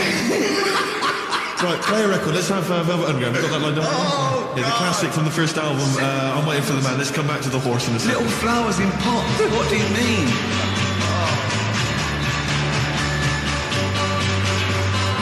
Underground and Nico, which apparently peaked at a disappointing 171 in the US charts. Think of that. And that's obviously Lou Reed, Development Underground and Waiting for the Man. Yeah, great track. So we were talking, we were doing White Van Man, and we got onto genetically modified babies, but and somehow then Carl started telling a story about someone with a horse, and then he got onto, he was trying to make money selling flowers. Just do the flowers briefly. Well, hang on, I just want to recap slightly. So there was a family, and who had the horse in the family? It was... Because you lived on an estate in Manchester. So the mother was a right pig, apparently. I don't know if that's right. You don't need to go that far. But what I'm trying to do is like make a picture for you so you understand. What does she look like? Who did she look like? Bit of and no disrespect to her, bit like Pauline Quirk. Quirky, yeah. Right? Okay. I knew you were going to say that. Yeah. I knew it was going to be Pauline. Did she have any tats? I've never got that close to her. Okay, all right. So who had the horse? Was this her son or her husband? Her daughter. Her daughter had stolen a horse? Yeah, from, I don't know where, there was I think there was some stables down the road or something. And they kept the horse in the house with them? They kept it in the house. Did they didn't get have caught? it for long. No. Sorry, and you said you were in the house one day and you saw the horse in there? What happened was, I was, they did this thing at school about raising money for charity, right? For some local charity. And they said you can do anything to raise money, and they came out with all these ideas, and I thought, that's good. What was the charity? I don't know, I thought, forget the charity. Yeah, that's just a good way of making those money. So, you're a charity. So I asked my mum for some, she used to have a lot of flowers around the house. Sure. I said, can I just take some snippings off them? And I'll go and buy some plastic cups. And got some soil out of the garden, planted the bits of plants in them. Yeah. Got a tray. Yeah. Had about 25 plants on it, selling them for 25 pence each. Excellent. Did you sell any? Yeah, I sold loads. Did you just cut? You didn't just cut them and stick them in the soil? Yeah, they wouldn't have survived. But I think people sort of thought, oh, good on him for trying. But anyway, so I went round to theirs because I thought their house could do with a bit of colour and stuff. Yeah. So it's a bit rough. So as I went, the horse went. Thank God for that breakfast. They were feeding me kitty cat. So I got up to the door and they opened the door and it was one of them houses where no carpet, Yeah, a horse in the living room. You know. We've all been there. And the horse was walking around the living room. I looked quite happy and everything because I always say that about Black Beauty was on. Yeah. Well, think about it, right? If you were a horse, where would you rather be? In a little wooden hut with a load of hay, or in like a house with a Central heating. 3-piece suite and a telly and that? Telly and that! No, but I was saying this the other day. And an Atari. Right? I was walking through London. Commodore 64 rubbish. Exactly. Walking through London with Suzanne, right? Yeah. And do you know, like homeless people always have dogs? And she Yeah. said, I hope she looks after it. I said, that dog is happier than most dogs. Right. Because people always walk past and give it a pat on the head. Yeah. It's with its owner all the time. Yeah. It's out in the open, it's not locked up in a house. Yeah. It doesn't eat, but other than that... No, it does eat though, they're always alright. So that's what I was saying. I think this horse was doing alright for itself. Do you know? Well, not many horses have got their own house. Exactly. For a start, But yeah. anyway, that's what by we're the talking by. about. Yeah, so anyway, this family, it was a bit, what were we talking about? It was about cloning. Genetically modified kids and all that stuff, yeah. Right, now what I'm saying is, you could say, right, Steve, you could have a baby, right? And Ricky could see it and say, God, I want one that looks like that. Yeah. Right? It could happen, Rick. So... Come on, work with him. So you take it to the doctors, and I don't know what they do, they inject it with something or whatever. Yep, that's how it's done. Yeah. And get a little baby, and there it is, it looks the same. Now the thing is, you separate, you both go off and do your own things. Yep. Right? Now, you look at Stephen, you look after your baby. Yeah. You treat it well, you give it good food and Have a that, good day. all the vitamins and stuff. Yeah. Ricky just gives it cheese. Right? So then it changes its looks, it goes a bit fat, it gets tired easily, and that sort of thing. Now, when this family... Why am I just feeding a baby cheese? Right, this family had a horse in their house. Yeah. They had a little baby, and my mum went round and said, "You're not going to believe this, but it's a beautiful looking baby," right? Yeah. And I was like, well, And the weird thing is, it was a good looking kid. But as time went on, they didn't really look after it. And I'm not saying like abusing it, but he used to run around, he used to play out till like 10 at night. Yeah. He used to chase cars. Right. It was a bit... Did it have hooves? Yeah, no. Chase cars! Right. What sort of kid chases cars? Oh, God. Was it called Rover? Did he catch sticks? It's Liam, it's called, right? Right. Now, the weird thing is, it was a good-looking kid, but as time went on, and all that, like, not eating properly, and its hair was all patchy. It's not Liam Gallagher, is it? And chasing cars and that, and it became an ugly kid. It's definitely Liam Gallagher. And that's what I'm saying, right? You can clone all you like, but at the end of the day, it's how you brought up. Brilliant. Wow. Life. Wow. That was a hell of a point. Oh, God. But am I right? You're always right, Carl. I'm Ricky Gervais with me, Steve and Carl. Carl, why have you got a headache? You got a headache? Just a bit stressful because the moves on this week. Are you on the house? Oh, by the way, the XFM listeners came round to my house and brought the futon and table. Did they? Were they happy with it? It's quite normal. They were well happy. Yeah. Couldn't believe the luck with it. What do you mean quite normal? What do you mean quite normal? Well, I was a bit scared, innit, getting people round. I imagine they were scared. And were they excited to see you? Could they? I mean, they were, could you tell that they were pretty pleased to see you? No, I don't think so. I mean, You're Karl Pilkington. Yeah, but the fellas sort of. I mean, they brought the whole family round, which was a bit odd. Well, it's not often they get the chance to visit a living freak. Anyway, no, they were nice. And you're moving now, yeah? He said he'd phone me up today. It was absolutely tipping it down. He had to cycle in. Because he said, because of the move, he doesn't want to leave his bike round there. And he said, and Suzanne, I can't say this in case he's listening, can I? He won't know. He said Suzanne's hired the oldest removal man in London. You should hear him. And the thing is, right, we booked him because everyone else happened to be booked out, but this fella's free, right? So he called up this morning. I've never spoke to him, but he was on the phone. He sounded about 90. Yeah. God thinks that he's going to have to do all the work. And the thing is, it seems to be all he cheap. wanted some Werther originals. Listen, it seemed to be cheap because it's £50 an hour.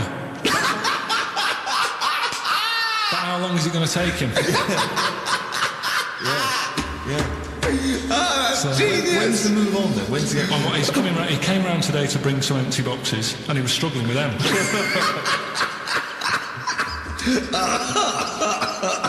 So it actually happens on Wednesday.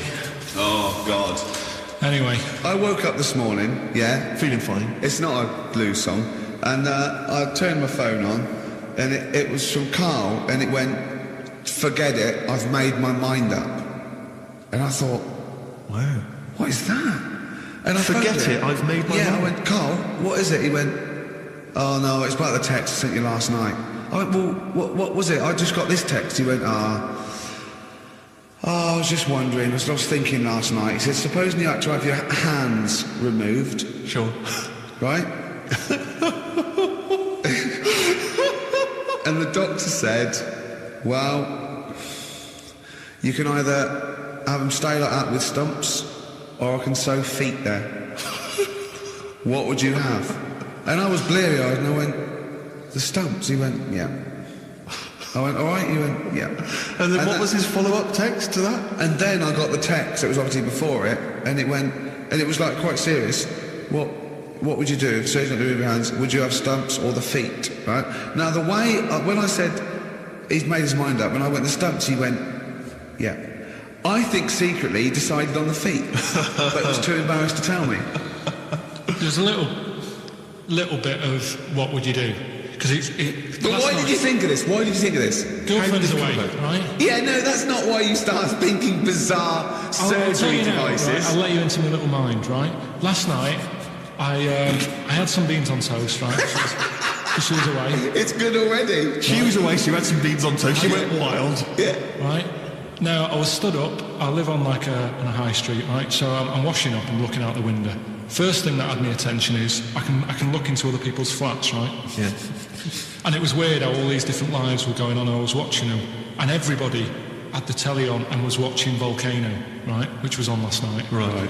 And I thought, that's weird, right? I can see them all watching it, and it was like a little Chinese lad who was dancing around in some underpants. Yeah. And then there's a little old woman who lives downstairs who was reading a book, and she's always reading a book every night, and it's like, I have a better life than her. And then there's like some sort of bouncer who's always getting ready to go out late at night with all the black on. He looks like a bouncer. So I was watching all this life going on. I thought, Did you witness a murder while you were doing it? Yeah. It was like that sort of Sliver film where that bloke had loads of tellies watching. Yeah, It was sure. like, so that was going on in my mind. And then I was washing up, and I picked up the plate, and I thought, it's amazing, isn't it? The human body, the way you can just sort of, I want to pick that up, and you do. Yes. And the way your hands work, right? You've got 5 little digits, but it's just the right amount to do what you've got to do, right? So I'm washing, I'm cleaning the plate. Sorry, Carl. Stop. It's just the right amount. Might be one of the most genius things I've ever heard said. I would love David Attenborough to phone you up and say, Carl, how do I word this about the evolution of the mammalian front limb? Just go, we'll just say it's the right amount. But it is. One of course extra it would is. get in the way. Yeah. And one less would just make it a little bit more tricky when picking up a bit of a slippery dish. Sure, or buying gloves. A slippery dish. So then I was thinking, imagine like going to the doctors and he's saying, yeah, everything's all right, your heart's good and everything, but Your art's good, what, your Larry's, or... yeah, your heart, you're in good form and whatever. Sure. It's good news. I had Gianno in earlier. He's not looking good. I had fat swallow. But you're all right. But your hands need to come off. Right. Blimey. That's bad. Like, I'd get a second opinion initially. But I bet the good news, I've got a nice pair of feet I can sort you out with. Yeah. And he puts them on, and then I was thinking, right, first of all, washing up, what would that be like? I thought, Steve. that'd be tricky. And then the second thing was, it'd probably ruin the sort of the shape of your jumper. Because you have to keep putting the feet through there. Yeah. And then I thought, but I could still cycle in Okay. to work. You could run in. Well, that's the thing. You'd be really fast. Well, that's what I was thinking. I thought I could still cycle because I could balance, and then I thought, but the only thing is I probably couldn't pull the brakes. Because of the little short things. Yeah. And then, like you, I thought, but then again, you're running in half the time. So that's what was going on in last night. Right. That's what I was thinking about. Did you? How long did this take? Well, how long does it take to wash up? Right, because I imagine you just being there for like all night.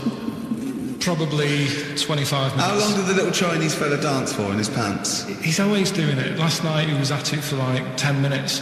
Just, yeah. And his girlfriend never sits in the same room as him. She's always sat in the bedroom. She's going, you dance in pants again, I go in next door. Well, she was in the bedroom. She's always in the bedroom, sat on the floor, on the mobile phone. Right. All the time, yeah. It's weird how people's lives are just like, it's like that Groundhog Day thing. It's like, you know, he's jumping about in his underpants. The old woman's sat there reading a book. Yeah. And that's what got me thinking about my life. Do you think she ever Are you sure she's not dead? Every time you look down there, she's just flicking through she's just reading this book. The pages never turn. She never seems to finish it. She never moves from her chair. Are you sure the Chinese Her girl's cats going? are dead around her. I'm going into next door again. That little round-headed fella's looking in. He's looking in at me. The bouncer goes, "Don't worry, love, I'll go and beat him up." But he's always getting ready. That's true. They see you staring at him, washing up, going, "I could have feet here," and they get scared. The woman's dead. Oh, Carl, dear. can you tell us roughly which neighbourhood you live in, so that we know? It's central. Central, is it? Yeah. Wow, imagine if that little... Was he a Chinese fella, did you say? Yeah. Imagine if he was listening now. I'd love him to call in and explain these actions. Well, he might be on some other radio station talking about a lad who's always washing up and looking at his hands in a mysterious way. But do we know this doctor that would go, "Well, all right, Carl, you can either leave them as stumps or I've got every little pair of feet." Why?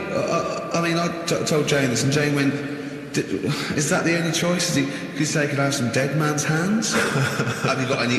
Where'd you get the feet from? Where'd you get the feet from? Can I have? What would you rather have then? Human feet or monkey paws?" Well, I mean, that wasn't an option last night. If the doctors said... No, it wasn't an option last night, but don't forget, it's in your head, Carl. This didn't happen. No, but I'm just saying, at the time, that's all the doctor had to offer. But you know, it's your head, you can go anywhere. No, it wasn't a real doctor to offer. It's in your head, you can go anywhere. You're not trapped. Yeah, but if you can do anything, then you'd say we'll sort us out some other hands. Fair point, that's fair record.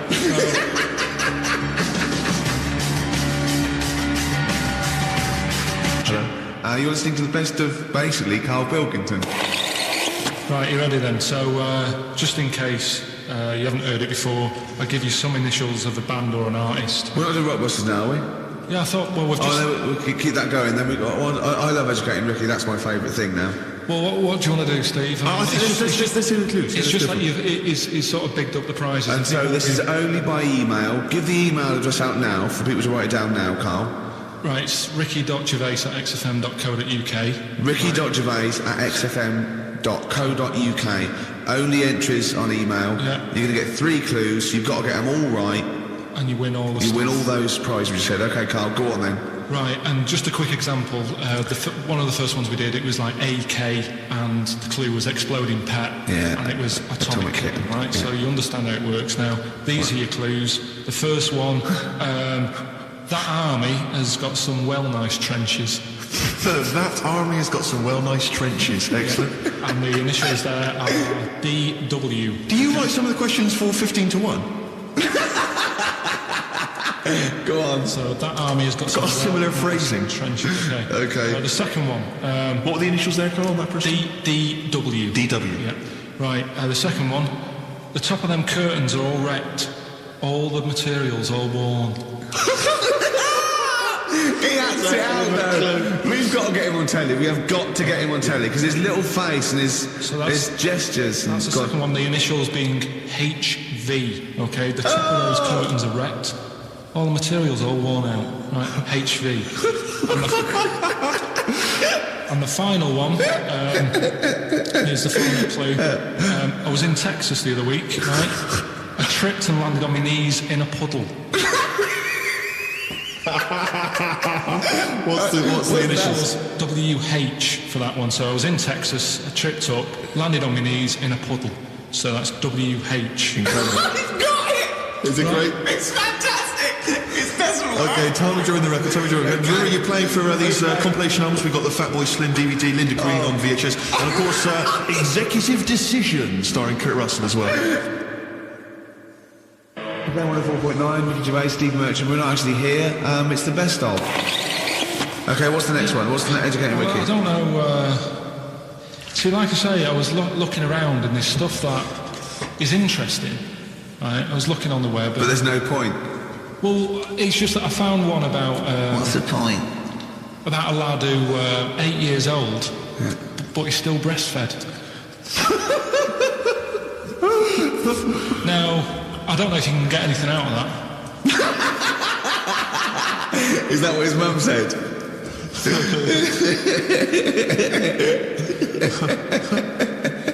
What do you mean I don't know if I can get anything out of that? You don't need to. No, it's just that, you know... Where did you read that? That was on the internet. Oh, well, yeah. You're always unspecific when you mention it. It's just it was on the internet. Well, I'm trying to think what I put in. I think I put in Y to see if I'd confuse the computer.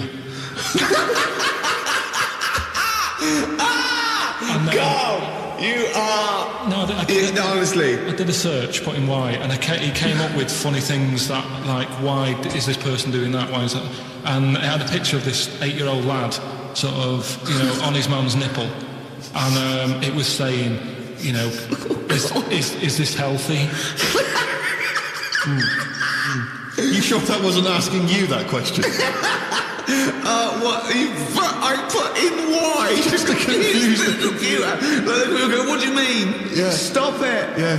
Oh, look, yeah. Last week, I was walking home with him, and I went, he was saying something stupid, and I went, I've got a competition for next week. Let's do a phone-in, and it's called Karl Pilkington, Genius or Fool. Yeah. Right? And he went, no. I went, why not? He went, well, they'd be confusing because they say there's no difference between genius and being a fool. You do that, don't you? No, but it's rubbish, and people say there's a fine line between madness and genius, and, you know, it's a ridiculous soundbite. They don't say there's a fine line between a genius and an idiot. Well, the people who do are idiots. Yeah. So what would you do there, though, just to sort of wrap that little thing up? What would you do? That lad loves his mum's milk. What are you asking me to come up with? No, I'm just... A title for the story? No. It's just what would you do? Right? What do you mean, what would I do? Well, it's causing a bit of a problem in the area, right? What area? In America, I think it was. Oh, America are a problem, are they? George Bush is worried about this kid who's breastfeeding at 8. Imagine it like this, right? Right. No, so, Carl, what are you asking me? About this spurious story you saw on the internet? I saw it on the internet. There's an 8-year-old lad, he likes his mum's milk, and it's saying, is this right? Should it No, it's not. on? But what do you want Ricky to do about it? It's not his responsibility. Yeah. No, but the little town that he lives in, they're all causing an uproar, right?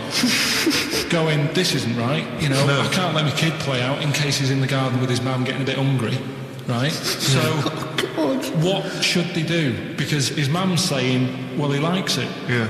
And he, you know, what do you do? I don't know the laws. No, but I'm not asking you to sort out the laws. I'm just saying, if you lived in that neighbourhood, what would you say? If you went up to him and said, look, everyone's getting a bit fed up with this, look. I'd say, what would I do? What do you mean, what would I do? what are you asking me? Right, it doesn't matter. No. What are you asking me? What are you asking me and Steve and the public? I'm just saying, say if you live next door to this woman. Yeah. Right? The kid's hungry, 8 years old. He's out playing on his bike and he goes, Mum, I'm getting a bit peckish. And he goes, all right, son. She whops one out. And he starts having his milk, right? You live next door, you're putting your washing out and you see this going on. You're getting a bit sick of it because it's gone on for months.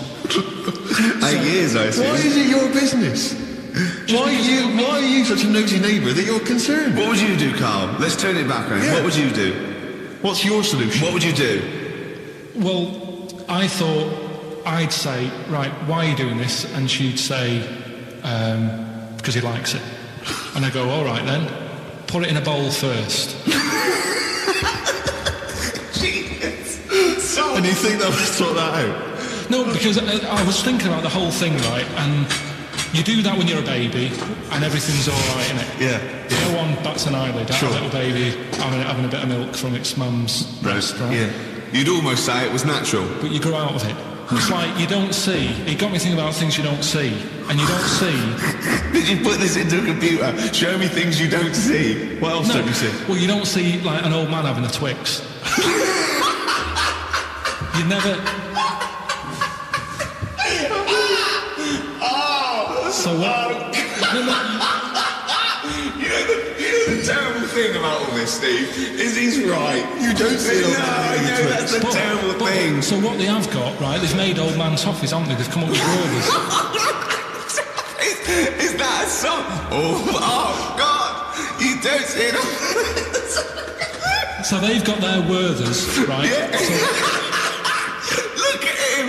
You think he's giving a lecture at Oxford? It's not going anywhere. No, go on, sorry. Go on. I'm just saying.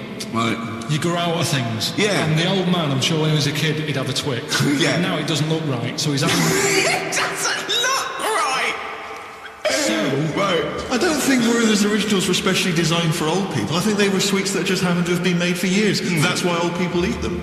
Yeah. They didn't go, hang on, there's a market here. I've noticed old people aren't eating Twixes. Quick, let's make some old man sweets.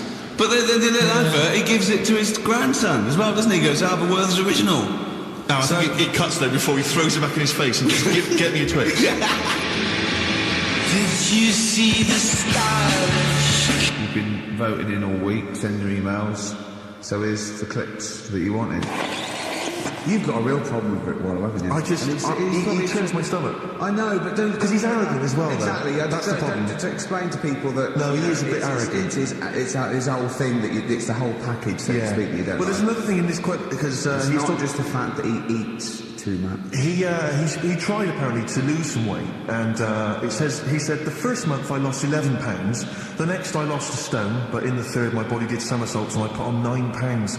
I had a slip up.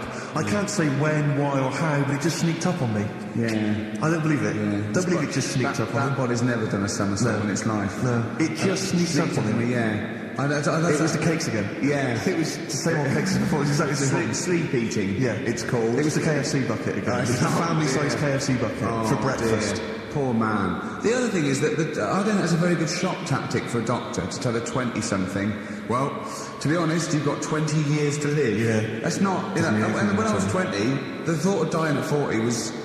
fine. Yeah. I didn't want to live to 40. I just thought, what can you do when you're 40? Yeah. Just laying around doing nothing, eating cheese. And then you got there and you discovered... No, but someone said... Sophie here sent me something. She said, I realise you're not Graham Norton, but I had to send you this. And she sent me the top of a little cream cheesy thing. It's the brand name is Gervais. How odd that is. They've named the cheese after you. I think it's a big French company. This is from the Czech Republic. It's all over Europe, and so that would be a dream come true, wouldn't it? If they named a cheese after. No, I think it's probably ancestors, and so cheese is in my blood. Sure, quite it literally is. Yeah. Another heavy Friday night, was it? It comes out of pores like those Play-Doh things. Yeah. I can squeeze out different shapes. Jane, bring the Stilton in. It's Friday night. This is a fry. Exactly. But yeah, so we can't really have a go at Rick Wallow. I eat too much, but you're not big. I mean, one of the other contestants on the Fat Club, is another one is Jono Coleman. Oh, we love Jono. Now, Jono, I don't know, you know Jono, he's that guy who does, he used to be on TV, and I think he does a breakfast show on a rival station, isn't he? He's happy, isn't he? He's so true, and he's a really nice bloke, Jono. It's funny because he does a breakfast show on Heart, which is wrecking his own. There's a bit of irony. Oh, I love Carl.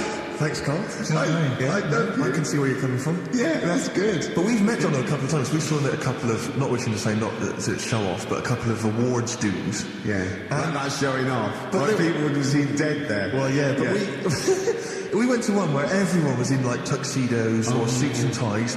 Not Jono. Jono was wearing a pair of Bermuda shorts and a Hawaiian Bermuda shorts with just these little...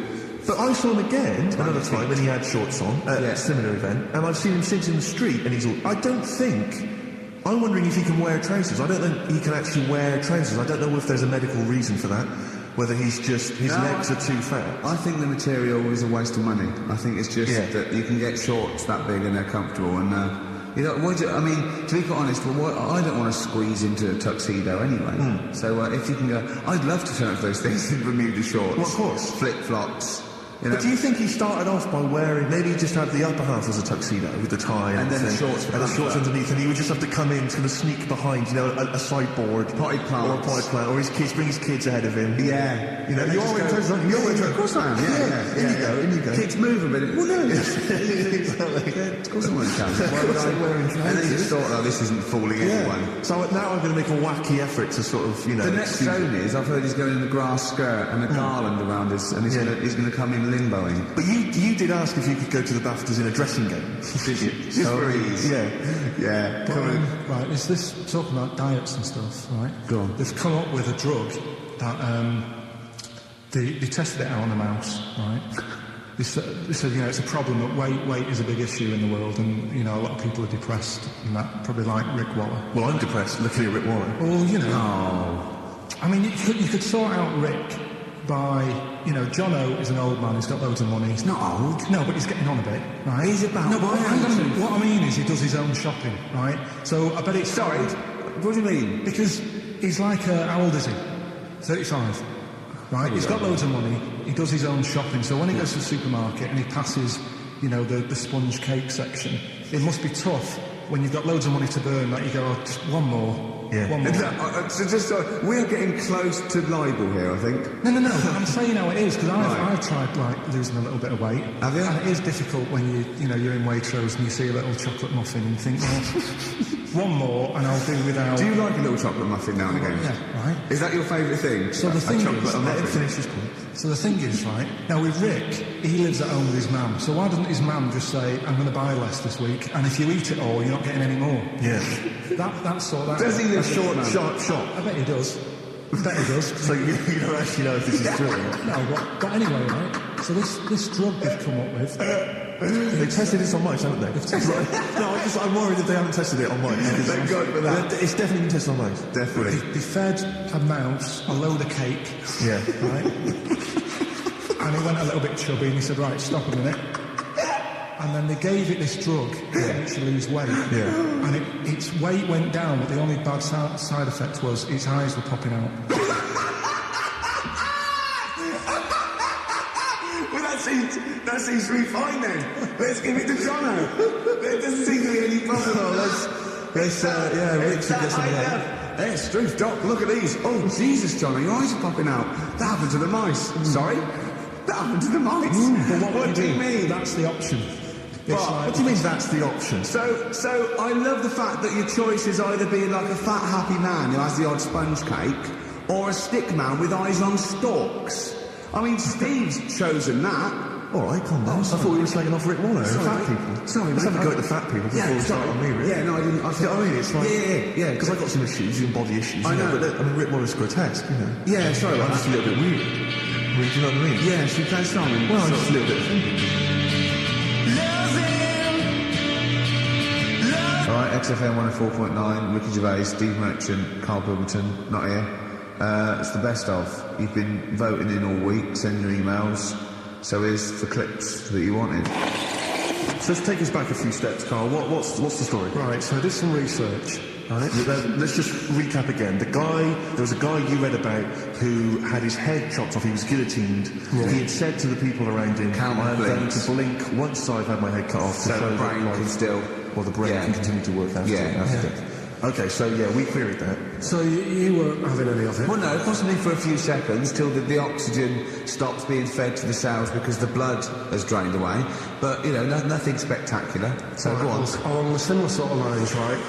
This is quite a few years ago. This fella sort of upset the royal family doing something, right? So they said that this isn't good. It wasn't been out under that Jubilee thing, was it? I can't remember what it was, and they said, right, that was terrible. We're going to cut your head off. You've got to show people like you can't be doing what you've been doing. What was this, the 1970s? When you said a couple of years ago, you mean maybe sort of... Was it the olden days when the phones weren't very good? Ages ago. Yeah. Ages ago. So yeah, fair enough. Yeah. So... Very philosophical.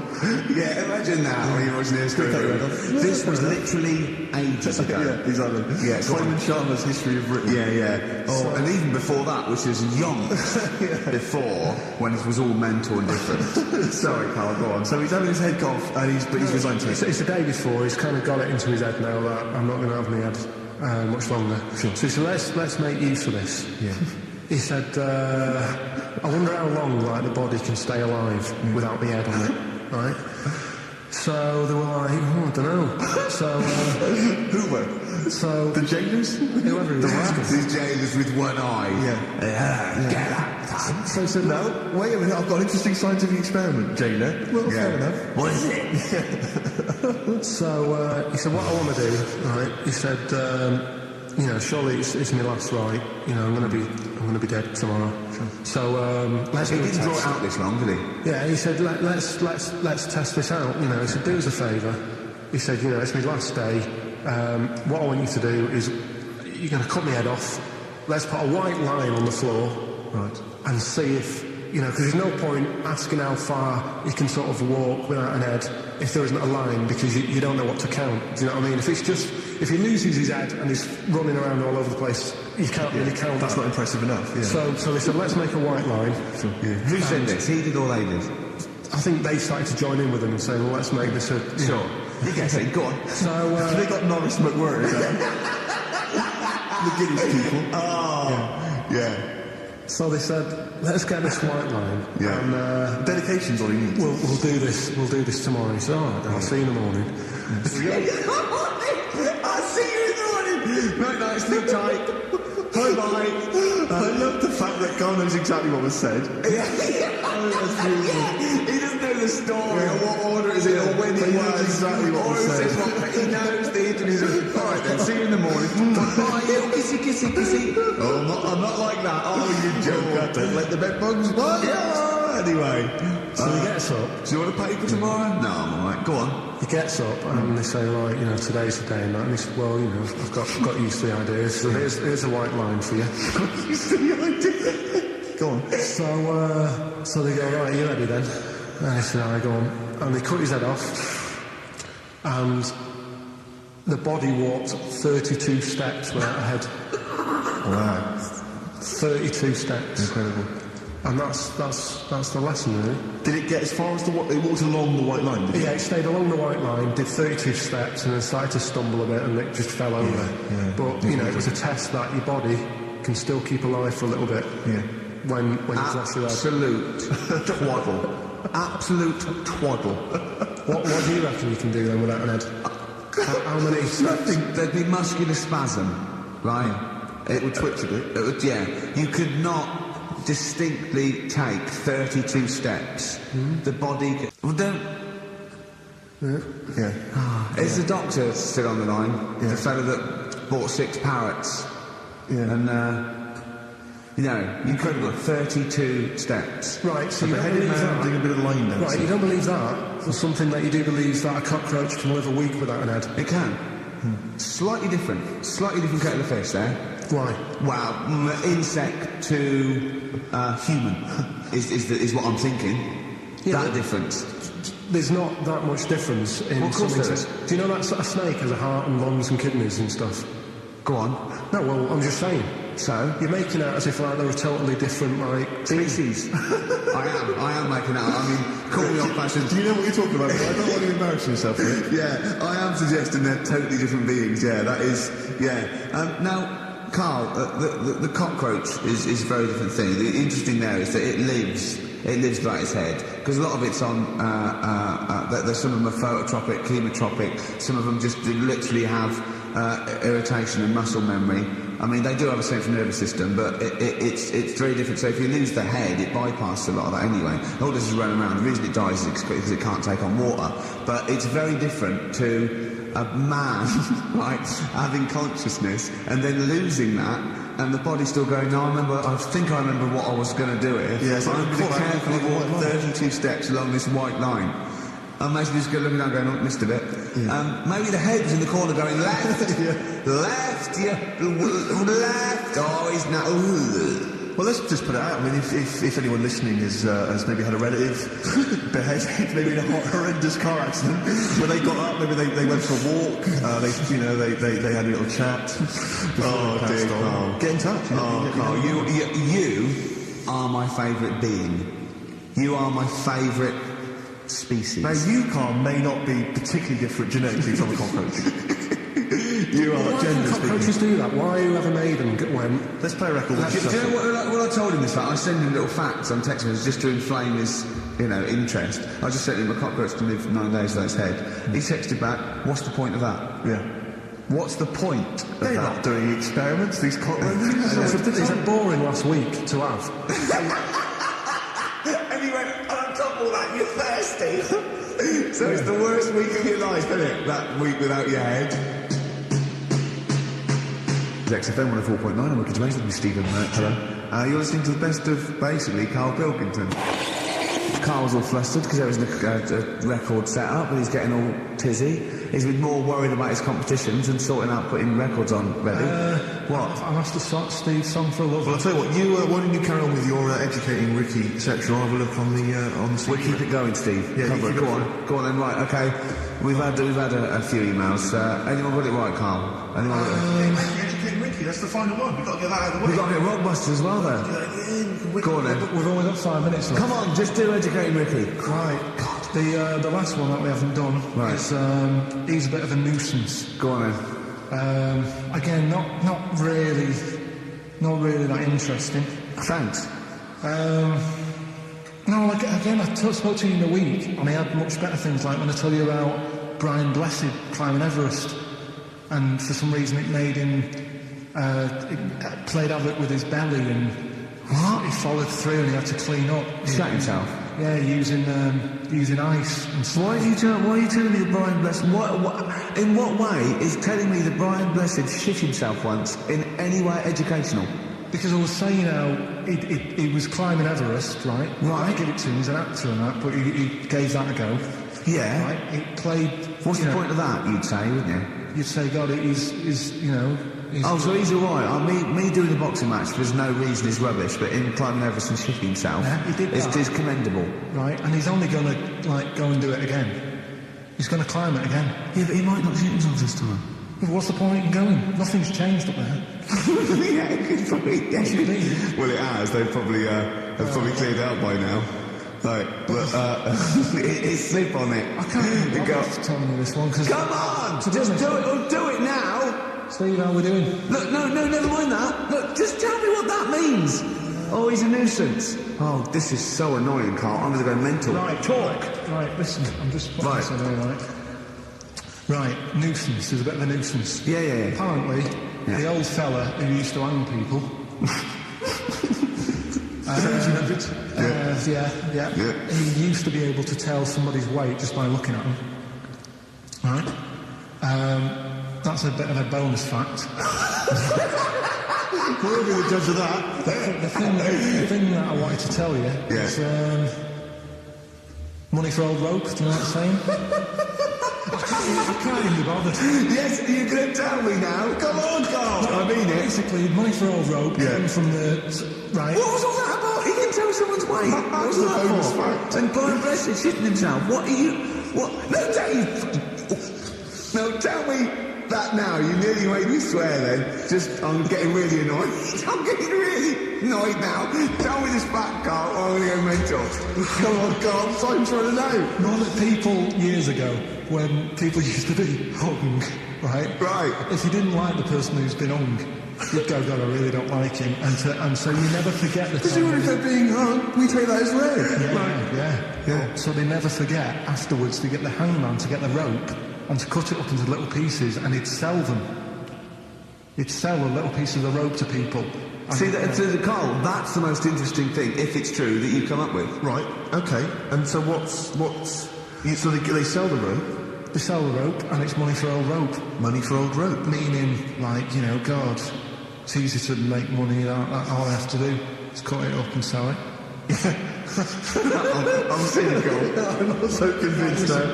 We're really tight. We haven't even got time for the last talk. We've got an ad break and we've got to give out... Okay, give the answers then. This is ridiculous. So, come on. Do you want to pick a winner? I've got a winner when you give us the answers. Okay, so the first clue was that army has got some nice trenches. Yeah. That was DW. Who's that? Dandy Warhols. That's brilliant. That's good, yeah. The second one, the top of them curtains are wrecked, all the material is worn. HV, that's Holly Valance. Oh, he got a phone call for what was saying, I haven't heard it, and he was talking to her off air, and she went, what is it? Someone says, that was curtain. She went, all right. Said, you know the thing around the top of the curtain is a pound meter, not a valance, and he went, cut her off. Yeah, well, my auntie's always making balances on everything. I'll tell you about that next week. Right? I'm looking forward to that tonight. Is this the one that farted for 5 minutes? Yeah, the very same. Yeah. Right? So we'll talk about that. I was in Texas, I tripped up, I landed on my knees in a puddle, WH, wet knee Houston, right? Wet knee Houston. Yeah. So, You're a maniac. So, who's a winner? We've got Pete, Catherine and Laura in Newcastle upon Tyne. They're listening online, I assume, and they can get it. There's great pictures. Remember, they've got loads of stuff. They've got the DVD, they've got Linda Green, they've got Stone Roses, they've got another compilation, and Executive Decision. What did you read about Brian Blessed? Is it actually true, or are you alive with someone else? It was an interview with him in it. And what did he say? Come on, what did he say? He said I climbed Everest and I played off it with me belly. Let's talk about it next week. We've really run out now. Oh, you're a fool.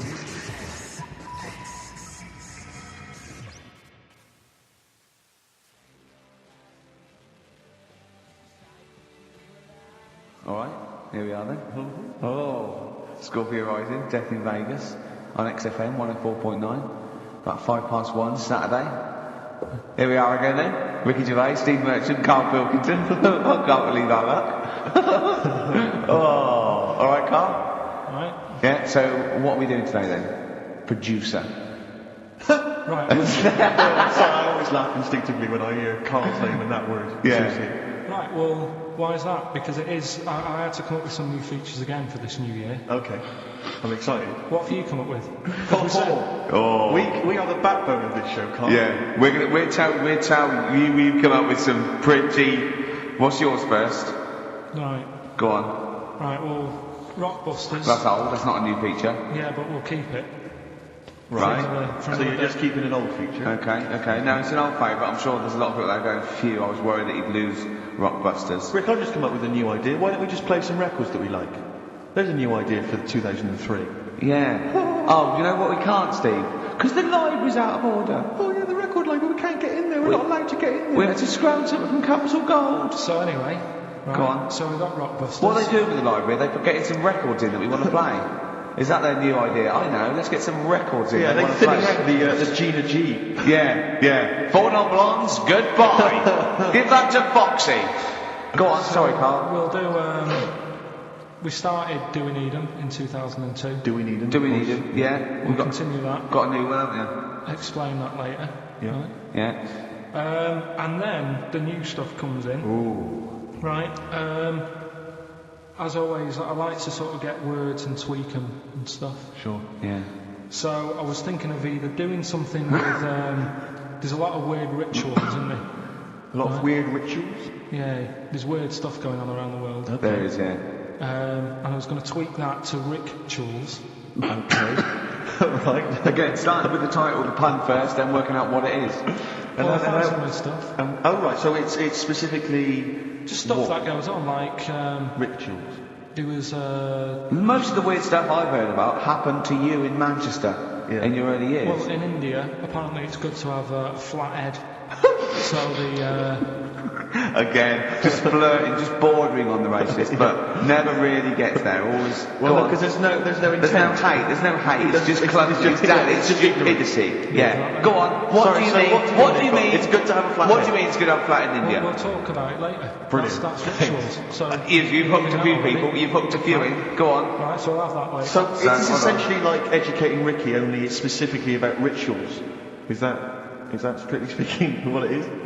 I Okay. suppose so, but then again you could say radio is all the same because it's people talking.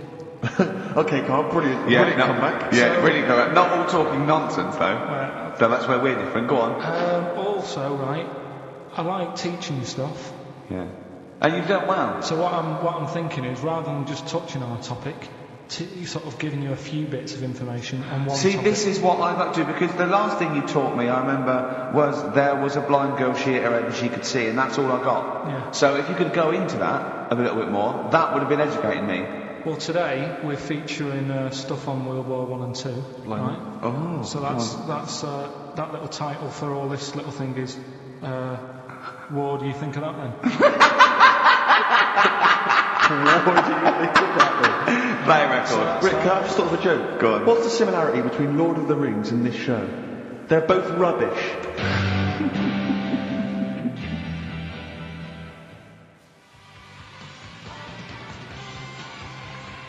Watch that man, David Bowie, up at Insane, my favourite David Bowie album. What's yours, Carl? Yeah, that one's good. Brilliant. So, right, we've got Rockbusters coming up. Do you want to say what we've got to give away there, Steve? Not really, Rick. Is it really bad? Well... What's the film? What's the featured film? The featured film's not bad, I have to say, actually. You've excelled yourself there. Again, it's just one of those things where I think, what kind of XFM listener would want this particular goodie bag? I know before Christmas, Carl, you explained that the Look reason at you were Carl's giving face, away... he's disgusted, because he just said, I do a lot of work to get these prizes, and I went, no you didn't. I saw you, he went over to a drawer and went, I'll give that one, and that one. That's what work you put in. You nicked some... There's about 12 Jerry Halliwell videos, one of which we're giving away. It's sort of like... you're giving it away? Oh no! Yeah, if you'd like Jerry Halliwell's Body Yoga DVD, then, you know, that's one of the treats you can win. But it does, like, if you remember before Christmas, he said that he was giving away a kind of bumper pack of gifts that you might want to wrap up and give to various people. One for Uncle, yeah. But obviously Christmas has passed, so I don't know really what your excuse is this time. You eat a lot over Christmas, don't you? Get a bit fat. Fair point. Yeah. So, Jerry Body Yoga is one of them. The recent, on DVD, the recent series of Wiedersehen Pet. Yeah.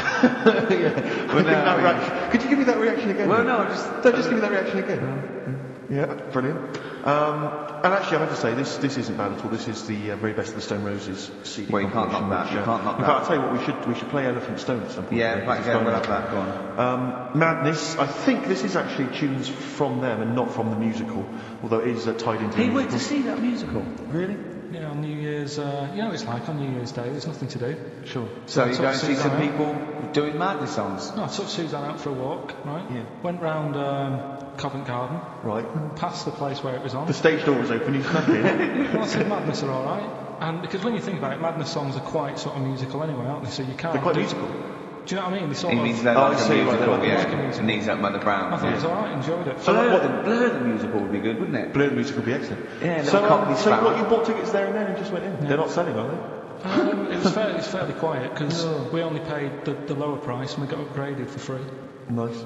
So you enjoyed it, did you? I'd loved it. And would anyone like to come on stage with us? Yeah. The little bald fella. Yeah, go on, I'm going to go on. And what home are you from? Where are you? What are you doing tomorrow? Well, I'm going. No, you're coming here tomorrow. Come here tomorrow. Is it not doing well? That's a disappointment. I don't know. I mean, it was New Year's Day, so maybe that's why it was quiet. Okay, well, if anyone hasn't seen this or didn't receive it for As Christmas, Bono said, all is quiet on New Year's Day, Carl. Also, we've got the giveaway Minority Report by I like that. Steven I enjoyed Spielberg that. with Tom Cruise, which is on VHS. A good Rick Roaring sort of film. It's not bad. That's probably the best thing we're giving away. But as I say, we can always leave some out. If you don't I'm want. arresting you for the future murder of Sarah Marks. Brilliant. That's the sort of excitement and drama you'll be getting in it. It's not brand Little taste of it. I got that of Paul Anderson. He said it's something to watch over Christmas. So you've actually watched this already? Yeah. All right. I've rewound it. That's probably added to it, though, no. isn't it? It's touched by the great man himself, Karl Pilkington. And it's alright, I'd say. It's worth a watch. Yeah? Yeah. Do you want to give us a quick film review? Just give it a wipe down and maybe some tripe on it. Bit unrealistic. Sure. Bit unrealistic. Yeah. Genius. A man who finds people who can see into the future. Whereas our house, that really happened. Yeah. Anyway, prizes giving away. What's the competition? It's Rockbusters. We're doing Rockbusters. We're still doing Rockbusters. Oh, well, look forward to that. Do that in like 15 minutes. I need a bit of Coldplay first. I'm doing Coldplay, The Scientist. I think they wrote that about Carl. Yes. On XFM 104.9. Right, I'm Ricky Gervais, Steve Merchant, Karl Pilkington. Can I just ask Carl how he got on over Christmas? Because the last time I spoke to him, you hadn't bought a present for your girlfriend. I have to say, I was on tenterhooks all Christmas. Well, you changed it. After that show, I felt bad, even though I shouldn't have done, because... Because you hadn't bought your girlfriend a Christmas present? Yeah, but I said to you, I booked a table at a hotel in Covent Garden, had Christmas dinner there, which was nice, right? It's good food and everything. Didn't feel like enough to me. Well, then I went out and treated some stuff, and then... No. A couple of days before Christmas, he went... I took Suzanne to that hotel we're going to go to for Christmas dinner. We had tea and cakes. And I went, oh, you treated her? He went, no, she paid for it, but I was just showing her what it was going to be like. That was her extra treat. She paid for it. I love that. Brilliant. Yeah. Well, it was a day. It was like 150 quid for a meal for two, which is pretty dear. So I'm not going to buy her cakes as well. I love that. All right, love, have anything you want. You pay for your own pudding. I'm not mental. Yeah. So you treated her to some other stuff? Some bits and bobs. What? And So yesterday- she chose them and you paid for them? What, the presents? Yeah. No, Or you chose when she paid for them, but, you know, it's the thought that I counts. got them on the way home that Saturday. Well done. And what did you buy? Well, just some bits. Might be personal, Steve. Well, I don't care. Just some bits. Yeah, Just but bits and pieces. leave out the personal bits. What bits?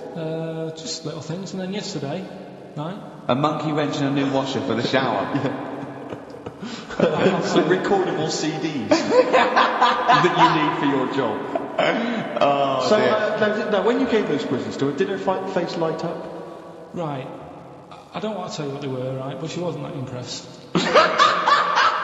You're going to tell us what they were now, Tell us what they are. You even know what they are. She told you on Christmas Day. Hold on, wait a minute. But Right. it doesn't matter what they are. It does matter No, what they are. It doesn't. It does, Carl. It's you, mate. Of course it does. doesn't matter. Oh, God! We just remembered. Yeah! Right, but don't. There's no need. I've got to tell him, Carl. I really want your permission because I don't want to be I know it's not. But we know it's not that embarrassing. It's really quite sweet. Yeah, but in a way, right, the way I look at it is, right, Christmas, even when I was a little kid, right, is not... Please let me tell him, Carl. Well, let me just tell you first, though. Let me tell you why I didn't go all out on the old present front. All right. Justify yourself. Right? First of all, I've covered it up since then anyway, right, with that present, because I bought some shoes yesterday, and she did say, I'll give you the money for them, but when I get home, I said, it's all right.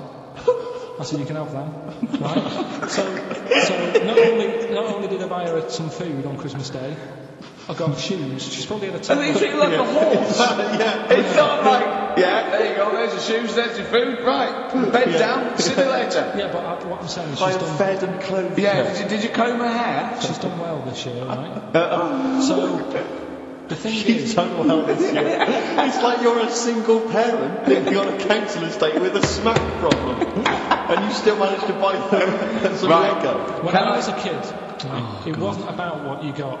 I remember one year when I was about 8, right? Oh, this is going to make me crying at this. No, it's not. I'm just saying the way it is, right? I woke up at about 4 in the morning, and I was like, oh, what forgot? And I couldn't sleep. I was that on edge. It's the excitement of Christmas, isn't it? It's like, oh, what's wrapped up? I need to know. Yeah. And it's the fact that people are saying, no, you won't know until tomorrow. Yes. That annoys you and winds you up. Okay. So I got up at 4 in the morning, opened my presents, and then went, right, I know now, went back to bed, had a great sleep. Yes. Right? So it's nothing to do with the excitement of what you get, it's the excitement of not knowing what you've got. And then what happened when you got up to go down with the So presents? but hang on. So what you're saying to me is that you could wrap up a brick because the thrill of Christmas is in hoping and being excited about what it is, not the actual gift itself. Yeah. Is that what you did? Did she get a brick? No, let me tell you now what he got. He got her a present, right? And she said, she came, I said, yeah, he got me. It was an industrial-sized packet of condoms. It was a joke gift. No, No, it wasn't a joke. It wasn't even a joke. I went home that Saturday after here, past Boots, thought, you might have something in here. They were on, like, some value. Right, you passed the Were makeup. they used? You passed the makeup. You passed all the other. Past the makeup, past the lovely vanity cases, the foot spas, hold on. How much are these, love? For 100? $4.99. Yeah. Do I get them reduced if I buy in bulk? So how many did you buy? What was it? I don't know, probably about 100. Right, okay. And is she allowed to use those with anyone? Did you wrap them? Can she just go out and have a walk? Well, you don't need to wrap, they're already wrapped, aren't they? Oh. And then what did she say when she opened them? Carl, what did she right, play a record and we'll come back to this. You're worse than my father, that's genius.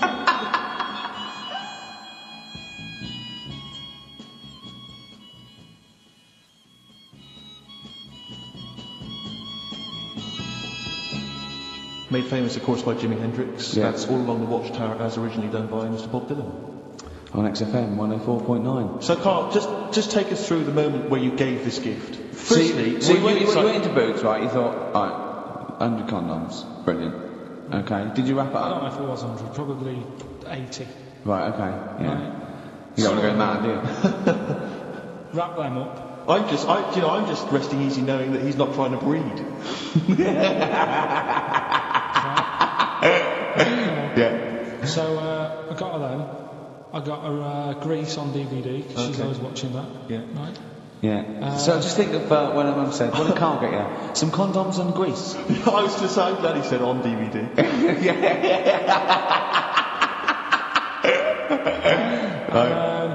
She was surprised anyway, right? Because Yeah, I bet she was. no, when she got She was thinking like jewellery. no, That showed her.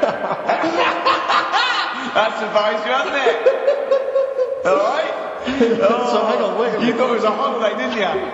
Yeah, look at your face. You don't know me at all. So hang on, so did you give these on Christmas Day? right. What happened is she got in from work that Saturday, right? And I said, look under the tree. Knackered, at least it's Christmas. At least they're going to get us over it. I said, look, you got some stuff under the tree, right? So Did you give her a sugar lump? Right, she was really chuffed with that. But she said she was a bit puzzled because I didn't know we had any wrapping paper, right? So I ended up using wallpaper. You didn't take it off the wall though. You had No, some. it was some left over, right? So she said, why have you used wallpaper? And I said, well, I don't have any paper and you were getting in a bit and I wanted you to have a surprise. So she said, can I have a feel of them? I said, no. Presents. She thought, right, I've got the right thing. Yeah. Right. And then Christmas Day, I said, no, don't get carried away. It's nothing really good. You know, we said we weren't going to buy each other much. So there you go, open them. Yeah, go on. And, Can I just ask, had you received your present from her yet? yeah. So what had you received? What did they have?